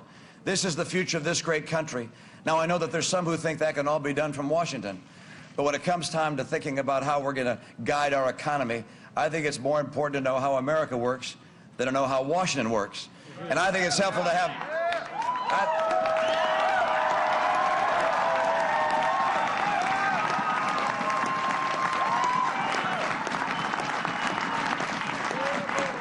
When it comes time to think about how our economy is going to build great jobs for our kids and their kids and maintain the great military we have through our economic strength, I think it's important to have a president who's actually had a job in the private sector.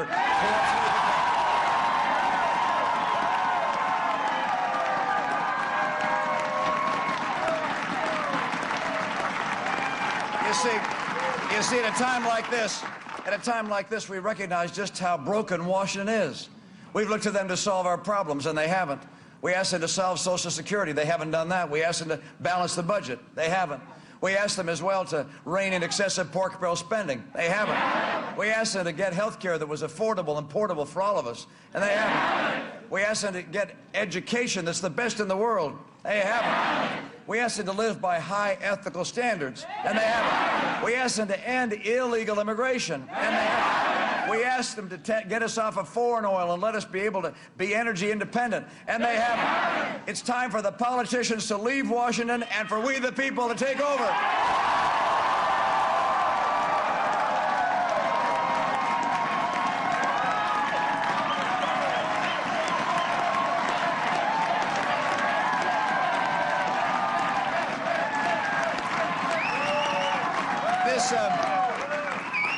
This isn't just about the heart and soul of our party. It isn't just about which party's going to win in November. This is about the future course of our country.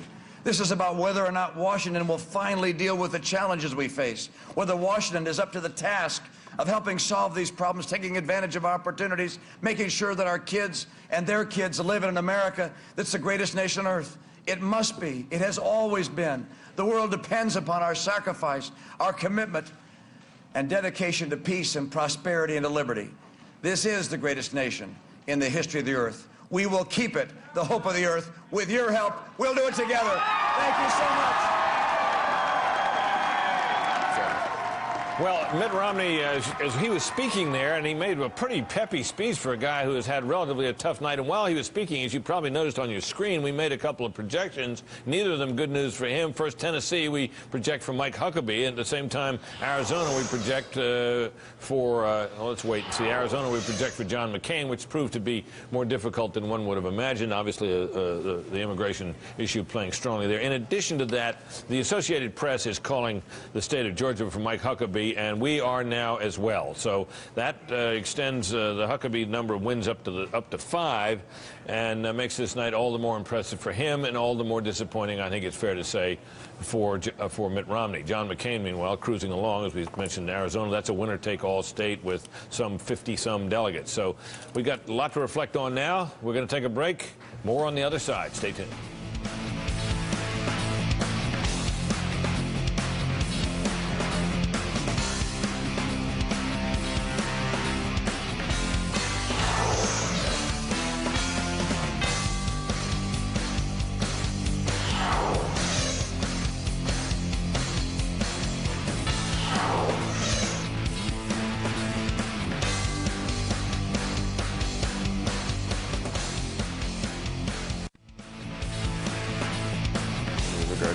Okay, as we move forward here, that is the stage at the Hillary Clinton event here in New York City. She's not out there yet. We're watching for that moment to come, and when it does, we'll bring it to you. In the meantime, an issue has arisen concerning the absentee balloting in California. And here to explain it to us is our very own Greta Van Susteren. Hi, Gretz. Good evening, Britt. And look, it's pretty much good news that I get to report tonight. It's all quiet on the Western Front as it involves legal suits. But unfortunately, election legal challenges are a little bit like tornadoes that hit at midnight. You don't know the damage until the sun rises next day. And right now, this is what we know. There's an organization called Courage Campaign that apparently is a little bit distressed tonight because they claim that there are a number of people who are that wanted to vote that are what are called declined to state party affiliation voters, essentially independents. And what they claim happened is that they have been denied the right to vote because of a problem or confusion over the ballot. Those people who consider themselves as independents, for lack of a better description, in California, must request a Democratic ballot to vote in the primary. Plus, they must fill out a particular bubble on the ballot. If they don't do that, their ballot will be refused. It won't be counted. So what's happened is apparently there are a number of people who have claimed confusion in the state of California, and this group, Courage Campaign, has had a conference call with the Obama campaign, and they are trying to assess the damage. So that's where you sort of have to wait until daylight tomorrow morning to find out if indeed there's going to be a legal challenge. But they really have to assess the numbers. They have to see the return. Stakes are high in California, but they don't know yet whether it makes any bit of difference. So that's important. There's a little snafu in New Jersey today. Governor Corzine went to vote. He didn't get to vote on time as he expected, but that's no big deal. A little problem with the machines.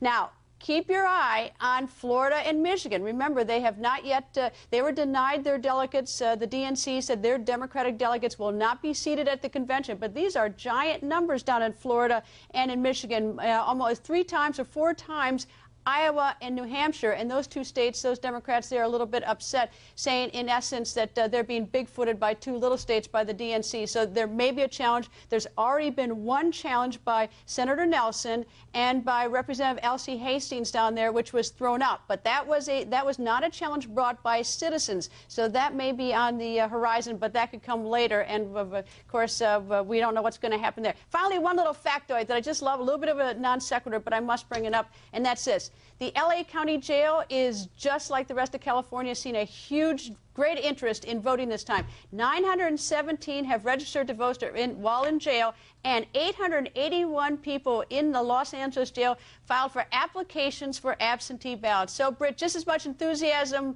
this year in the LA County Jail. Back to you. Okay, I'm glad to know those people on the inside are interested in what's going on the outside. Absolutely. Okay, Greta, thanks a million. Mike Huckabee's agreed to talk to us, and Chris Wallace is going to do it. Chris? Thanks, Brett. Let's bring in perhaps the comeback kid tonight, Mike Huckabee, former governor of Arkansas. And, Governor, congratulations. At this point, Fox has projected you as the winner in 5 states, Alabama, Arkansas, Georgia, Tennessee, and West Virginia. You said earlier, and we carried your speech, that this is now a 2-man race. Are you suggesting that Mitt Romney is no longer a serious contender for the Republican nomination?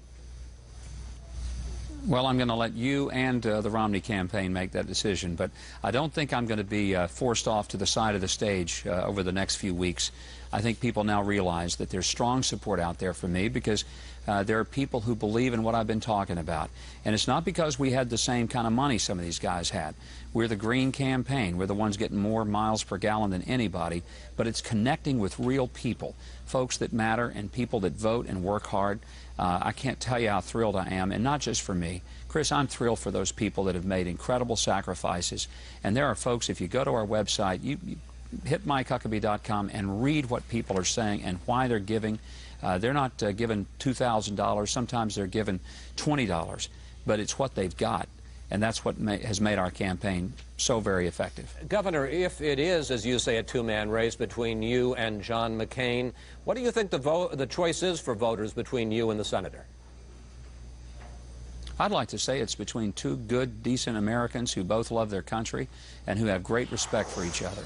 And it will give the voters a choice between Republicans that may have some differences on some issues, but still can approach those differences with a sense of honor and the kind of gentlemanly political campaigning that we may not have seen in a long time. But I understand that, but it is a choice, and I know you've been very complimentary about Senator McCain throughout. Voters have to make a choice. Why you over Senator McCain? What's the choice? Well, I think the executive experience that I have, that's an important factor in a president, having actually run a government longer than anyone running for president. We differ on immigration. We differ on stem cell research on humans. We differ on the Human Life Amendment. We differed on the Bush tax cuts, but there are many issues about which we agree. And even the ones where we disagree, we're not angry about it, and we don't poke each other in the eye over it. And he'll make a case for his candidacy. I'll make a case for mine. What you won't see, I really believe, is either of us going out there trying to disable the other campaign. Governor Huckabee, again, thanks so much for talking with us. Congratulations. As we say, so far tonight, you've already won 5 states, according to Fox projections. And we'll see you clearly down the road. Thanks so much for talking to us, sir. Thank you, Chris. Britt, back to you. Well, I'm thinking, Chris, as he's saying that we're now going to have this peaceable campaign between him and John McCain if it works out according to his scenario. We can't allow that to happen. Well, I'm just saying, what the guy's basically telling us is he's not going to make any news. Well, as I say, we cannot allow that to happen.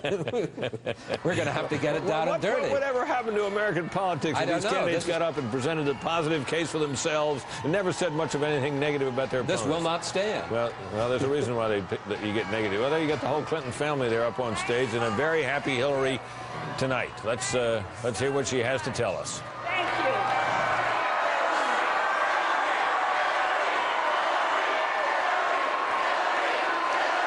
Thank you. Thank you. Thank you. You know,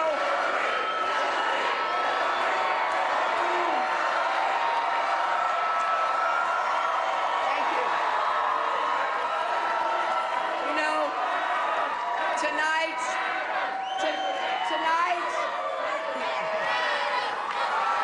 okay, thank you.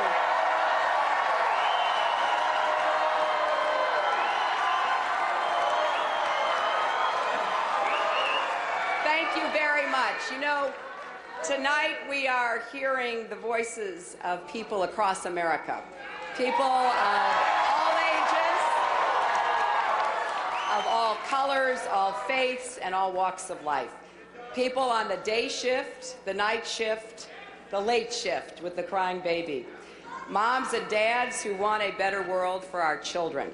Young people who deserve a world of opportunity. All those who aren't in the headlines but have always written America's story. After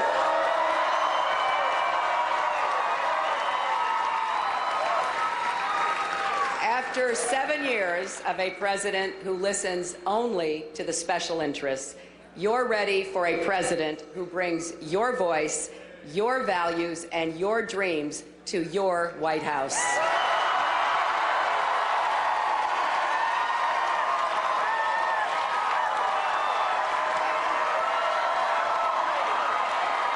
And tonight, in record numbers, you voted not just to make history, but to remake America. People in American Samoa, Arkansas, Massachusetts, New Jersey, Oklahoma, Tennessee, and the great state of New York.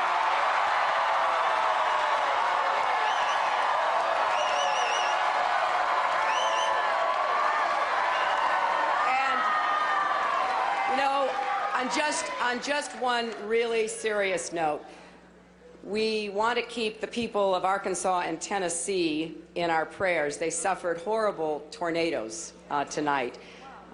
We just talked to some of our folks there, and people have died in both states, and our thoughts and prayers go out to them in this moment of their need. You know, tonight, though, is your night. Tonight is America's night. And it's not over yet, because the polls are still open in California for a few more minutes.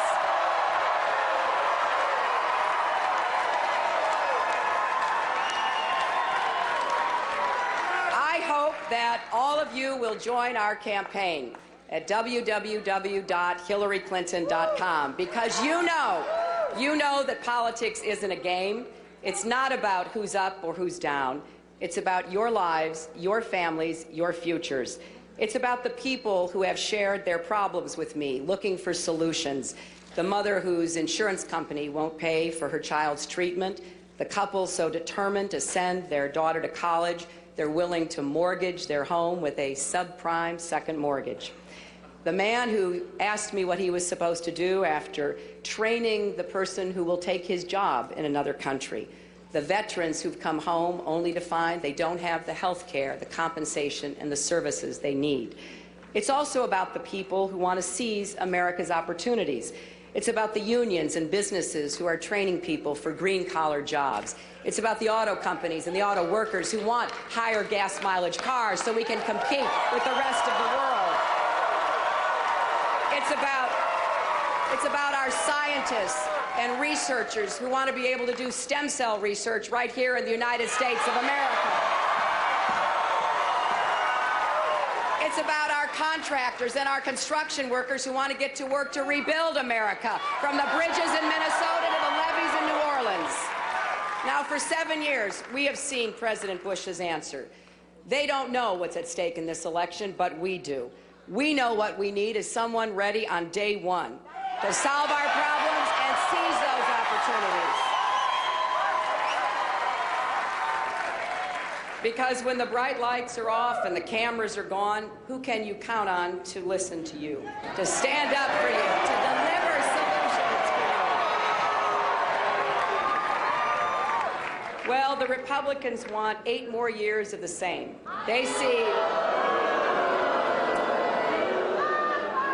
see tax cuts for the wealthy, and they say, why not more? They see $9 trillion in debt, say, why not trillions more? They see 5 years in Iraq and say, why not 100 more? Well, they've got until January 20th, 2009, and not 1 day more.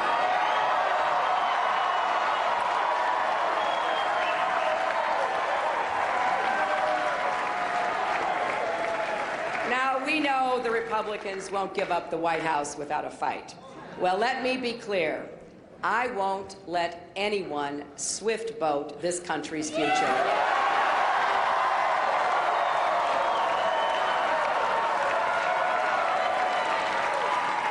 Together, we're going to take back America, because I see an America where our economy works for everyone, not just those at the top, where prosperity is shared and we create good jobs that stay right here in America. I see an America where we stand up to the oil companies and the oil-producing countries, where we launch a clean energy revolution and finally confront the climate crisis. I see an America where we don't just provide health care for some people or most people, but for every single man, woman, and child, with no one left out.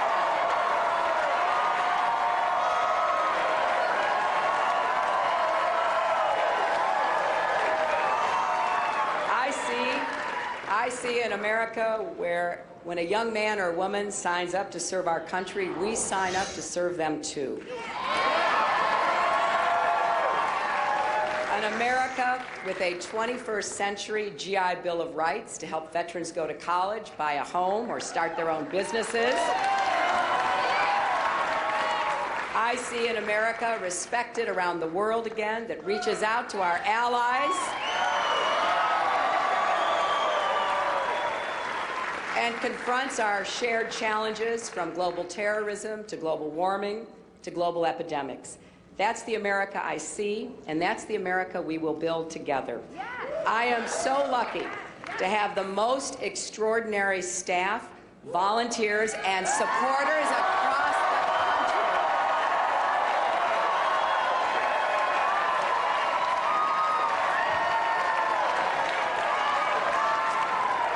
And I am so grateful for all those long hours and late nights that you've been putting in. And I want to thank the most important people in my life. First, Bill and Chelsea, for their incredible love and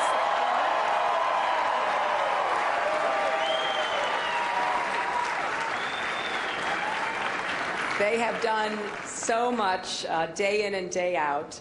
And I want to thank all my friends and family, particularly my mother, who was born before women could vote and is watching her daughter on this stage tonight.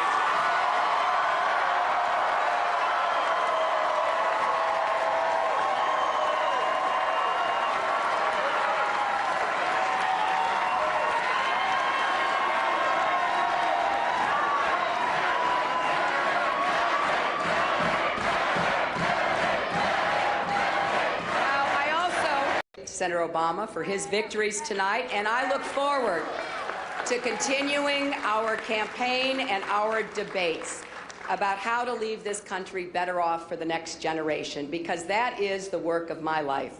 That is why I started my career fighting for abused and neglected children, children who had drawn the short straw in life, because this nation gave me every opportunity, and we can do the same for every child.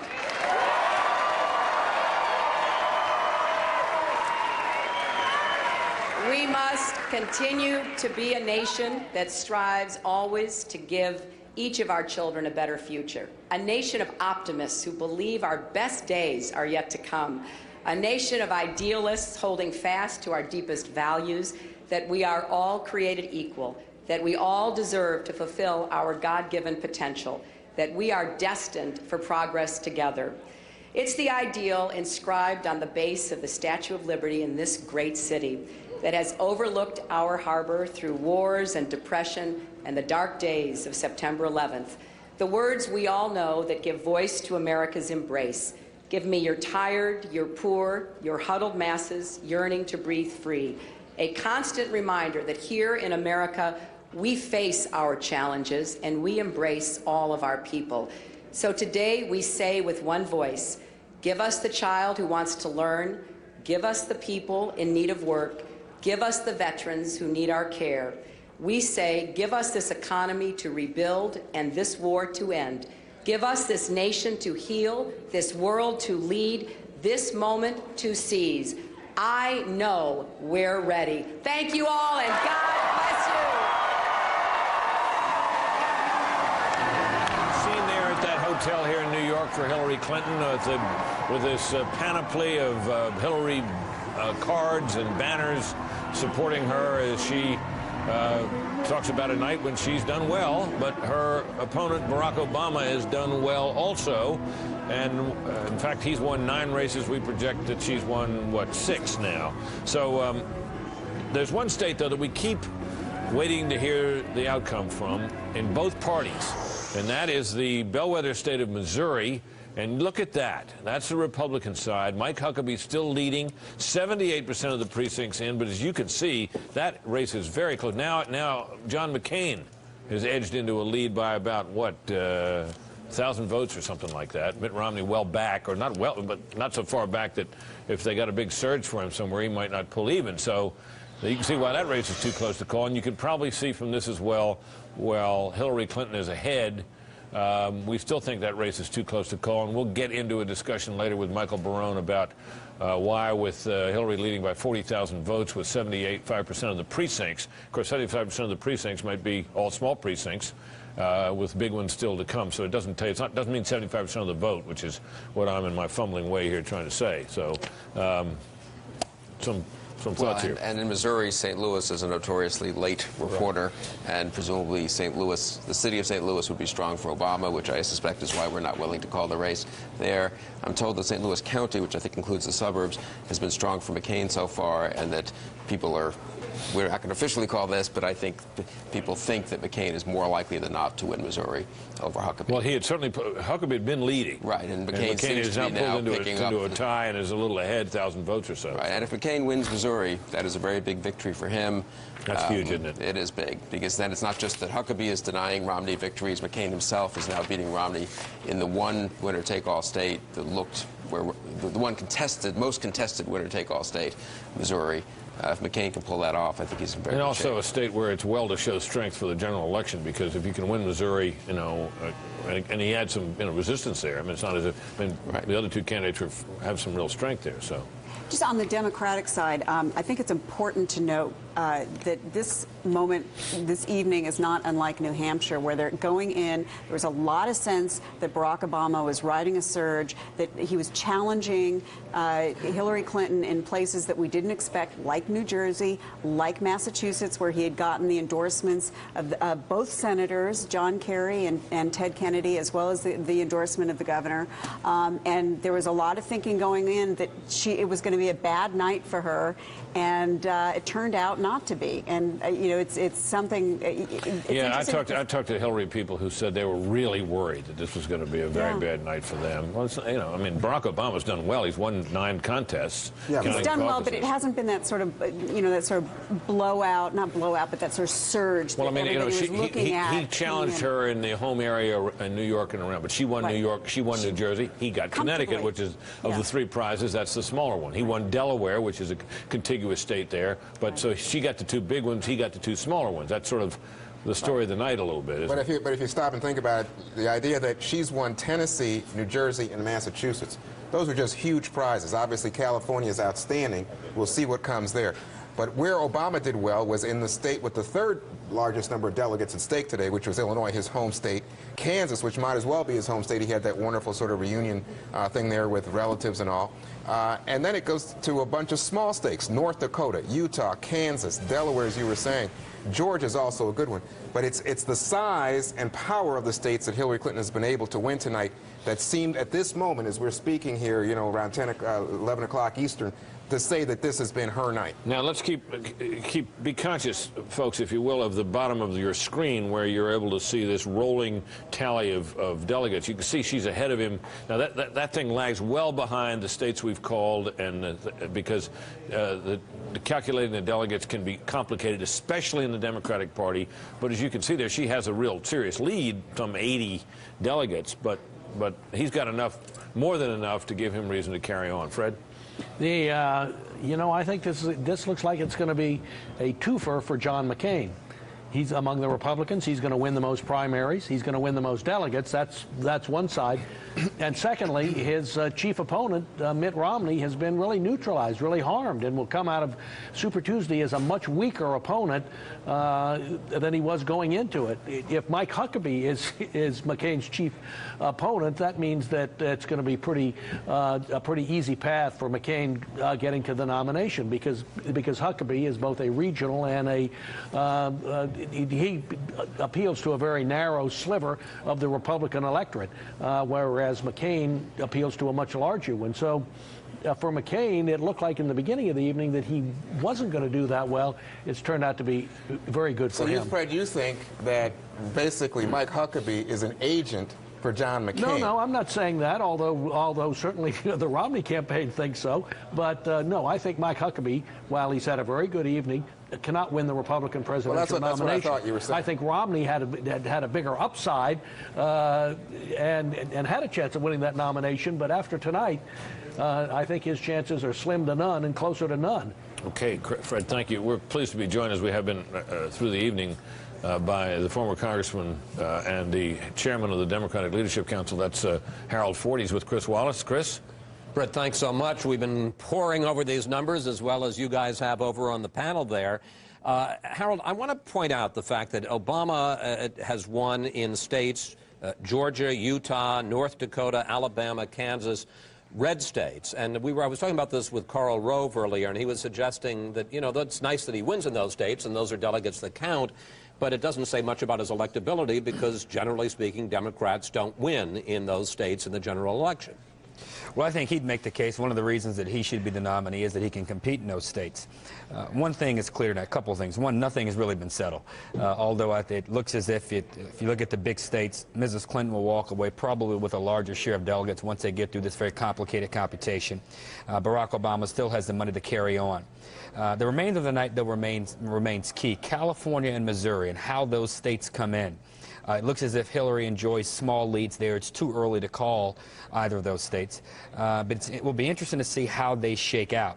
So the second thing I'd make is that the ground campaigns and ground games in all of these states, it appears that Mrs. Clinton enjoyed greater success, particularly in the primary states. Let me just interrupt for 1 second to say Fox News is projecting now that Mitt Romney wins in the state of Montana. That is a caucus in Montana. Romney had emphasized with a strong ground organization caucuses, and he's picking up some of those tonight.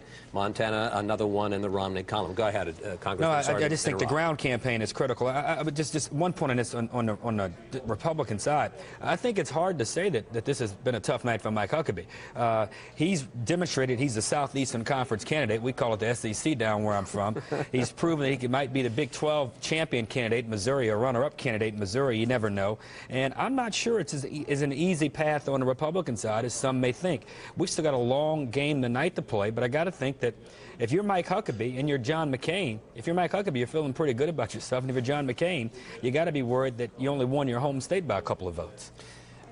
Let's go back to the Democratic side. Clinton wins in New York, New Jersey, and of course, New Jersey is a state where Obama made a big push at the end and I think thought he might win. Massachusetts. Do you think maybe some disappointment on the part of the Obama campaign that the momentum didn't quite sweep over? Well, I think that's why many of them were saying in his campaign that a few more days might have yielded more votes. But these dates are set, and you got to play by these rules. Senator Clinton has to be pleased with tonight's run. I mean, Massachusetts, New York, New Jersey was a clean run for her, and to win in 3 red states, Tennessee, Arkansas, and Oklahoma. Not a bad night for her so far, but again, nothing has truly been settled. We'll wait for California, Missouri, and Arizona, and if she enjoys success there, I'll tell you, it could be a different kind of night. Let me ask you about the Clinton campaign. I know you talk to these, not only insiders in the campaigns, I know you talk to the candidates themselves, I know you talk to the former president. Senator Clinton did something interesting today, is that she accepted a number of debates, that she wants to debate Barack Obama one-on-one, including a debate on Fox. And you know, it seemed to us as outsiders that her urgency in having these debates seemed to be the desperation of somebody who didn't think they were going to do well tonight. Was there some worry going into tonight? I don't think there's any doubt there was concern on that campaign's part. But tonight's results have sort of bore them out. What were they? Well, I mean, the momentum. Barack Obama clearly had the momentum in the last 96 hours. And there was a strong belief with the enormous and popular endorsements from the Kennedy family, from Mrs. Shriver, from the First Lady of California, again from Oprah Winfrey. There had to be concern, legitimate concern on the part of the campaign. I look forward to the debates, though. I think the Democrats... I was going to say, do you think she's going to get up tomorrow and say, you know what, forget that offers about all those debates? If she does, I think that Democrats will call her on that. I think that she will go through with it. She's never ducked a debate, so I can't imagine she would not want to do it for that reason. And I happen to think that the third issue here is the questions on differences between the candidates' major policy, or should say the major policy differences between the candidates on health care and so forth. When I say major... I was going to say, or you say major... some sunlight because I was going to say, I know, but a lot of people, I watched the debate last week. I mean, you got to be a policy wonk to understand the differences between these two, don't you? Well, thank you for calling me a nerd on national TV. Well, okay. I appreciate it. No, but I think some of the policy differences, and major maybe too, but the number of policy differences may begin to sort of illuminate or reveal themselves in greater number now. One thing is clear. It won't take much for these two candidates to come together once a nominee is chosen. When you consider the other side, I think there's some real blood on the ground there between Mitt Romney and John McCain. It might even be a little growing now between John McCain and Mike Huckabee, if many believe that Huckabee won't have as clean a shot to winning some of these upcoming Republican primaries and caucuses. So I hope she accepts the debates, and I think Democrats in the country will be rewarded with them. Congressman Ford, we got to leave it there, and I understand Britt Hume has a call. I do, Britt? Chris. Thanks very much. I'm standing over here by this fancy screen here. We're going to call Colorado. That's a caucus state for Barack Obama. Once again, showing that he has some strength in places outside of the country where he had, you know, we'd seen him in the South do very well in some of those states, but you know, he's done well in states in the Midwest and the northern Midwest, and now in the Rocky Mountain states as well. An issue that we all talked about, perhaps eclipsing the war, eclipsing immigration, eclipsing nearly everything else for a time, was the economy. And it has obviously been a big issue tonight, as indeed we can tell that from the way they're acting in Washington about it. But how is it played tonight? Well, who better to answer that question than one of the leading lights of the new Fox Business Network, Alexis Glick. Hello, Alexis. Hello What there. are we seeing the economy doing tonight, or what are people doing with it? Well, you know, listen, I think that one of the most fascinating things that we're seeing tonight, particularly in the Clinton campaign right now, is the women vote. Now, why is this important? Because let's not forget that a large percentage of discretionary spending in the household is determined by the women. The other factor you have to consider here is that most of these homes are right now dual income household earners right now. Most of them between $50,000 and $60,000 in terms of earnings. What she is doing in terms of her economic plan on the ground, talking about about freezing rates for 5 years, 90-day moratorium on subprime. Those are big deals, particularly in the state of California right now, which has the largest foreclosure rate in the country. So she's hitting on the key targets there as it relates to the economy. She probably has one of the most fleshed out plans. How she pays for it, that's a whole other issue. On the McCain camp, let's not forget, Steve Forbes came out and endorsed him. That's a big deal because the big issue for McCain has been no real sound economic plan, flip-flopping on the taxes. So there's been this perception that he didn't have a strategic plan. Forbes comes out, Giuliani comes out. That gives him a little bit of the boost on the economy that he probably needs. And of course Jack Kemp as well, who was the father of the supply-side tax cuts that marked the Reagan years. One would imagine that would present some real credibility for him, at least with some Republicans. Absolutely. And, you know, listen, one of the things, you and I just talked briefly about this. You look at a lot of the economic statistics right now. You look at the jobs numbers that we just saw on Friday, right? We're having the slowest or the weakest job growth that we've seen in 4 or 5 years. If you look at GDP growth, what the economy is doing, business services this morning, they're all very weak. But let's not forget, the story here about the economy is small businesses. So when McCain talks about cutting the corporate tax rate, when he talks about giving some stimulus to small businesses, that resonates. Now, the thing I can't understand in the Romney camp, and I'm no political advisor, is that here's the guy who's got the private sector down, right? This is the guy who's well known in the private sector. He talks about it all the time.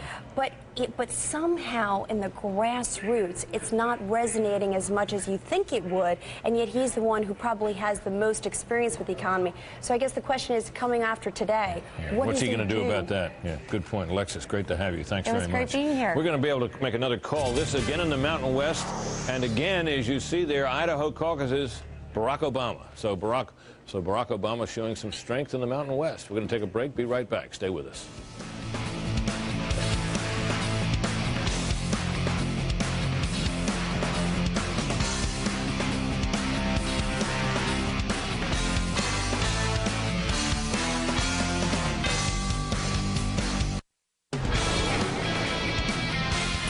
Barack Obama has won, I guess 11 races now, some of them caucuses in caucus contests in smaller states, but nonetheless, for all of the excitement that Hillary Clinton generated and has generated with her wins tonight, Barack Obama's had a pretty good night himself, and it will be reflected in the delegate count. So we're going to check in just a moment here with my colleague Steve Brown, who is out at Obama headquarters. There he is. Hey, cool. Let me look.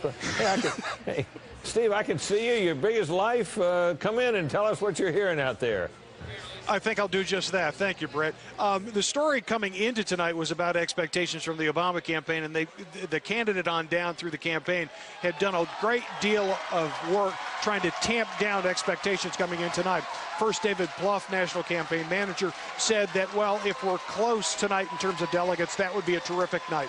Then about an hour and a half ago, Bill Burton, who's the national campaign spokesman, said that if we're within 100 delegates tonight, then that would be good. If we kept it out of triple digits in gap for the night, that would be good for us. We'd be very happy with that. Then a conference call kind of hastily put together while the results are coming in. Again, it's David Plouffe, the campaign manager, who talks now about the possibility that Barack Obama could actually pick off a delegate win overall tonight, basically by doing the math that you had just described. He picks off a majority in 11 different states thus far, according to our calculations. Hillary Clinton 6. He's counting on a big margin in Colorado. He's counting on things staying pretty close in Arizona and California. And by the way that they're doing their math, and don't exactly hold me to how precisely they're doing their math, but the way they're doing their math, they see the possibility of a tie or even a delegate win on this night. That's the latest on their ever-moving expectations here in Chicago. Very interesting, Steve. Thanks very much. You probably are wondering, if you've been following the evening when it's past 11 o'clock, why we haven't said anything about the great state of California. Well, the answer is that, well, the polls closed while Hillary Clinton was speaking, and the results out there, we're just beginning to get raw vote in. We have exit polling information. John McCain has a big lead in the raw vote that's come in. The thing is way too close to call out there, and the similar situation prevails as well on the Democratic side, as you can see there. We're getting just a handful of precincts and 2%. Hillary Clinton enjoying the lead out there. And there is it is an interesting question, as raised by Steve Brown, as to whether by the time this night is over, it's possible at least that Barack Obama might enjoy a delegate lead. Now, it might not show on our tallies at the bottom of the screen for a couple of reasons. One is that they include some of the earlier states, and Senator Clinton did have a lead from them that would carry over into tonight's numbers. And but it certainly is an interesting possibility that Barack Obama could come out of here in such good shape that he might even have a lead on tonight's delegates. And you know, Britt, one of the things that the Obama campaign has been taking a lot of pride in is organizing these caucus states. And what we're seeing come in, Idaho, Kansas, Colorado, Minnesota, all caucus states. These are states that take months to organize. You need you need to get in there and really work it. And they were telling the media weeks ago that they were really confident about those caucus states, and I think that's really the backbone of his delegates here. Yeah, and you know, if you think about a state like Minnesota, you got to remember that was John Edwards' territory. Edwards was very strong there, and the idea that he's come on and claimed those votes, again, is good news for Barack Obama. And again, we come back to the idea that there's conservative states where even among the Democrats there's an antipathy towards Hillary Clinton. Obama's people were playing to that sentiment. That's why he shows up in Idaho. That's why he shows up in South Dakota. Well, tonight, if you look at the results, places like Idaho, North Dakota, Utah, Colorado, those places are now in his column. So it turns out to have been a successful strategy to that extent. Obviously, he really wishes that he had done well in places like Connecticut and New Jersey. That would have, that would have pushed it over the top, but he didn't get it. Who, Obama? He won Connecticut. He won Connecticut. I mean, New Jersey, and Massachusetts. Right. Good point. Now let's find out. We've heard the Obama camp's take, perhaps some wishful thinking on the delegate situation. Let's check in with the Clinton camp and Major Garrett at that headquarters where we just heard that speech. Major. Well, Britt, I just talked for a second time in the last hour with Terry McAuliffe, the general chairman of Hillary Clinton's campaign, and he said, look, we've gone through a near-death experience tonight. He said he was up in the suite with Hillary Clinton, former President Bill Clinton, looking at the early exit polls, and they thought they were going to be in for a very, very long night. They understand that Barack Obama has done well in certain key sectors of the country, but they also believe they've won the most important races on their map. New Jersey, Massachusetts. They believe they're going to prevail in Arizona. They believe they're going to prevail in Missouri, and they believe they're going to prevail in California. Those were all the states that they were most interested in winning tonight. And the narrative for the Clinton campaign is essentially this. Whatever the delegate total after the end of the night, Hillary Clinton took on the Barack Obama charge, saw that surge coming, and on a ground game, tactically prevailed in the places she needed to prevail. Why does this matter so much from the Clinton point of view? Two reasons. They believe though the delegate count could be pretty even at the end of the night, they will be able to tell you two things after tonight that they couldn't say before tonight. One, to superdelegates, we're still the national front runner. Get on the Hillary Clinton bandwagon. Second, they can find new donors. They can find new people to raise money from to support Hillary Clinton's campaign. Terry McAuliffe told me that after tonight, he will be able to go back and find new donors and go to those who have already donated and get more money because Hillary Clinton withstood the Obama charge on Super Tuesday, the closest thing to a national primary the country has ever seen, the Democrats have ever seen, and they survived. So yes, they had a good night. It could have been much worse. The goodness of this night is basically framed by how bad they thought it might be just 3 or 4 hours ago. It's amazing what expectations can do in politics, isn't it, Major? I mean, what turns out that you might have a great night, but it wasn't what you expected, so it ends up looking like a bad night, and the other way around, as we see here. Major, thanks very much. We're awaiting the last candidate to speak tonight, we haven't heard from, who is John McCain. There you see the scene, and of course we also have to hear from Barack Obama as well. McCain on the Republicans, Barack Obama on the Democratic side, still to be heard from as we continue to follow the California situation, where we're just beginning to get some indications of how it might go. So while we await those two gentlemen and more information, take a break. Stay with us.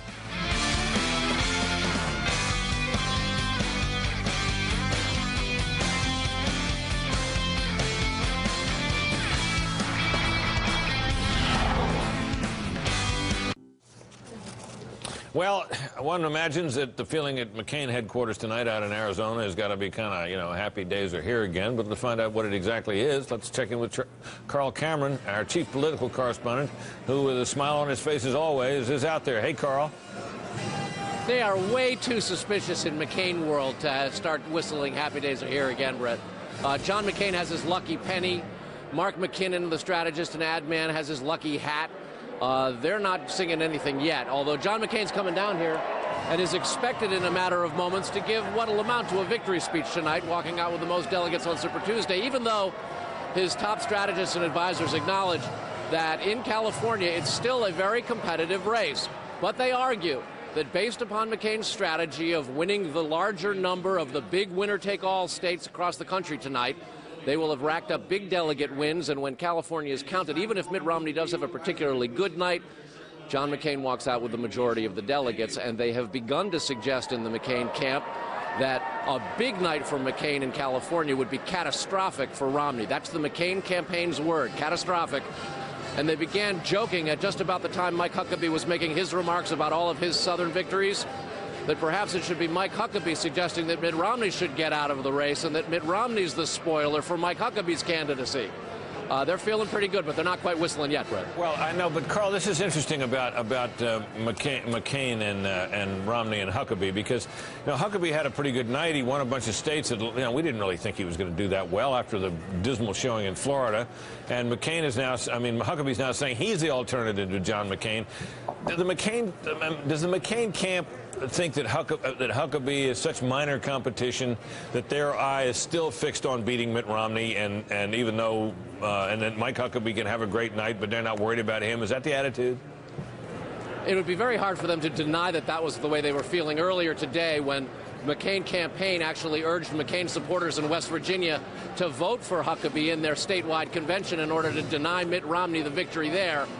They do look at it that way, and the McCain campaign, frankly, welcomes the idea of two more Republicans in the race, because as we saw today in a number of places, it would appear as if Romney and Huckabee are splitting the conservative vote, and McCain's able to get a good portion of the conservative vote, but then win with more moderate Republicans across the country. So look for Senator McCain in his remarks in just a couple of minutes, Britt, to really try to reach out to conservatives. Expect there to be some rhetoric about his commitment to appoint strict constructionist judges to the U.S. Supreme Court.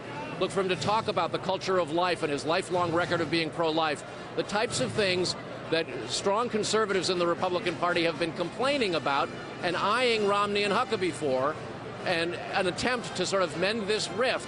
There have been a whole series of conservative critics coming out against McCain in the last few days. He'll try to, again, lay out an olive branch and say, look, I'm going to unite this party. I'm going to be your nominee. Come to me now. All right, Carl, interesting stuff. We'll look forward to hearing that. And while we wait, we haven't seen Bill Hemmer with that cool map for a while. If I wasn't sitting here, that's what I want to be doing. I can see him back there. Bill, what do you got, buddy? I got plenty of room. Well, our set's huge. I'll come back, but I'm afraid I'll touch the wrong place on the screen. Hey, listen, there is one heck of a race going on in Missouri. At the start of the night, Britt, we talked about a three-way race in Missouri. It's that, and it's even closer, too. Let's go to the map right now. We'll show you what we are seeing now in the state of Missouri, right there in the middle of the country now. On the Republican side, look how this thing is shaping up. Okay, this is 88% of the precincts now reported. Look at the difference in the vote between Mike Huckabee and John McCain. Now, quick math tells me that that difference is about 400 votes. There are 400 votes separating Huckabee and McCain, with only 12% of the votes still outstanding in Missouri. Okay, now I want to look at the Democrats here in a moment. Let me punch that off. I'll bring up the Democrats for you for Clinton and Obama. Now, this is 88% of the precincts reporting. And here you have Hillary Clinton, 343,000 votes, Barack Obama, 324,000 votes, roughly 21,000 votes separating the two of them. And again, we have 12% still outstanding in the state of Missouri.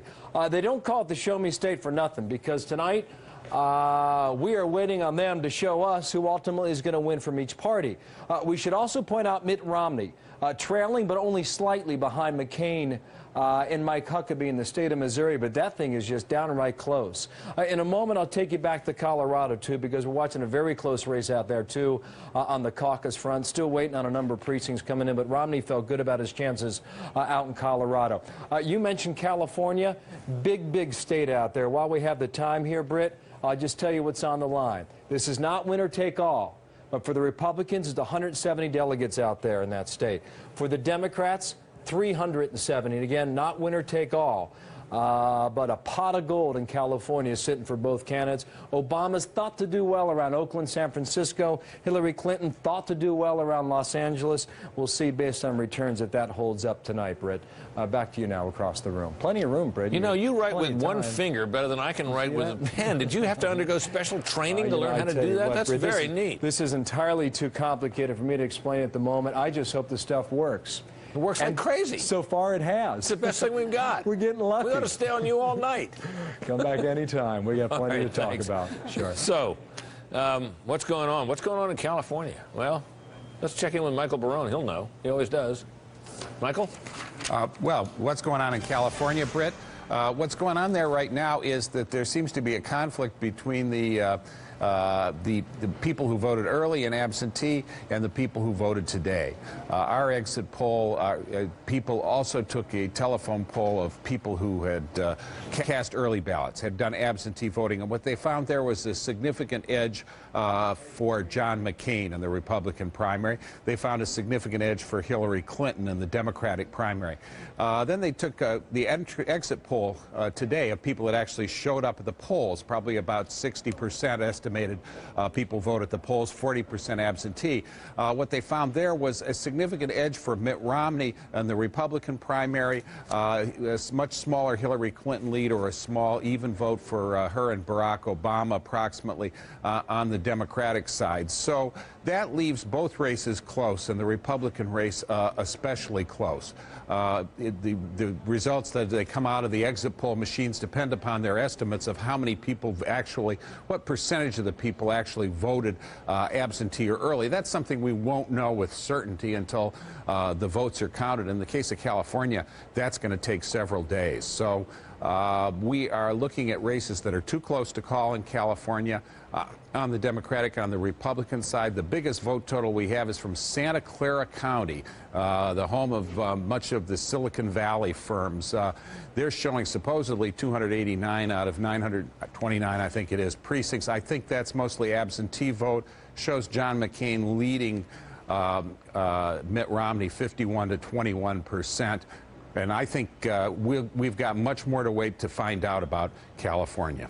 Michael, thank you very much. Can you imagine knowing that there were 289 out of 929 precincts in Santa Clara, California, whatever he just said? That's amazing. Maybe he's making it up. Well, I mean, how do we know? Well, who would know? I know. Well, listen, there has been raised, and it was we had a report on this from Anita Vogel on Special Report Tonight, the prospect that we won't know what happened in California until sometime tomorrow and maybe later. Well, who better to raise that with than Anita herself? Anita, what are you seeing out there? Well, hi, Britt, and that's right. We might not know about the final election result until late into the night, but possibly tomorrow morning or even tomorrow afternoon. And that's because of these purple envelopes, the absentee ballots. About 2 million people actually waited until today to drop these ballots off at polling precincts around the state. And the problem is that these are going to take a long time to count. They will be the last ballots to be counted. It's tedious because they have to check a signature right here with a signature that's already on file. This is all done by hand. It's going to take a long time, and that's why election officials here say, you know, we may not know tonight. We may have to be patient and find out tomorrow morning or tomorrow afternoon.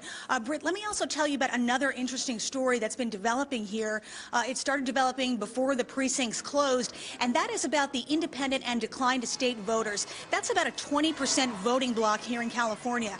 The Democratic Party had opened up its primary to those voters so they could vote for a Democratic candidate. Well, apparently, a lot of people just didn't know about it. They didn't realize they could vote in the Democratic primary. So when they showed up at the polls today, nobody told them. The poll workers didn't tell them. And, Britt, we're going to toss it back now. I think we're going to hear from John McCain. That's interesting information, and we do see John McCain coming out on the stage. He has the largest group of fellow potentates with him of any candidate I've seen in a long time. You see Joe Lieberman there. You see Charlie Crist, the governor of Florida. You usually can see Lindsey Graham, although I can't pick him out. He's almost always there. And probably most charming of all is his mother to his left.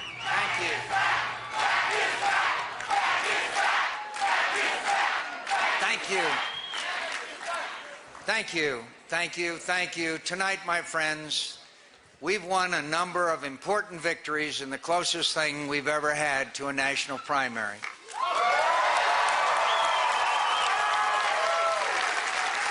We've won some of the biggest states in the country. We've won primaries in the West, the South, the Midwest, and the Northeast. And although I've never minded the role of the underdog and have relished as much as anyone come from behind wins, tonight I think we must get used to the idea that we are the Republican Party frontrunner for the nomination of the President of the United States.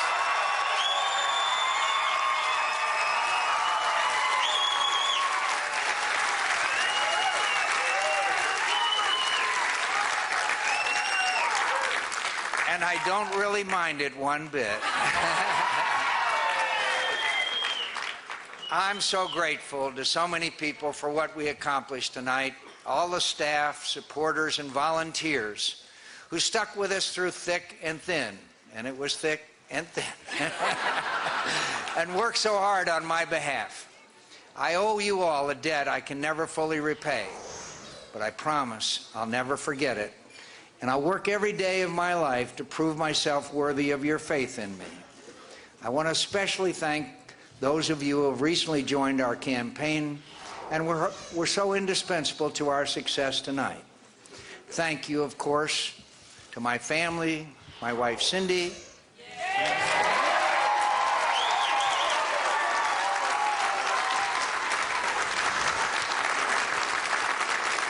my children Megan, Bridget, Doug, and Andy,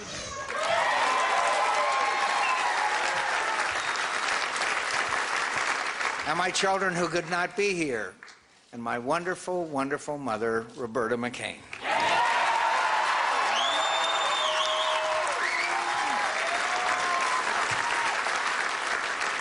Who in 2 days will be 96 years old. We're taking her everywhere. It's obvious to me, as it is to everyone, that I couldn't have done this without you. And finally, thank you, Arizona.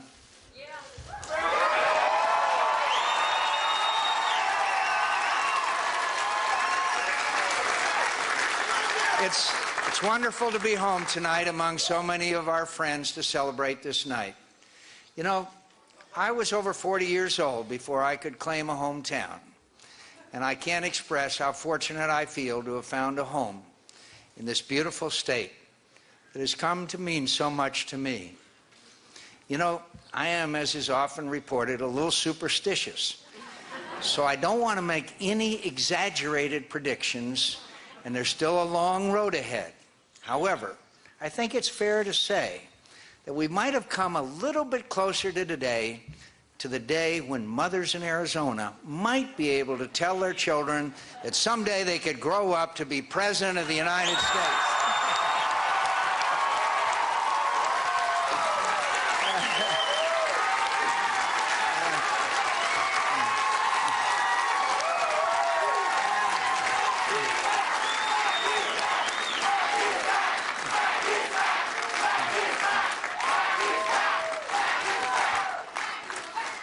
I want to congratulate Governor Huckabee and his supporters for their success today and tonight. Not for the first time, he surprised the rest of us and proved again his exceptional skills as a campaigner and the extraordinary commitment and determination of the people who believe so passionately in him. I salute you. I salute Governor Huckabee.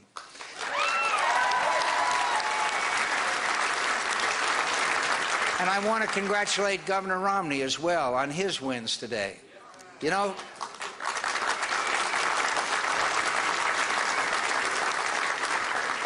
he and I have been going at it pretty hard over the last few weeks, and he's a tough competitor.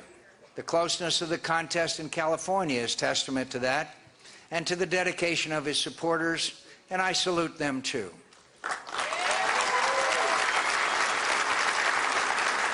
This election, like any election, is a rough and tumble business. We all want to win, and we fight as hard as we can to do it. But I have respect for people who are willing to accept the extraordinary demands, all the ups and downs of such a tough and long contest, and Governor Romney has mine.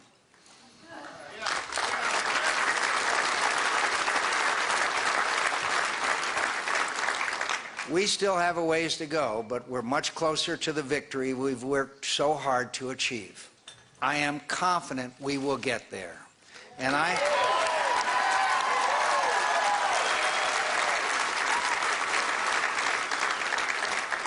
am mindful that I'm not only running for the highest office in the greatest country on earth, but that I'm also running for the great privilege of leading the party that has been my political home for a quarter century.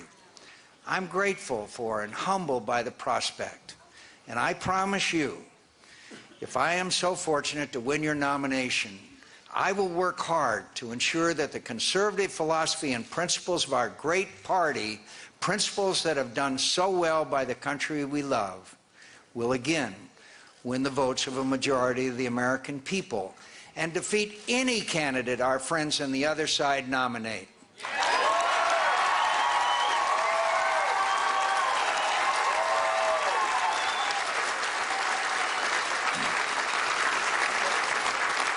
I am as confident tonight as I have ever been that we can succeed in November by uniting our party in our determination to keep our country safe, proud, prosperous, and free, and by again making a persuasive case to independents and those enlightened members of the other party that the great Ronald Reagan claimed for our party. My friends, we will do it by standing up forcefully for those principles that have made our party and our country so successful, and by rejecting appeals for retreat and timidity in the face of the challenges of our time.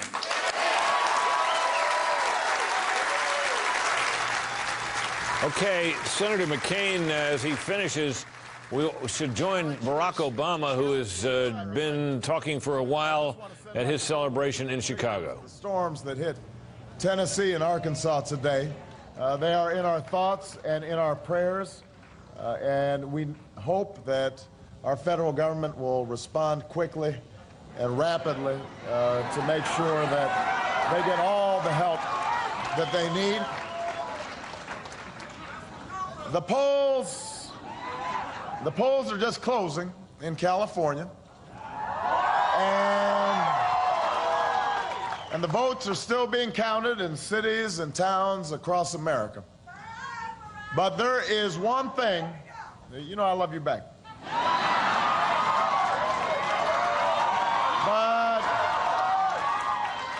But there is one thing on this February night that we do not need the final results to know. Our time has come.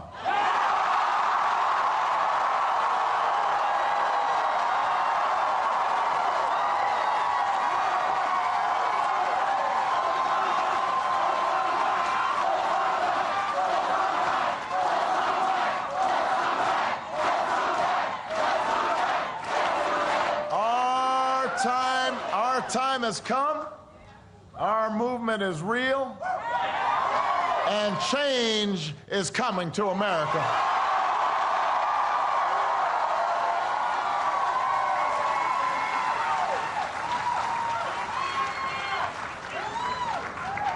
Only a few hundred miles from here, almost 1 year ago to the day, as Dick said, we stood on the steps of the old state capitol to reaffirm a truth that was spoken there so many generations ago, that a house divided cannot stand,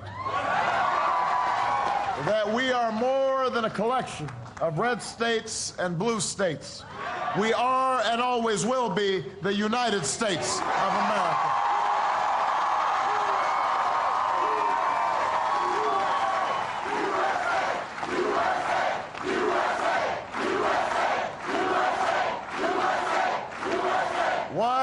What began as a whisper in Springfield soon carried across the cornfields of Iowa, where farmers and factory workers, students and seniors stood up in numbers we have never seen before.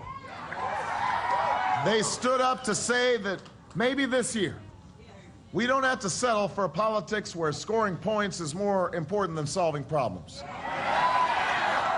Maybe this year we can finally start doing something about health care we can't afford. Maybe this year we can start doing something about mortgages we can't pay. Maybe this year this time can be different. Their voices echoed from the hills of New Hampshire to the deserts of Nevada, where teachers and cooks and kitchen workers stood up to say that maybe Washington doesn't have to be run by lobbyists anymore. Maybe the voices of the American people can finally be heard again.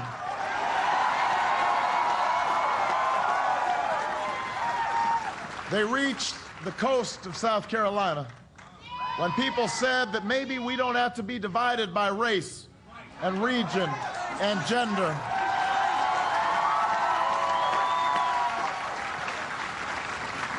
That crumbling schools are stealing the future of black children and white children. That we can come together and build an America that gives every child, everywhere, the opportunity to live out their dreams. This time can be different.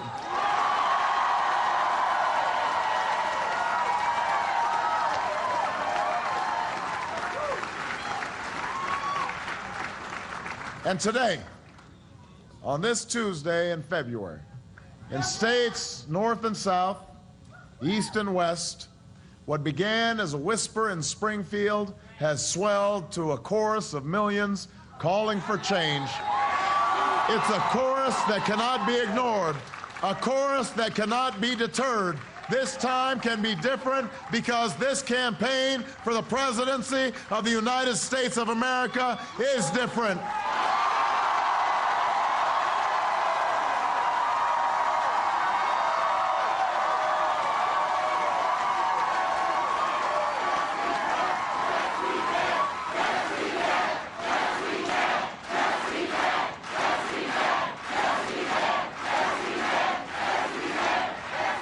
It's different not because of me. It's different because of you. Because you are tired of being disappointed. And you're tired of being let down. You're tired of hearing promises made and plans proposed in the heat of a campaign only to have nothing change when everyone goes back to Washington. Nothing changes because lobbyists just write another check. Or politicians start worrying about how they'll win the next election instead of why they should. Or because they focus on who's up and who's down instead of who matters. And while Washington is consumed with the same drama and divisions and distractions, another family puts up a for sale sign in their front yard. Another factory shuts its doors.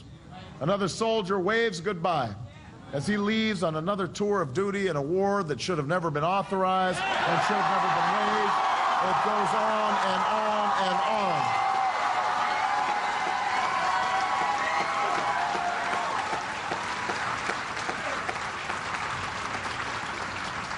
But in this election, at this moment, you are standing up all across this country to say, not this time.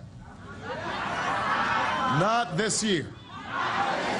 The stakes are too high and the challenge is too great to play the same Washington game with the same Washington players and somehow expect a different result. This time must be different. This time we have to turn the page. This time we have to write a new chapter in American history. This time we have to seize the moment.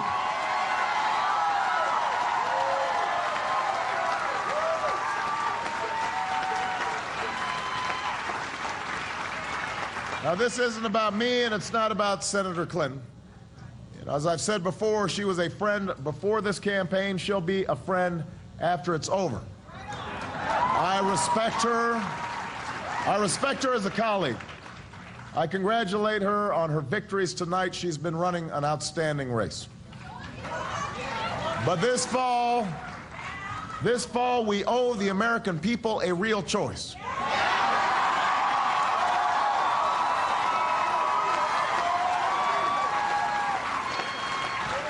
We have to choose between change and more of the same. We have to choose between looking backwards and looking forwards. We have to choose between our future and our past. It's a choice between going into this election with Republicans and independents already united against us, or going against their nominee with a campaign that has united Americans of all parties, from all backgrounds, from all races, from all religions, around a common purpose.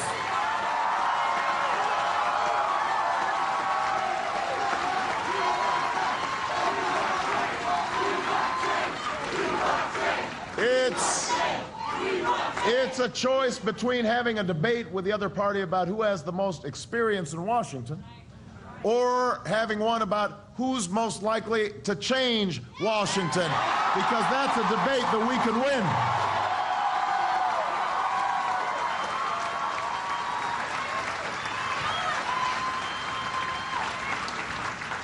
It's a choice between a candidate who's taken more money from Washington lobbyists than either Republican in this race, and a campaign that has not taken a dime of their money because we have been funded by you. You have funded this campaign.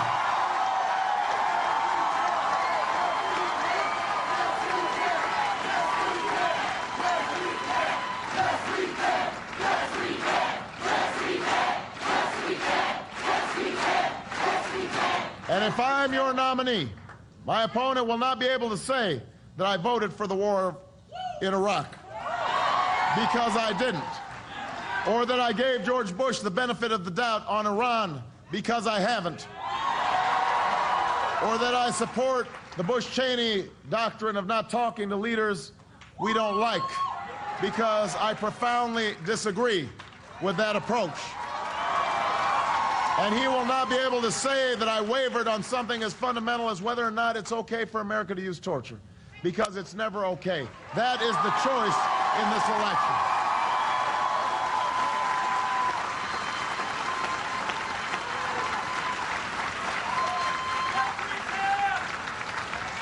The Republicans running for president have already tied themselves to the past. They speak of a 100-year war in Iraq. They talk about billions more in tax breaks for the wealthiest few who don't need them and didn't even ask for them. Tax breaks that mortgage our children's future on a mountain of debt at a time when there are families who can't pay their medical bills and students who can't pay their tuition. Those Republicans are running on the politics of yesterday. And that is why our party must be the party of tomorrow. And that is the party that I intend to lead as President of the United States of America.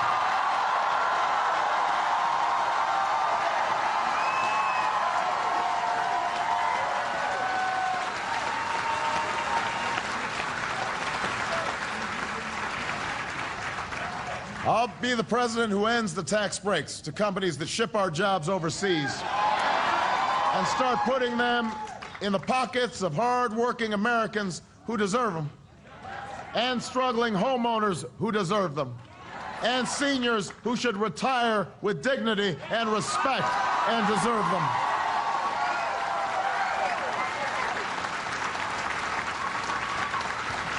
I'll be the president who finally brings Democrats and Republicans together to make health care affordable and available for every single American. We will put a college education within the reach of anyone who wants to go. And instead of just talking about how great our teachers are, we will reward them for their greatness with more pay and better support.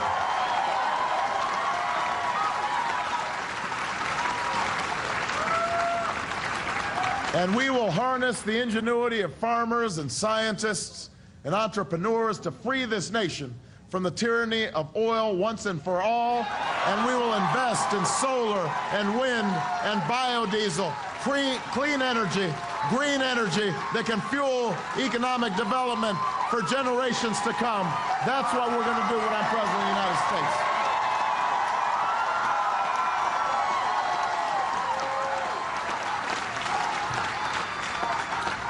When I'm president, we will put an end to the politics of fear. A politics that uses 9/11 as a way to scare up votes.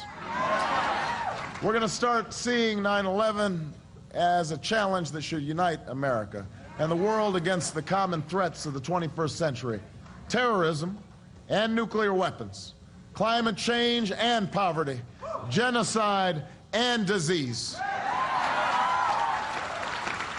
We can do this. We can do this. But it will not be easy. It will require struggle, and it will require sacrifice. There will be setbacks, and we will make mistakes. And that is why we need all the help we can get. So tonight, I want to speak directly to all those Americans who have yet to join this movement, but still hunger for change. They know it in their gut. They know we can do better than we're doing. They know that we can take our politics to a higher level. But they're afraid. They've been taught to be cynical. They're doubtful that it can be done. But I'm here to say tonight to all of you who still harbor those doubts, we need you. We need you to stand with us. We need you to work with us. We need you to help us prove that together, ordinary people can still do ordinary, extraordinary things in the United States of America.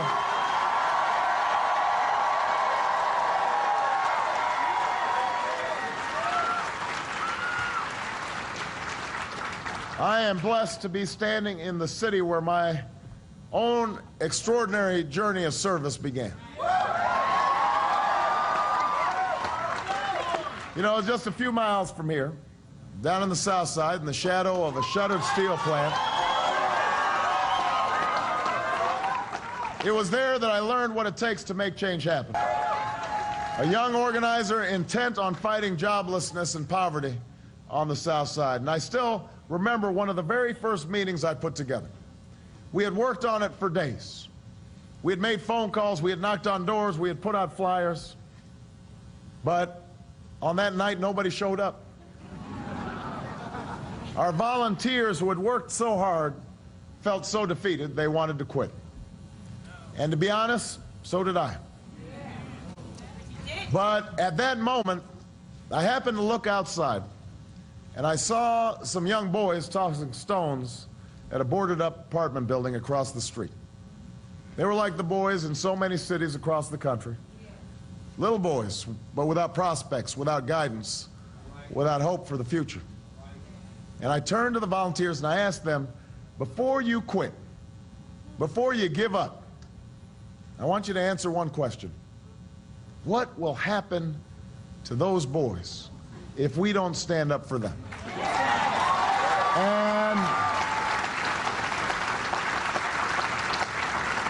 And those volunteers, they looked out that window and they saw those boys. And they decided that night to keep going, to keep organizing, keep fighting for better schools, fighting for better jobs, fighting for better health care. And I did too. And slowly but surely, in the weeks and months to come, the community began to change. You see, the challenges we face will not be solved with one meeting in one night. It will not be resolved on even a super-duper Tuesday. Change will not come if we wait for some other person or if we wait for some other time. We are the ones we've been waiting for.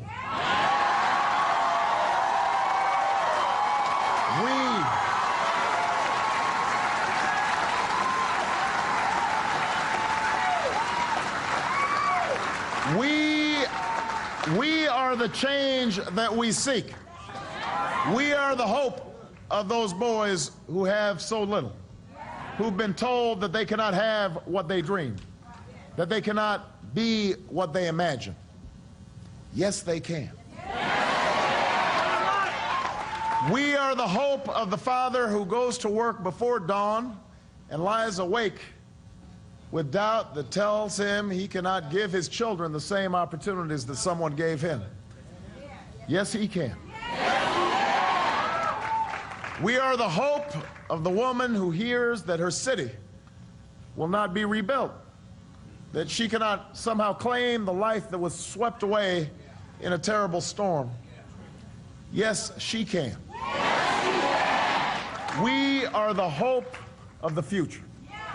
The answer to the cynics who tell us our house must stand divided, that we cannot come together, that we cannot remake this world as it should be.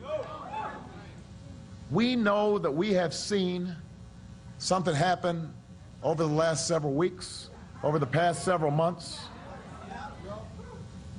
We know that what began as a whisper has now swelled to a chorus that cannot be ignored, that will not be deterred, that will ring out across this land as a hymn that will heal this nation, repair this world, make this time different than all the rest. Yes, we can. Let's go work. Yes, we can.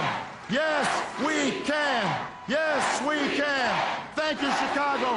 Let's go get to work. I love you. So Barack Obama, on a night when Hillary Clinton may have won most of the big prizes, has nonetheless won 11 states.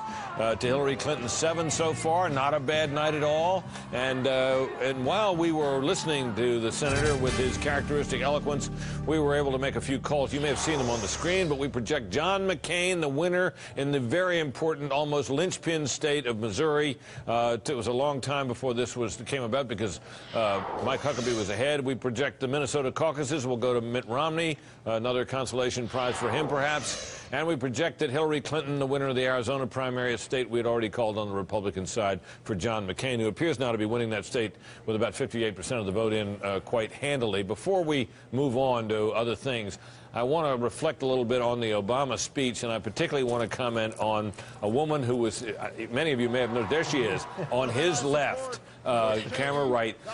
People like this, American politics needs people like this. She's not just for Obama. She's enchanted with Obama. She hangs on his every word. She is emotionally committed to Obama. Later on in the, before the speech was over, she was in tears. She was being comforted by people around her. Look at her. She's hanging on his every word. She's shaking her head when he wants it. She never stops applauding. You know, people say American politics, the mother's milk is money, but emotion is a critical factor, too, and there you saw a perfect display of it. Somebody who thought enough of Barack Obama to be absolutely rhapsodic about him. Wonderful stuff.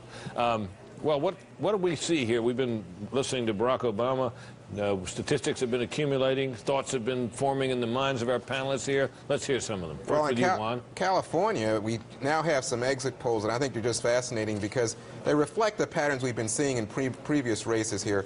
Hillary Clinton has a slight lead. Obviously, we can't call it yet, or we would have. But what you see among, and this comes from an 11 o'clock exit poll, it shows that Hillary Clinton has a plus 18 edge among women. Barack Obama, though, is winning among men. And when you come to white men, it's a plus 27 for Obama, which is really evidence that tonight he's done very well among white voters. In some of the southern states, we noted this, but in California here, it's plus 27. Among white women, it's plus 13 for Hillary Clinton. But, of course, white women, such a huge percentage of the vote, 28% of the vote. Among African Americans, huge edge for Barack Obama, 82% of the vote. And among Latinos, then Hillary Clinton comes in with 62%. Latino men, 62% for Clinton. Latino women, 69% for Clinton. Other races, Bill Kristol and I are talking about Asians, Pacific Islanders, people like that. You know, California's such a mix. 64 to 31, all for Clinton. And you see now that in the raw vote, about 14% of the precincts in, she's got a big lead. Of course, California is a big place, so a long way to go out there, Bill. I mean, just thinking, it's been such a roller coaster, such an interesting election. But, you know, a year ago, the front runners for the nomination were John McCain and Hillary Clinton. And now, a year later, after everything, John McCain looks like an almost prohibitive favorite now to win the Republican nomination. And I think after tonight, we don't know, obviously, the final vote in California and some of the other states, I think Hillary Clinton has got to be rated the favorite, not a prohibitive favorite, but I think with an edge now, a pretty clear edge over Barack Obama. She had a good night. I mean, you know, I think one of the reasons behind that incredibly emotional pitch, which a lot of us have heard at his rallies, Barack Obama, he needed to kind of gin up his supporters and get everybody back on the page because there were no upsets. There's no big upsets tonight. We're looking for an upset in New Jersey.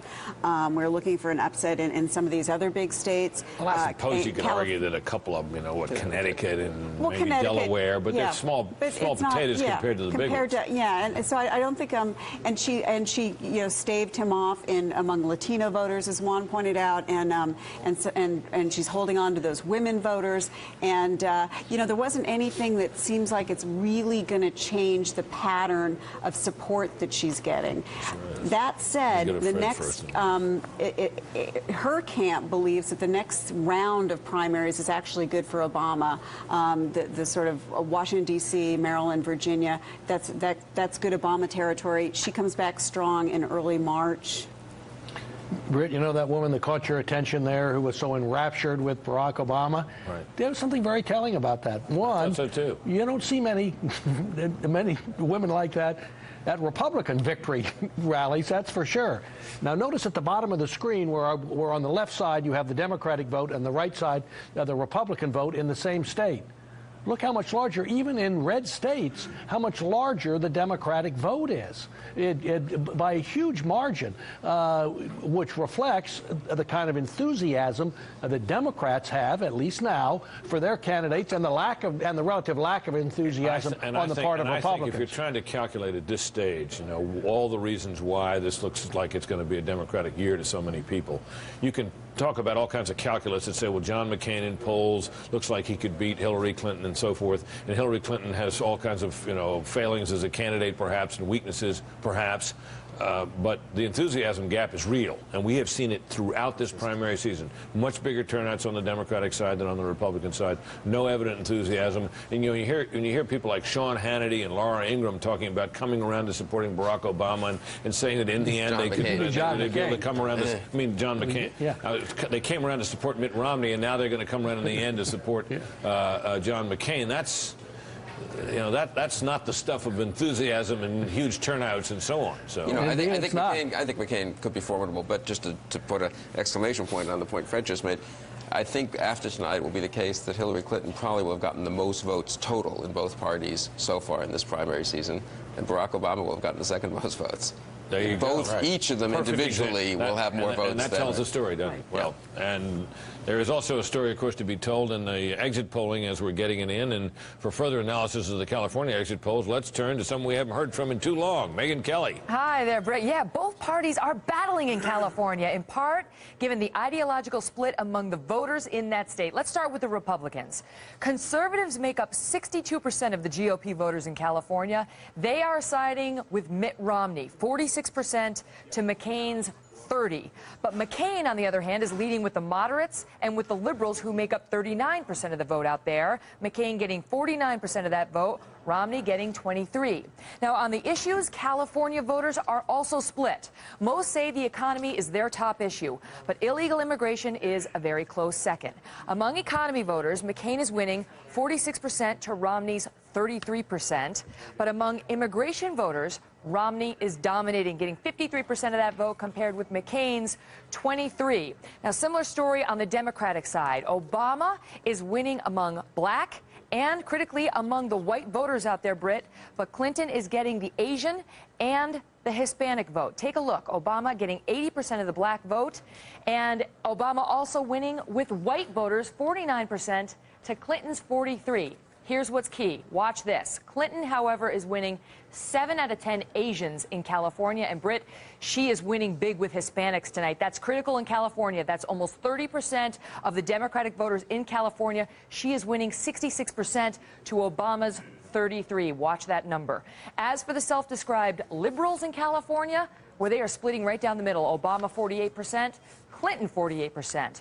Clinton and Obama also splitting among the young and the old, as we've seen in other races. Obama winning with the young folks, Clinton winning with the seniors. And as for the under 30 voters in California, did they rush to the polls, as some predicted, inspired by one candidate or the other?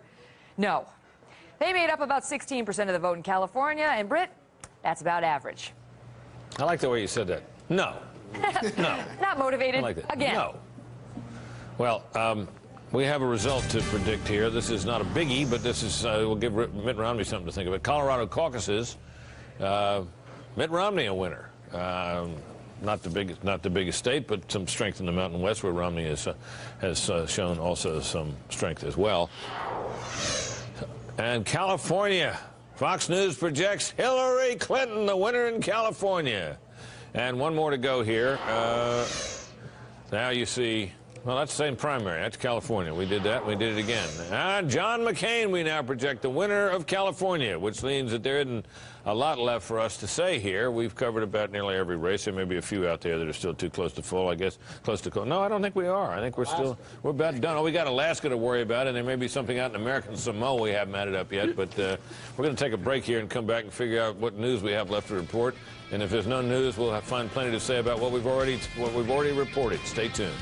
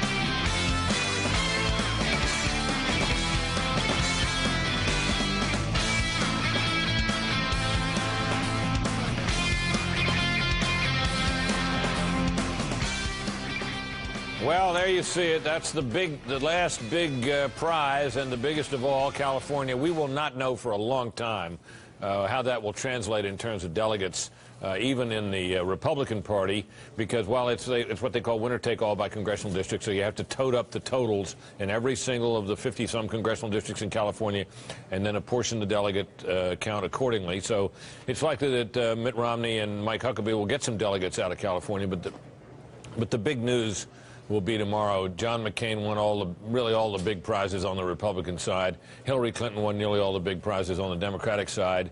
Mike Huckabee had, well, a better than expected night, a good night, big night for John McCain, and what has to be a disappointing night for Mitt Romney. Barack Obama has plenty of reason to go on the Democratic side, but this has to be a night where Hillary Clinton clearly advanced. Now, for some further thoughts on all of this and what it means, let me turn to my colleague Chris Wallace with Karl Rove. Chris?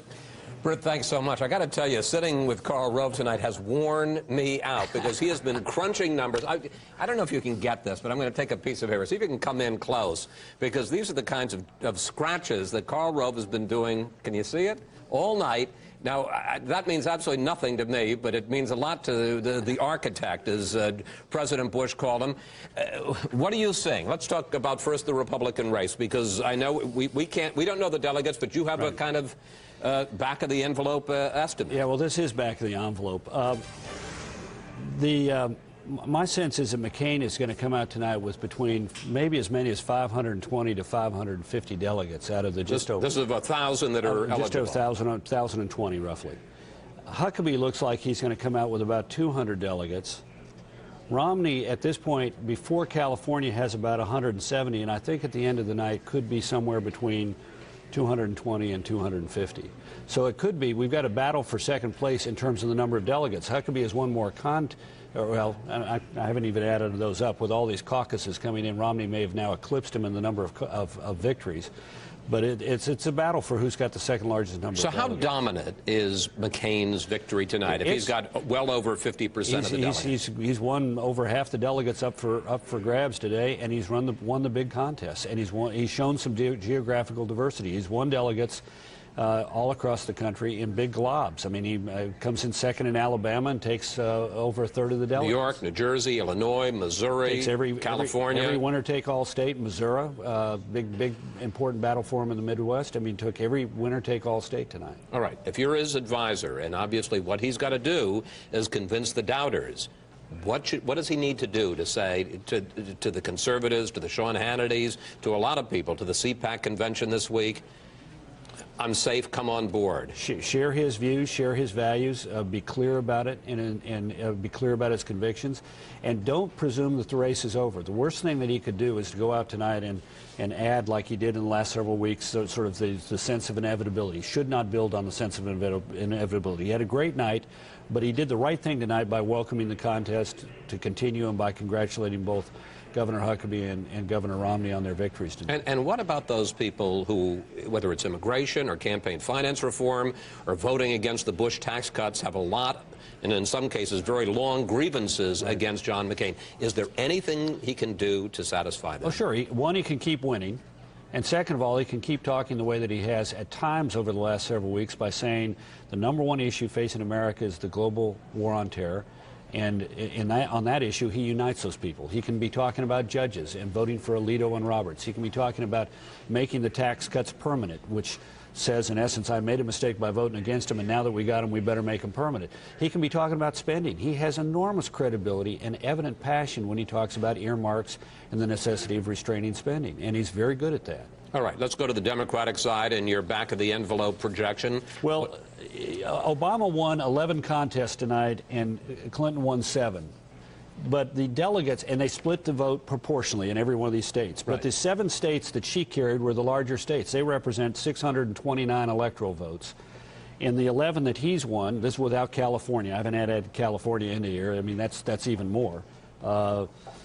You may have the total there, but before California, the 6 contests before California were 629 to 568. You add the several hundred in California and assume that they get split proportionally, and she has won in the bigger states with a bigger share of the delegates. So a pretty convincing victory Very for convincing. her. And what was also interesting to me was Obama did particularly well in red states where the Democratic Party has no chance at all of being competitive in the general election. For example, Alabama, Georgia, Idaho, Kansas, North Dakota, and Utah. You had some astonishing statistics, like they'd won one of those states. Well, when they came in and they won Colorado, in the last 7 presidential elections, the Democrats have carried those 8 states. They've carried 2 of them one time each.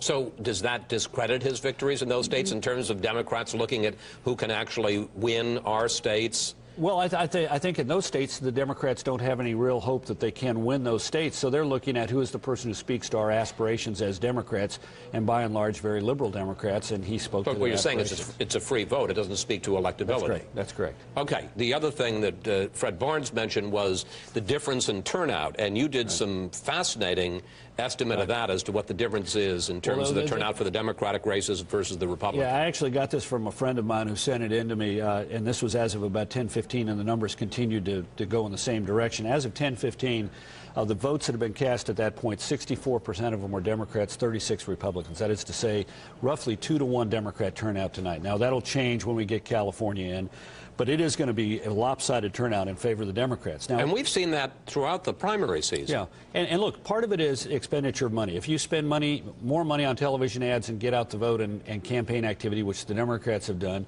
you'll get more of your voters out. But I do think it speaks to some degree.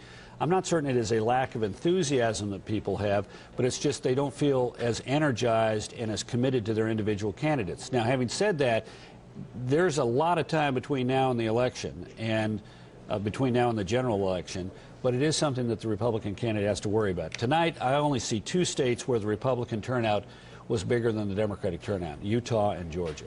Wow. That is astonishing, That's isn't remarkable. So if you're John McCain and you're now looking increasingly like the presumptive nominee, what kind of a vice presidential selection? I mean, it seems to me that's a big moment. You know, I know you don't think it lasts very long, but it's still a big moment. I mean, could he reach out, as Fred Barnes suggested earlier, to someone like Jeb Bush? Well, I think you would face a real problem with Columba Bush if he were to reach out. He'd have to get by her first. But look, she being Vice Mrs. President, Jeb Bush. Right, exactly. Vice presidents will not solve, a vice presidential candidate will not solve a problem of enthusiasm for the Republican ticket.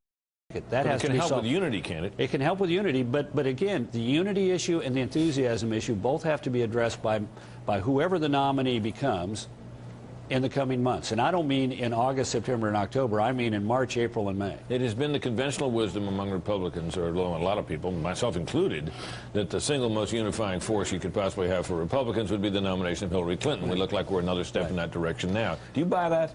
I buy that it's important, that's an important component of it. Alexis de Tocqueville said, shared hatred is the beginning of a great friendship.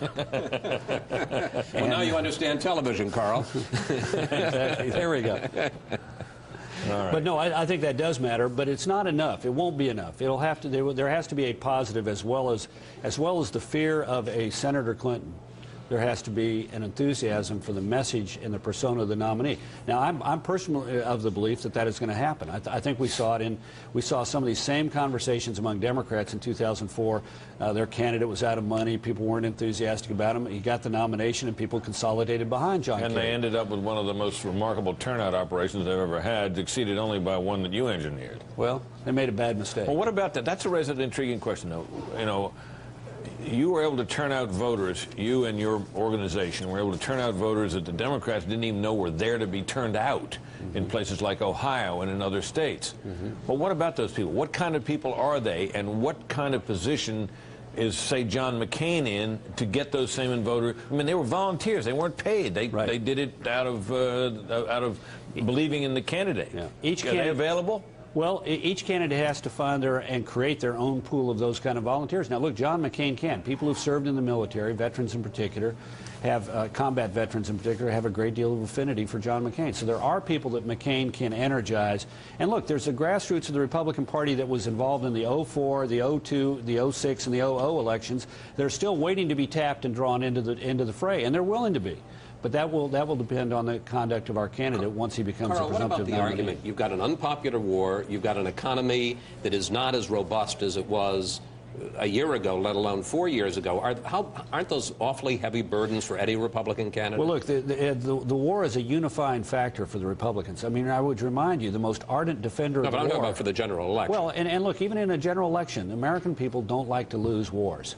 And if the issue comes down to somebody who says, I want to fight, stay, fight, and win, versus somebody who says, I want to withdraw us and get us the heck out of there quickly, I think we could see the results that we saw in Connecticut, where a Democrat lost his party's nomination and ran as an independent in the general election for the United States Senate in a very blue state, saying, I believe ardently in fighting, staying, and winning, and he won more votes than the Democratic and Republican candidates. And what about for the Senate. economy?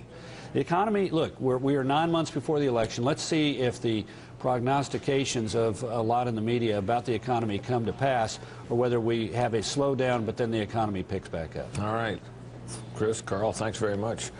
We have, as we've told you throughout the evening, been keeping an eye on what the bloggers are saying, and we're going to get a further look at that now from Martha McCallum. Martha? All right, Britt, thank you very much. A lot on the blogs as we watch some of these speeches tonight. Barack Obama's speech, he clearly was reaching out in a gracious way to Hillary Clinton. We saw the same thing from John McCain, with really the kindest words that we've seen on the campaign trail from him in quite a while about Mitt Romney. So that raises a lot of questions about who he might pick as a running mate, which you all were just touching on moments ago. Matt Lewis at townhall.com basically comes out tonight and says that John McCain needs to do the equivalent of Mitt Romney's Mormon speech, that he needs to give a conservative speech that packs the kind of punch that starts to generate the kind of enthusiasm that you all are discussing right now. He says that could happen on Thursday at the CPAC meeting, where he's finally agreed, as Laura Ingraham said earlier, to speak, the Conservative Political Action Committee. So that could be a big moment for him in terms of turning and inspiring some of his conservative base. Matt Lewis at Town Hall goes on to say that some conservatives feel like he doesn't care enough about us to even pretend to be one of us, and that maybe there's a bit of ingratiating that might go towards that direction. Another note from Politico.com tonight saying that Hillary Clinton really changed her tune, changed her rhetoric in her speech tonight, and started to sound a little bit Obama-esque, that maybe she's picking up some of his more flowery, poetic verses. She said tonight, "Give us this nation to heal, this world to lead, this moment to seize," she said. "I know we are ready," and that harkens back to a similar promise that Barack Obama has given, a nation healed, he said, a world repaired, an America that believes again. So she may be borrowing a little bit of his, taking a little poetic license from Barack Obama tonight. Let me bring in a couple of our bloggers who are here tonight. Tom Bevan at Real Clear Politics has been watching this whole evening unfold with us, as has Mary Catherine Ham. Tom, your thoughts on the delegate situation that we're watching for the Democrats tonight? Yeah, the votes haven't even been tallied yet, and already we're focused on the delegates and their spinning going on. The Obama campaign held a conference call, released a number showing they have a 72 delegate lead based on tonight. Some other numbers are coming out that are showing the lead a little bit less than that.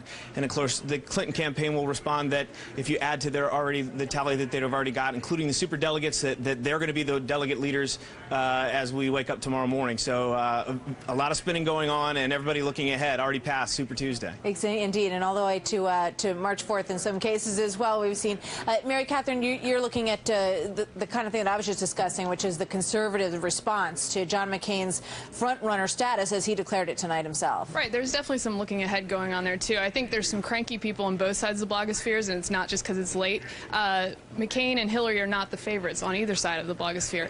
And on the right side, you're seeing some resignation about McCain, understanding this is a big night for him, and a lot of conversation about how he can reach out, especially at CPAC, and whether he's going to do that in the correct way to energize folks. On the left, you're not seeing a lot of resignation about Hillary because it's much closer over there, I think, and they're not interested in conceding anything to her at this point. So.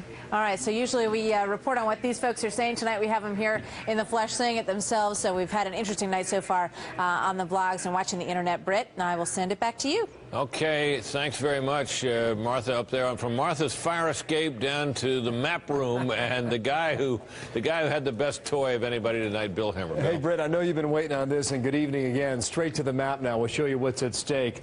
It was midnight here on the East Coast 30 minutes ago, and for the Republicans, that's when the state of Montana closed. 25 delegates, and that's already been called. Bring that full screen here. And for the Republicans, Mitt Romney has already won that. Now, also on that map now, when we look at what's at stake, at midnight 30 minutes ago for the Dems, Alaska. We will not forget about Alaska. 13 delegates there. Now, at this hour, closing as we speak, 12:30 here on the East Coast for the Republicans. Alaska will close for them with 26 delegates at stake out there. Now, let's come on out of this thing here. Just want to show you this, Britt, here in the state of Missouri, okay? I want to show it to you on the Democratic side. Okay, now, this is indicating that Barack Obama has won that state over Hillary Clinton. And that was called moments ago here. Britt, you know, you were talking about turnout a short time ago. Look at the turnout and the number of votes here for Obama and Clinton, almost 400,000 for each of them. Well, why is that significant? Look at the Republican turnout here. And it's decidedly lower, which goes to the point that Karl Rove and you and Chris Wallace were just making about Democratic turnout tonight being in some cases, in a lot of cases, 2-to-1. You're going to hear a lot of stories tomorrow about what happened in Minnesota. They're saying that caucus tonight for the Democrats turned out 150,000 people, Britt. The last record they had was back during the Vietnam War of 75,000 turnout. They went 2 times that amount tonight in Minnesota. State of Georgia, huge turnout there as well. They think they eclipsed the world record of set back 20 years ago in 1988. Voter turnout for the Democrats still favoring them, and we have seen that throughout the board here tonight, Britt. Back to you. Listen, buddy, you know, it's one thing for you to have that great map and be able to do all that stuff. It's another thing that you're young and then you get to make the great call on Missouri. Well, let's find out what that call, what the ingredients were. You called me buddy, right? Yeah, that's right. Okay. Yeah, all right, you got that. I'll take that from all right, you. here's Michael. Michael, what do you think? How did we make the call in Missouri? Still looks very close. You're talking about that Missouri Democratic call, Brett. Well, basically, the tabulated vote was in showing Hillary Clinton with a small lead, about 4,000 votes over Barack Obama. You know, the exit poll was pointing in the other direction, but not with any margin of certainty to enable us to call a race on that basis. We looked at where the places were that hadn't reported their votes yet, and basically we found that there were 17 precincts in Jackson County. That's Kansas City, the main body of it. That had been going for Obama. There were 17 precincts, I believe, in St. Louis City. Those were heavily going for Obama. About half the voters are there, half the residents there are black. And in St. Louis County, the precincts kept coming in, and those were going over 60% for Obama. That's a suburban county. About 20% of its population is black, a larger percentage of Democratic primary voters. Plus, Obama was clearly getting a vote of a lot of the whites there. The last remaining precincts were coming from Boone County in the center of the state, named after Daniel Boone. That's the home of the county seat is Columbia, the home of the University of Missouri. That was a 61% Obama county, and the numbers kept, that percentage was maintained as the additional precincts reported. So basically, each precinct that was coming in was reducing Hillary Clinton's margin in the state until it went down below zero, and Obama posted a margin of several thousand. But we'll all be doing some more arithmetic when we figure out exactly how many delegates this kind of victory brings. Well, Michael, it would seem, though, important, though, wouldn't it, to Obama, who had won a bunch of littler places tonight, with the exception of Illinois, his home state. This is a big one, and of course, it is a bellwether state. It's a bellwether state, Britt, and I would say Georgia is also a big one. Georgia is now one of our 10 largest states in population, so he did win two pretty big states with big metro areas, Atlanta and St. Louis, and that Missouri was very contested in both parties, and you had those narrow victories by Obama and on the Republican side by John McCain, which I think is even more important for getting the nomination in his case, because those 58 votes are winner take all, and that was a big haul that one of his rivals would have loved to have denied him. All right, Michael, thanks very much. We're going to take a break now. Further analysis when we come back. Stay tuned.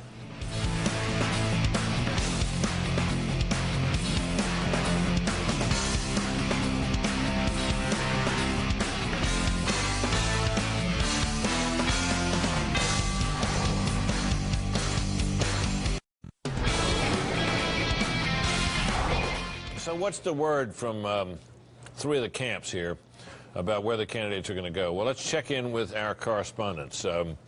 We have, well, there you see Wendell Golder, who is at Romney headquarters, Carl Cameron, McCain headquarters, and none other than Major Garrett at Barack Obama headquarters. Let's go first to Wendell Golder first. I'm sorry, Wendell, stumbling around here late at night. What are the Romney people saying now about, you know, their prospects for going on? And of course, you heard him say it in the speech, but how realistic? Well, he said, Mitt Romney, that the only thing clear about tonight is that his campaign will go on. But he said that before John McCain was projected to be the winner of California. In fact, aside from his favorite son wins in Utah and Massachusetts, the only thing that his supporters had something to cheer about is wins in North Dakota and Montana and Minnesota. That came, those all came after his supporters had gone home. Now, his campaign staff will take a look at how many delegates he wins in California tomorrow. Remember that is not a winner-take-all state.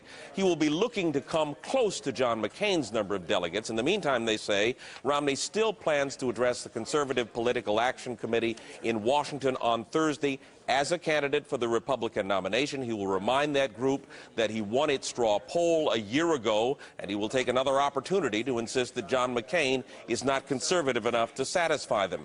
Romney had hoped two things would happen tonight that did not. One, he wanted the air of inevitability about John McCain winning the Republican nomination to be dispelled. That did not happen. He also wanted Mike Huckabee to do poorly enough to drop out of the race, and that certainly didn't happen either. His aides say that the public still sees Huckabee as unelectable and that McCain didn't wrap it up tonight. And so Romney says he will continue on until the Republican convention, but his aides will take a hard look at the number of delegates he has tomorrow with the knowledge that they can't continue to split the Republican base with Mike Huckabee and hope to catch up with John McCain. Britt? Wendell, very interesting. Thank you. Let's check in at McCain headquarters with our chief political correspondent, campaign Carl Cameron, still smiling as always. Hey, Carl. Hi, Brett. Well, the McCain campaign says take a look at what everything looked like immediately after the Florida primary, when the polls suggested that what happened tonight might. Huckabee would be strong in the South, but with Rudy Giuliani out of the race, McCain would win big in the North with all those winner-take-all states and then move across into the Rocky West, pick up Arizona, and then do well in California. They also note that in some of those states that Huckabee won, Tennessee and Georgia, McCain picked up delegates, as he did in Massachusetts against Romney. So they're looking for the delegate count to be pretty high in the McCain camp. And you just heard Wendell talk about the Conservative Political Action Conference that's going to take place in Washington this week. The McCain campaign is looking at that very seriously. McCain is actually going to attend, and that's not something that he has always done in the past. A place where there's been a certain amount of hostility towards Senator McCain, and this they view as his opportunity to give the conservative speech. Look for him, as he did tonight in his remarks, to make a whole series of overtures to conservatives on the culture of life, on conservative judges, on tax cuts and spending, the types of things that he knows he has to reassure conservative skeptics in the Republican Party who've been so critical in recent weeks that he can be trusted as the commander-in-chief, as the Republican nominee, to uphold the Reagan coalition.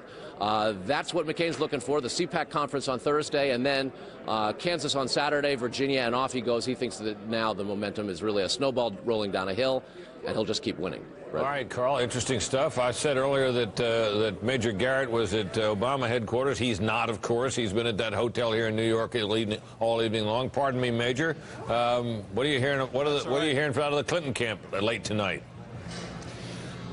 Well, the most important thing, Britt, is that they're suddenly depressed about what just happened in Missouri. They thought they had won Missouri. They thought they had it in the bag. About an hour ago, Terry McAuliffe, the general campaign chairman, came to the podium that is now being broken down behind me and announced to what remained of a jubilant crowd that Clinton had won Missouri, and the crowd was very happy. Now, reversal takes a bit of their Midwestern narrative away from the Clinton campaign. What they wanted to argue and thought they were going to be capable of arguing is they won New Jersey, they won Massachusetts, carried the home state of New York, won several states in the Middle West, Tennessee, Oklahoma, Arkansas. They also wanted to claim Missouri, a bellwether state, and then finish it out with Arizona and California. We have to subtract Missouri from that narrative and give that to Obama. The reality for the Clinton campaign is this. Let's remember, when this evening began, the word from the senior Clinton strategist was this night would be inconclusive. Now they're saying it was very conclusive and very pro-Clinton. Well, let's step back a second. On delegates, it will be inconclusively, nearly a tie. On the popular vote, it will probably be inconclusive, nearly a tie. Why then does the Clinton campaign argue it was a better night for them than it was for Obama? Because the Clinton campaign targeted states that matter most to Democrats. As Karl Rove was talking about, the states, generally speaking, that Barack Obama won were those red states that Democrats are not going to target in the general election. What did Hillary Clinton win tonight? States that Democrats intend to win and compete in aggressively in a general election. Most importantly, tactically, there's a couple of things Clinton strategists tell me is important about what Hillary Clinton decided to do. There was a question about late last week, why was she devoting so much time to California, maybe an inordinate amount of time? Well, the reason was she was seeing something in the polling data that showed troubling signs, and Hillary Clinton decided to spend a tremendous amount of time there, more than some outsiders thought was necessary, to make sure she won that state. And in fact, she did. The Clinton campaign understood a loss in California would be very injurious because California, more than any other Super Tuesday state, would be regarded as a bellwether, not only among Democratic fundraisers, but among superdelegates. Hillary Clinton made a tactical choice to spend more time in there. That paid off. Those kind of things the Clinton campaign looks back fondly on tonight, even though, as I said, they started the night thinking it would be inconclusive, and we're right about that, too. Very interesting, Major. Thanks very much. So what were the ingredients of the outcome in California? Well, the exit polls continue to tell us things. And we're going to turn now to Megyn Kelly up on the fire escape out there to give us a further idea of what they're telling us about California. Hi, Megyn. I know Hemmer's got all the bells and whistles, but I have some pretty cool things around me, too. Let's get right to that. Martha McCallum's up on the top catwalk. I'm a little jealous of that, but this is pretty decent.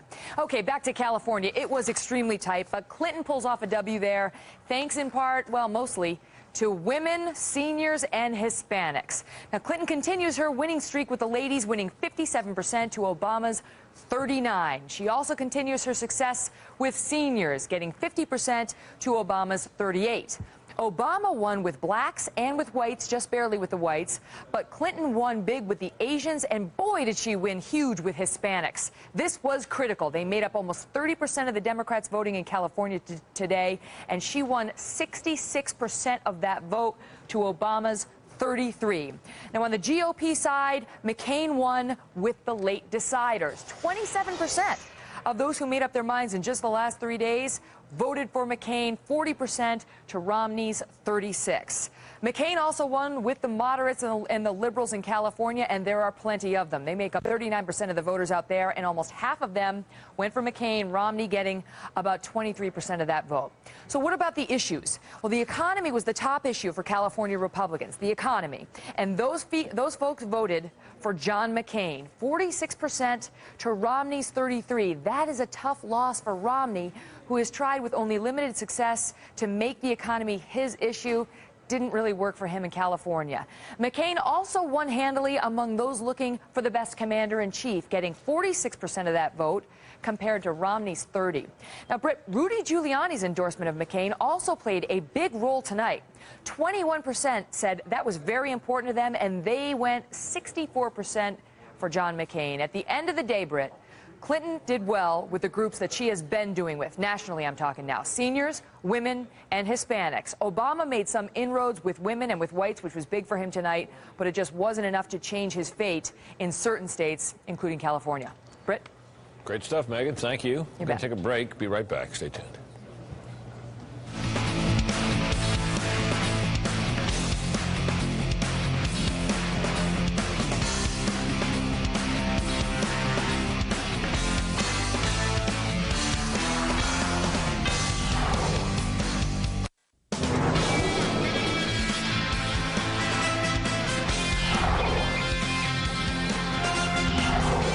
So we're just looking at the numbers here, the final tally on the Democratic side of Barack Obama winning 13 races, and we were saying earlier in the evening they were all little places. Well, they really weren't all little places. As Michael Barone just pointed out, Georgia's in that column. That's a big place now, very big place. And so, of course, is Missouri. The other big place that he won, of course, is Illinois. That's his home state. Hillary Clinton won 8. She did have some big prizes. California and New York, the most conspicuous examples. Over on the Republican side, a big night for John McCain with 9 wins, but Mitt Romney came in with 6, mostly smaller states. Mike Huckabee with a fewer number, I guess 4 now by our count. So, you're Mitt Romney. What do you do now? I think you pull out.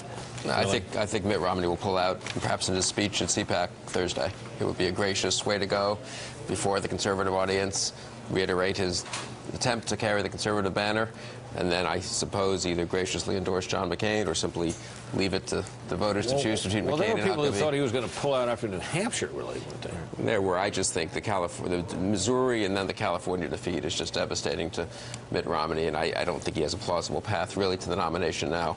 And I think he has a future. He's won a fair amount of loyalty from a lot of people in this campaign, and I think he will go out graciously on Thursday.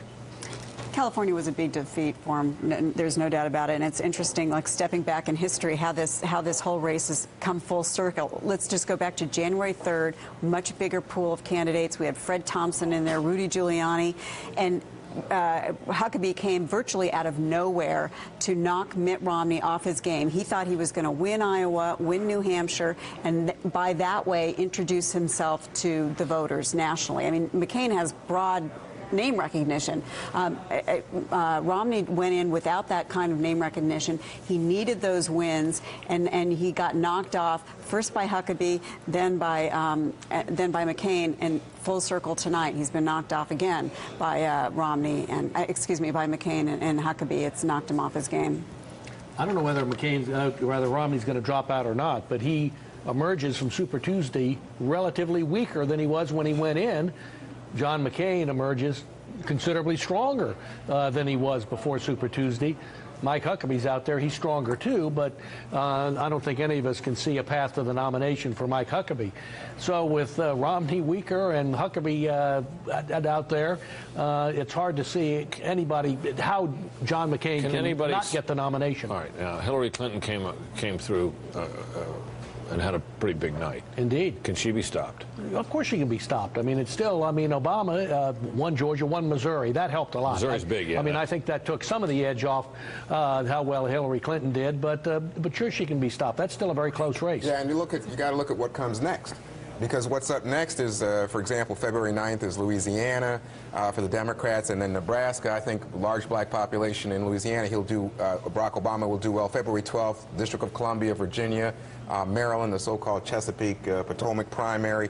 And then you get into these places, Texas and Ohio coming in March, again, where I think there's going to be some enthusiasm for Barack Obama. So I do think that he has some potential there. The thing that strikes me about it on the Republican side, though, is I think that you say that Mitt Romney might drop out, but I think Mitt Romney can continue to make the case that McCain is not a conservative, and I think there's going to be a lot of sour grapes. I think Mitt Romney will drop out. Well, I think there's going to be, he can try to think forward in terms of there's going to have to be somebody who carries the conservative flag going forward, and I think he's going to be it. One last thought, which is the polls were really wrong.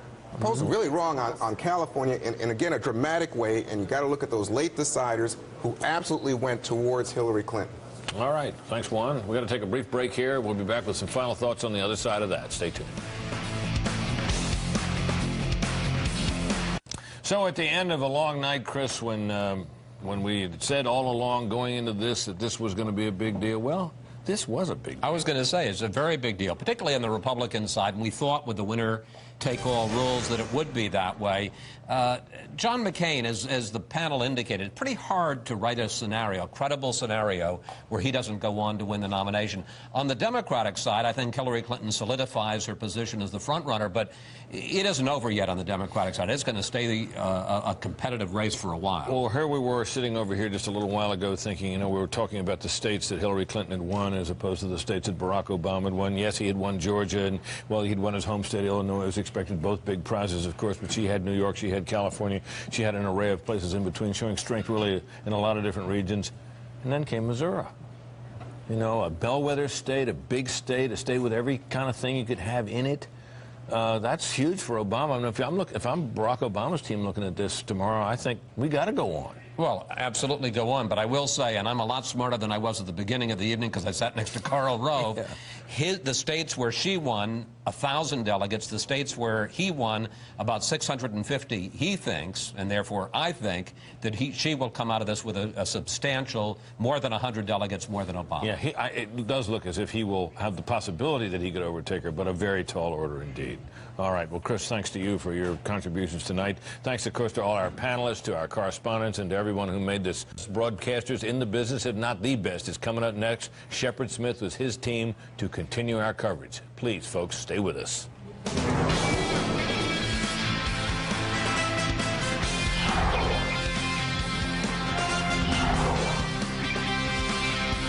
It's 10 p.m. on the West Coast, 1 a.m. on the East Coast, and this is You Decide continuing coverage of the race for the White House. And what a night it's been, and we are just getting started. Over the next hour, the goal is to put it all into context, explain what it all means, and how we'll get to a nominee on the Republican and the Democratic side. Nearly half the country has just decided who should win the party nominations. Let's take a look at the results of some of the races where most of the delegates were at stake on this night. In California, Fox News projects Senator Hillary Clinton and Senator John McCain win. The delegates for the Democrats, 441, and for the Republicans, 173. Now to the state of New York, and the projection came early. Senator Clinton wins for the Democrats. Senator John McCain wins for the Republicans. Those are Fox News projections, and a lot of delegates at stake in the state of New York. Now to New Jersey. Senator Clinton wins on the Democratic side, and Senator McCain wins on the Republican side. 127 Democratic delegates and 52 for the Republicans. Now let's get to projected winners in other areas. Illinois now, the projected winner here for the Democrats. Barack Obama wins, according to Fox News projections. And for the Republicans, Senator John McCain wins. That's lots of delegates at stake there as well. The question is, what do the exit polls show us tonight? And exactly what sort of trends can we spot as we move forward in this process, especially given that there is no nominee for the Democrats or the Republicans? Megyn Kelly's been following that all night, and she's live with us yet again tonight. Megyn, what are we learning? Hi there, Shep. Yeah, well, Clinton won tonight with seniors, with women, with whites, and with Hispanics. And Obama won with the blacks and with the men. We've seen seen that throughout. But Obama also made some progress tonight with the ladies and with the white voters. It wasn't quite enough to help him in some critical states, but it helped him a little bit. Now, some other national trends we saw, Democrats looking for change. They are still backing Barack Obama over Hillary Clinton. For the 52% who prize change above all else, the vast majority, look at it, 68% voted for Obama to Clinton's 29%. So Obama is perceived as the change agent, but Clinton is seen as the most qualified to be commander-in-chief. 49% of Democrats say she'd rock that job. Just 38% say the same about Obama. Now, overall, Democrats say they would be very happy with either candidate here. 71% say they'd be satisfied if Clinton wins the nomination. 70% would be satisfied if Obama does. Now, what about the Republicans? We saw some fascinating trends with them tonight, which I got to tell you, confirmed some suspicions and dispelled others. McCain won big with independents tonight, with veterans, with economy voters. That came as a surprise to some of those Mitt Romney supporters. And McCain also won with those who support the Iraq War. Romney won with conservatives. We've seen that all along. And Huckabee taking a huge chunk of the evangelical vote. That hurt Romney, helped Huckabee.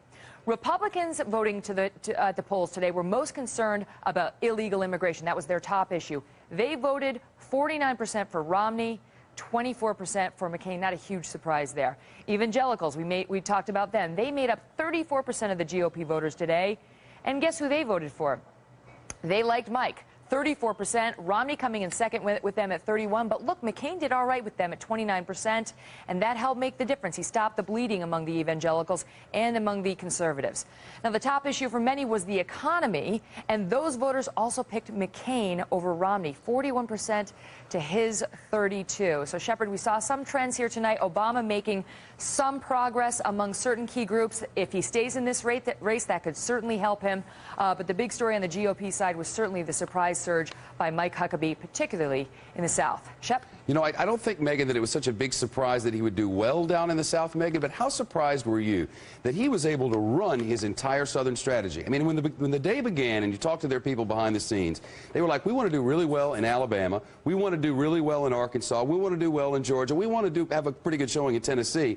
They swept them all. Yeah. Oh, I don't think even they anticipated. Could have expected that, because this first story when we all got here tonight, when you see the exit polls and you say what's happening, was, oh my, look at the Huckabee numbers. I mean, it was clear that he was dominating down there. Some of the states were too close to call, but clearly this was a great result for him tonight. No doubt. Megyn Kelly, stay with us. I'll be here. I know it's late, on the East Coast anyway, but there's so many stories to tell, and we'll get into the Huckabee effect. I mean, if you're Mitt Romney, aren't you scratching your head tonight going, get rid of that man? Because if he weren't here tonight, after all, he was splitting the real conservative vote with him. If he weren't here tonight, Mitt Romney might have a completely different story to tell. Of course, over on the Democratic side, a completely different thing. It was California that Hillary Clinton needed and wanted so desperately. Make no mistake, she got a lot of her votes in the early voting. More than 1 million people in California voted before this last trend.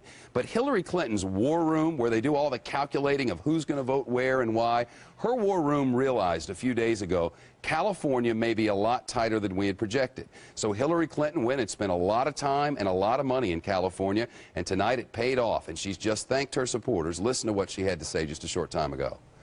Tonight we are hearing the voices of people across America, people of all ages, of all colors, all faiths, and all walks of life. People on the day shift, the night shift, the late shift with the crying baby. Moms and dads who want a better world for our children.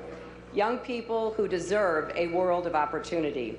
All those who aren't in the headlines but have always written America's story.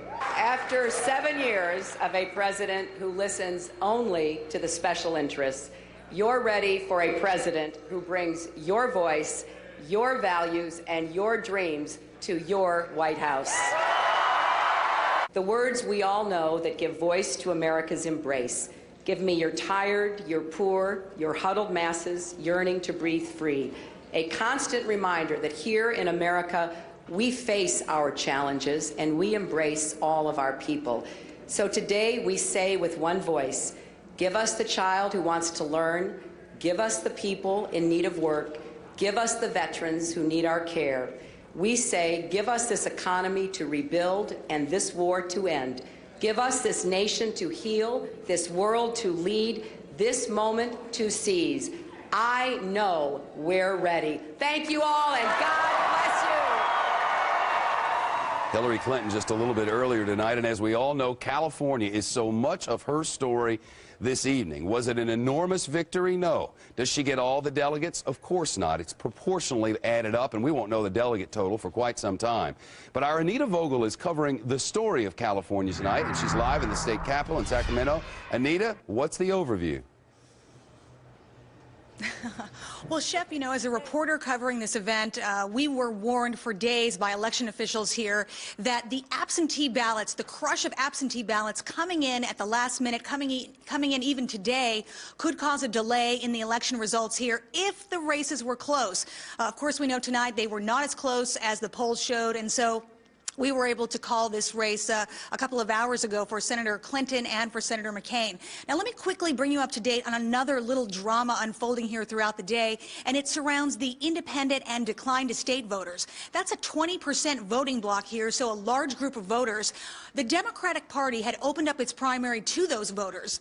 But apparently, when some of them showed up to the polls today, particularly in Los Angeles, they found poll workers that were confused about this situation. They didn't understand how to instruct them to vote in the Democratic primary. In some cases, the voters didn't understand the ballot, that they had to fill in a specific bubble saying they wanted to vote in the Democratic primary, and they left the polls without casting a vote for president. Now, the Obama campaign was all over this early on because they sent out volunteers door to door in Los Angeles, asking people about their voting experience and then following up with phone calls. So now the Obama campaign is conferring with a 527 group, that's a political advocacy group called the Courage Campaign. And they're thinking about possibly mounting a legal challenge to the Los Angeles County voting system. The Secretary of State here in California came down a couple of hours ago and addressed this. She said it's very unfortunate and very frustrating if some people felt they were denied the vote or they didn't understand and couldn't vote, but that the California law specifically doesn't call for poll workers to instruct people on what primary to vote in, but maybe that law needs to be looked at. Maybe they need to amend the law here so that voters are fully informed what the rules are and so that they can have a better experience voting. So that is the situation here in California tonight, Shepard. We may be hearing more about this story with the Obama campaign tomorrow. I bet we will, Anita. Thanks very much. Live in Sacramento tonight. And, of course, speaking of the Obama campaign, you got to say that just a few short weeks ago, there would have been no one who would have suspected that Barack Obama would have such a good night across the country. The percentages there in the state of California don't look so great, but that's not how the delegate count is going to look. It's not done county by county in California, so we really won't know until tomorrow exactly what the delegate count is there, but they'll be splitting them. And Barack Obama can certainly make a claim after this night is over that he had a good one. In fact, he did that just for his supporters a short time ago. Here's Barack Obama. Listen. But there is one thing on this February night that we do not need the final results to know. Our time has come.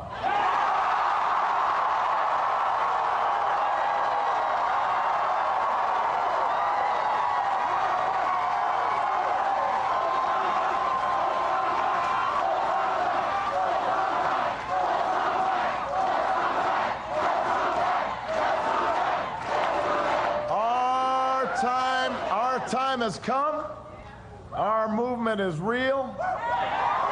And change is coming to America.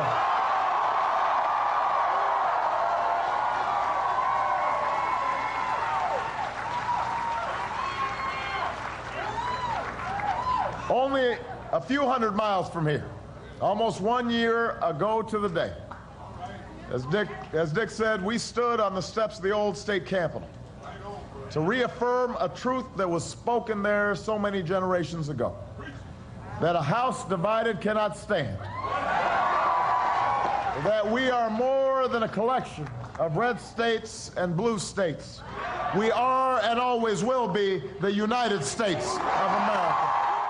Barack Obama a short time ago for his supporters. We'll have much more on politics coming up in just a minute. Who's winning the delegate count and where? The big picture on it all from our own Bill Hemmer. And there's a horrible story developing out of the state of Arkansas, where we've just gotten new numbers on the death toll from an extremely rare and powerful series of tornadoes. The death toll has just risen. We'll update you on that breaking news coming up on this special edition of Fox News, live tonight from New York and across the country.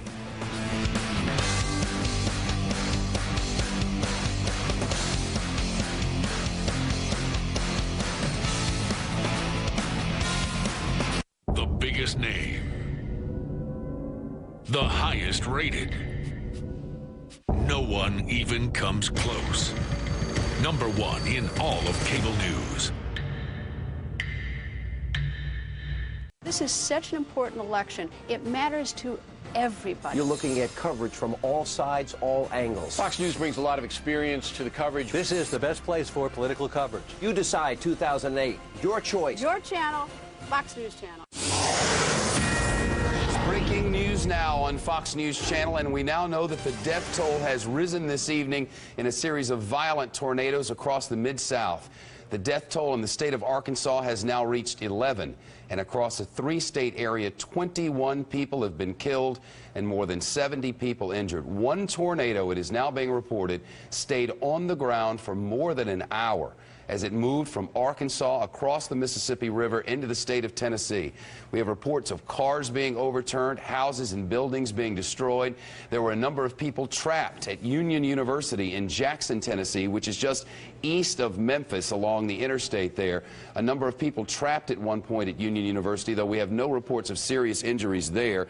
Around the Memphis area, storms extremely heavy, the winds high, and the possibility of tornadoes near the Memphis airport and just south of the Memphis airport in the Mississippi town of South Haven, which is right on the Tennessee border. These storms are still making their way across the Mid-South and headed north and east. Updates throughout the night as we get them. Again, the death toll has now reached 21 in a 3-state area in the Mid-South as violent storms have wreaked havoc in that area. We're continuing to cover politics live and throughout the night, just reaching 10 o'clock now on the West Coast. And Bill Hemmer is keeping track of all the results tonight on the interactive billboard. He's with us now. Bill, what are you seeing? Hey, Shep, good evening. You know, we talk about the keys to victory for John McCain, and you look at what Mike Huckabee's strategy was and what turned out in the end. You know, this winner-take-all strategy on the Republican side, it's only on the Republican side. It's not on the Democratic side. That was available in 7 different states tonight. I just want to show you this, Shep, for a moment here on the U.S. map. We can show you where Huckabee picked up a win in Arkansas. He did it in Tennessee. He did it in Alabama. He did it in Georgia. He did it in West Virginia earlier this afternoon. Not one of these states, though, was a winner-take-all. When you contrast that up here, the Northeast, for what McCain has done in the Northeast between New York and Connecticut and New Jersey and Delaware, all those states there in the Northeast, Shepard, were winner-take-all. What do you get out of that? Well, for John McCain, you get 198 delegates in these 4 states alone. I mean, that really propelled him to just a very successful night. You come across the country here, state of Missouri, you know, McCain picked that up. That was 58 more delegates. Again, winner take all. Arizona, his home state, 53 delegates in Arizona. Again, winner take all. That strategy paid off, and the rules for the Republican primary paid off in a big way for John McCain tonight. When they say winner take all, they mean it, and McCain pulled that off tonight, Shepard. Indeed, he did. Bill Hemmer will be back to you throughout the night. We'll speak with our panel about the big stories this evening. You know, on the Democratic side, Barack Obama was looking for a red state story to tell so that he can move forward to the rest of this campaign and toward the general election. And he found it. And Mitt Romney was hoping that when all was said and done, Mike Huckabee would not be a factor. He was, and in a big way. We'll go live to McCain headquarters in Arizona and Romney headquarters in Boston on this special edition, As You Decide 2008, live from New York and across the country. I think there's some people who thought it was all going to be done tonight. But it's not all done tonight. We're going to keep on battling. We're going to go all the way to the convention. We're going to win this thing, and we're going to get into the White House.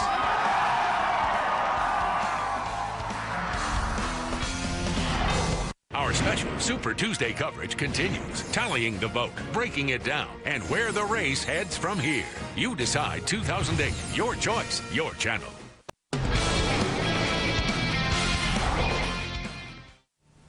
We've won some of the biggest states in the country. We've won primaries in the West, the South, the Midwest, and the Northeast. And although I've never minded the role of the underdog and have relished as much as anyone come from behind wins, tonight I think we must get used to the idea that we are the Republican Party frontrunner for the nomination of President of the United States.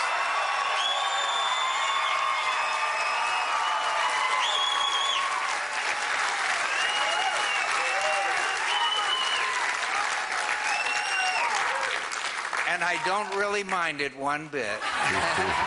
John McCain speaking to the faithful tonight. He doesn't mind it one bit, and he doesn't mind one bit the fact that there's a man named Mike Huckabee, my friend. Let's bring in our panel tonight. Our new panel for the evening. If you watched us in the daytime, you know them well. Patricia Murphy from CitizenJanePolitics.com is our analyst, the nonpartisan political site for women who follow the 2008 race. Plus Jane Fleming Klebb with Young Voter PAC and MTV Street Team. She's from the left. And Jessica Colon with the Young Republicans, obviously for the right. John McCain, a fascinating story tonight.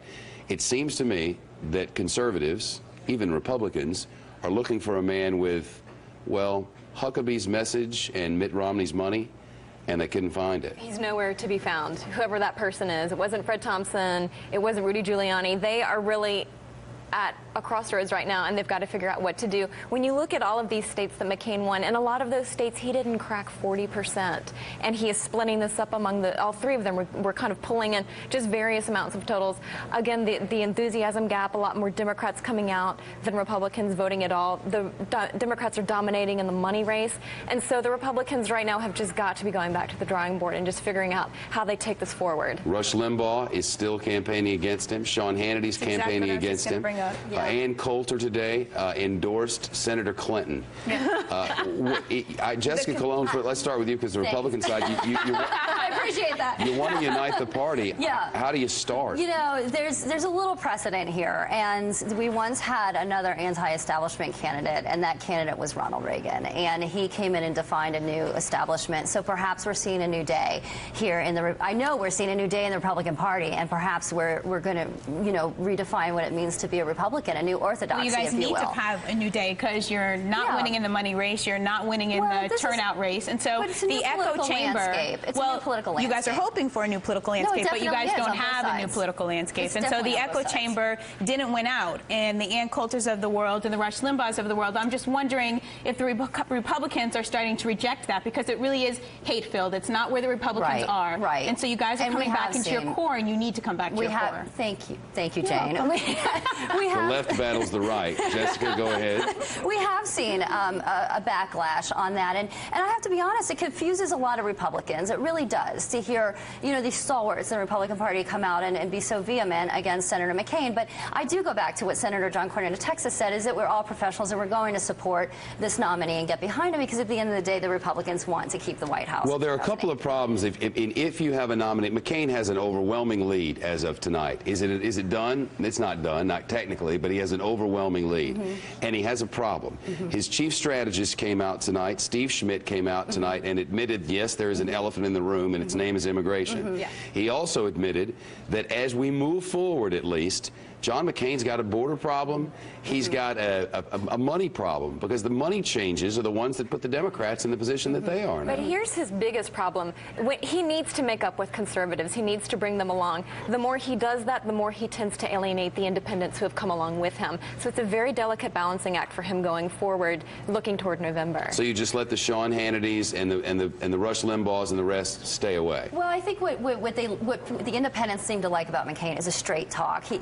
That's resonated with the independents, and we certainly have seen him pick up the independents in these other primaries.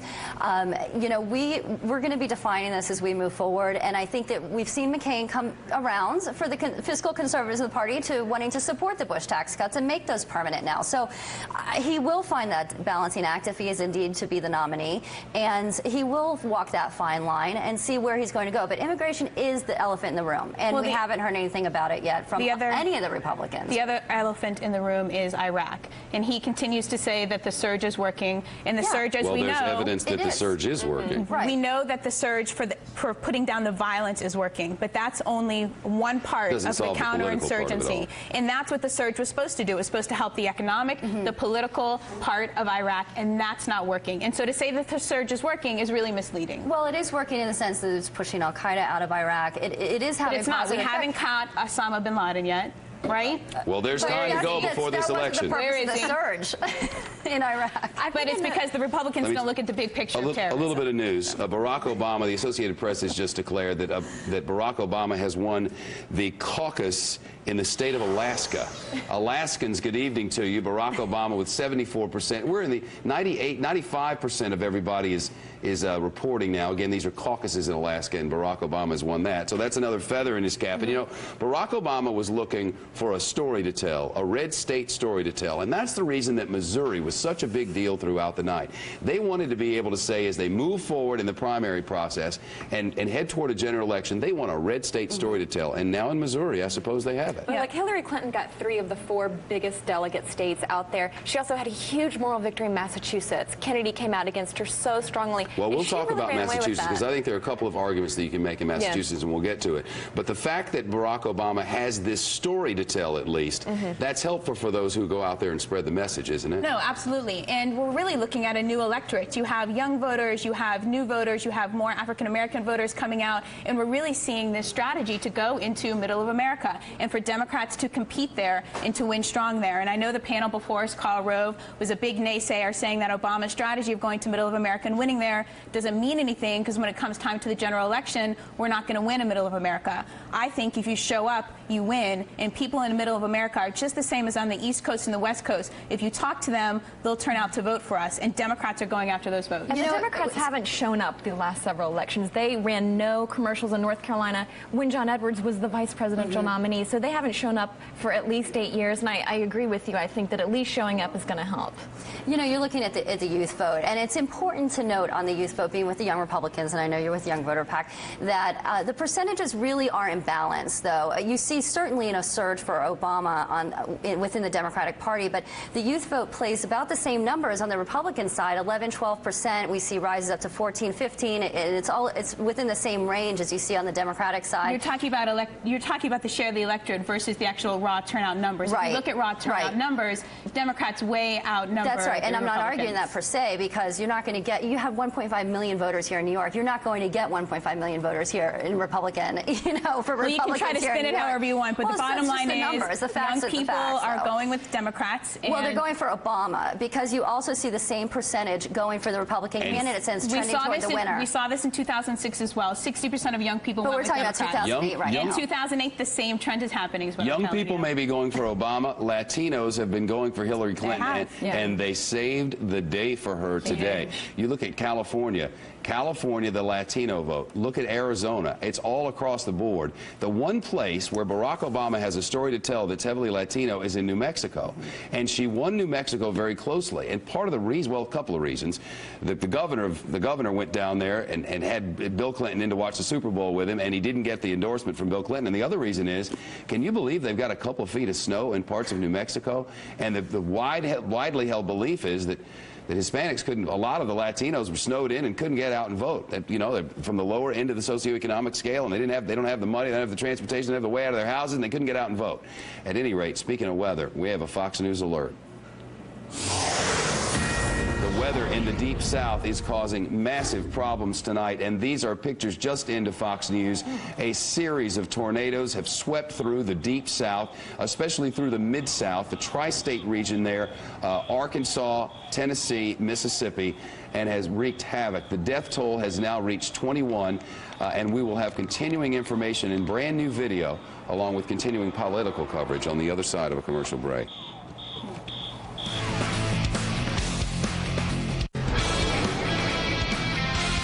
Continuing coverage this Super Tuesday across America, and a very big night for John McCain.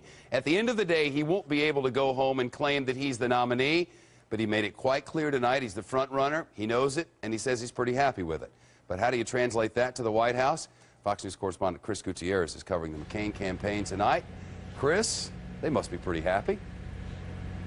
They're certainly happy, Shepard, but they're still a ways off from the nearly 1,200 delegates needed to secure that Republican nomination. But there is one area of concern out here, Shepard, and that he won the state of Arizona, of course, his home state. We're in Phoenix, right outside the Biltmore Hotel, where he held his rally afterwards. But he won the folks over here by 48% of the vote.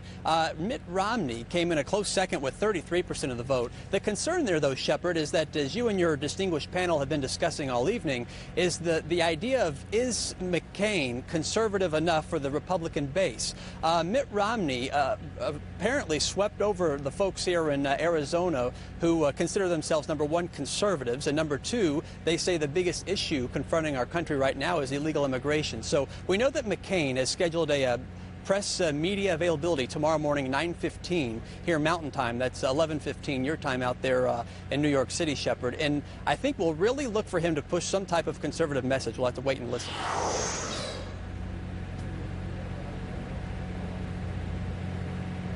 Well, there's the big board. That's the big board that we've been looking at. Of course, I can't see it here, but thanks very much. We appreciate it. I want to get to Molly Line now. Molly's in our Boston bureau covering the Romney campaign tonight, and lots of people suggesting, Molly, tonight that if he didn't have all that money, he might have to be making some decisions, but he does.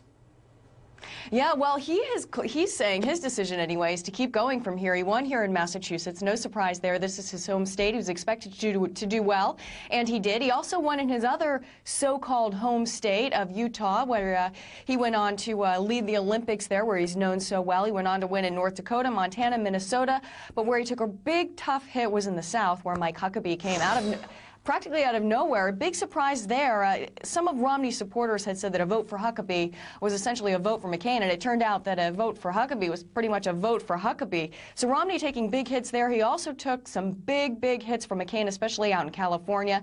That's where Romney was supposedly surging. He was apparently enjoying some sort of surge in California. That was one of his last-minute campaign stops out there in California. He stopped last minute in Oklahoma, in West Virginia, and Tennessee, and Georgia. None of those states came through for him when the voting came down. So a rough night for Romney. He is wounded, but he is vowing to go on. Molly Line live in our Boston newsroom tonight. Molly, thanks very much. Back to our political panel now.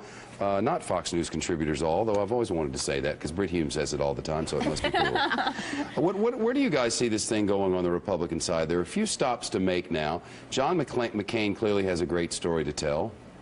Yeah, Mike Huckabee has a fantastic story to tell right now. Yeah, but do you see yeah, I know he did, but do you see a path to the White House? Unless he's the vice presidential nominee, somebody is going to need to pick up his Southern now, support. Isn't it? I'm just throwing it out there. Somebody needs that Southern support. That's the beef and the burger for Republicans, or those Southern states. To not win Southern states means you are not going to win in November. And period. You cannot do it. And so they've got to pick up some Southern support. And so Mike Huckabee keeps himself alive in the conversation and moving forward. Who does he make sense, Jessica Colon, from the Republican side?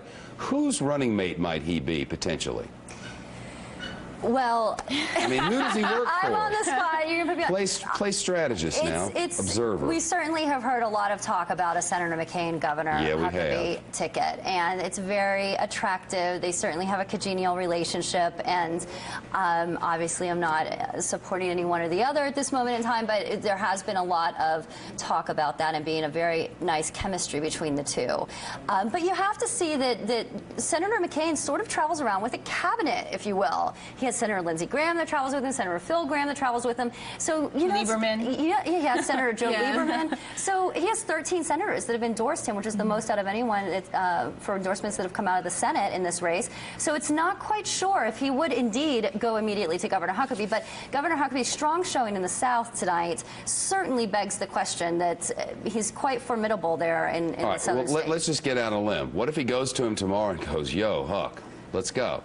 Does it make sense or does it not make sense? I've always wondered why candidates don't just do that kind of in these moments, right? Say, look, it's time, let's pick a VP. But they never do. There's no rule against it. There is no rule against it, and I wish that some of them would, and even say, look, and this is who I'm going to pick for my cabinet, so we as voters can decide on the full package. But unfortunately, they don't always do that for all sorts of political reasons. But I do think that a McCain and Huckabee ticket would be a strong ticket for the Republicans. I think that McCain has this image as a maverick, even though I don't always think that he is, but he has this image as a maverick. And Huckabee has this image of this great, you know, folksy guy. I like Mike. I could have a beer with him, hang out, and go to church with him as well. He would do well to get a governor. He would also do well. He might not like the beer comment. Go on. The Baptists aren't much on the beer drinking, or at least they don't talk like they are. He could still have a beer.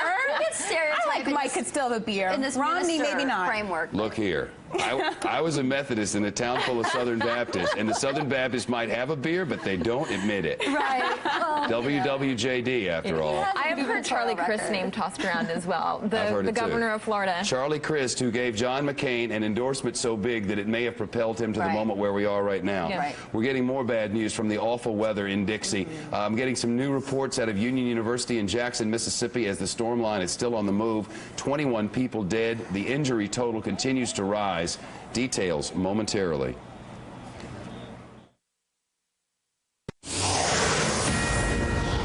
A line of severe thunderstorms and tornadoes has ripped across the deep south from Arkansas across the river into Memphis, into northern Mississippi as well. The injury total has now reached into the dozens and is approaching 100 in one of the hardest hit areas, the town of Jackson, Tennessee, which is east of Memphis.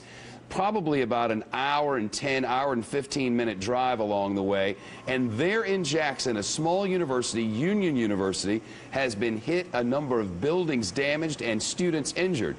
With us on the phone now is Fox News radio correspondent Todd Starnes, who happens to be the former communications director at Union University and has been able to get a lot of detailed information tonight about what happened there. Todd, fill us in. Yeah, that's right, Shep. This was really a bad scene tonight at Union University. We understand 51 students have been taken to the hospital. 9 of those kids were injured seriously, and at least 12 of those students were trapped in the dorms.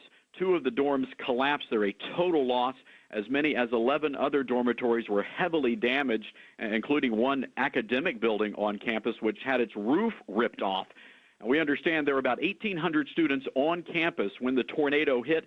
They've all been evacuated. They're staying in local churches and faculty members' homes, and the classes have been canceled until February 13th. A really bad situation there at Union. Until February 13th. Yeah, that's right. They have to reassess how bad the damage is. They haven't even been able to get to all of the university campus. And, Chef, there in Jackson, that wasn't the only area that was hit. We understand a nursing home was heavily damaged. About 50 or 60 patients had to be evacuated. A big shopping mall over in Memphis, the Hickory Ridge Mall, the Sears, one of the walls caved in, trapping people at the mall there.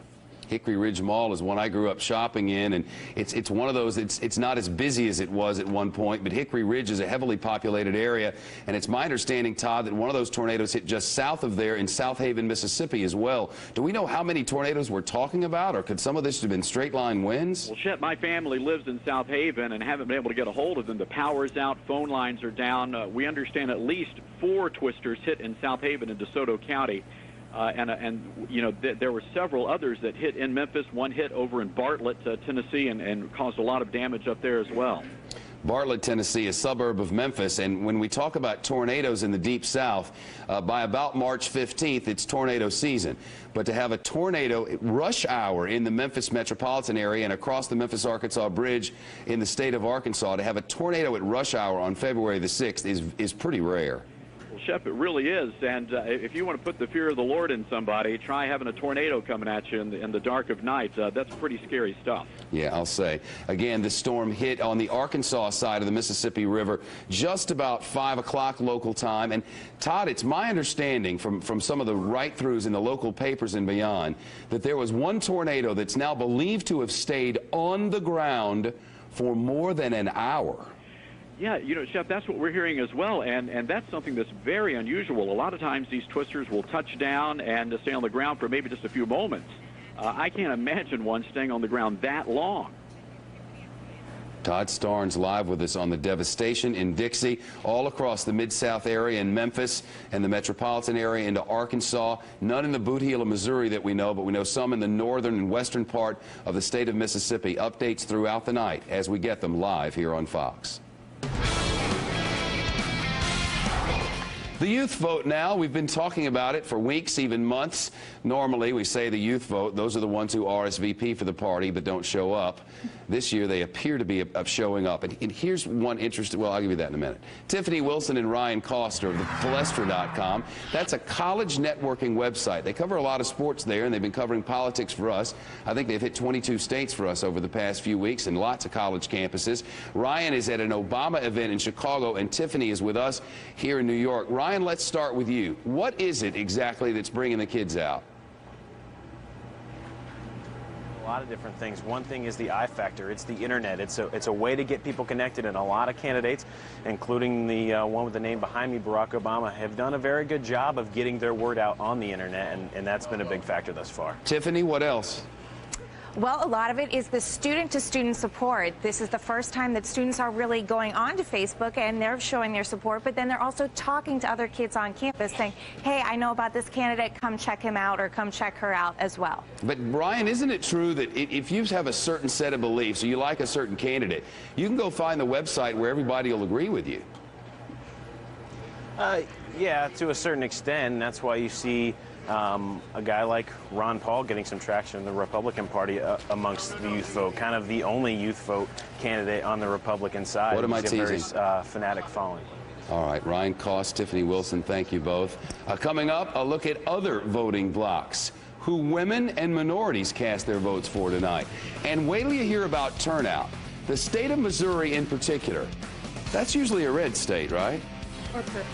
Wait till you hear the numbers from Missouri that we've just gotten in. Continuing coverage of You Decide 08 next.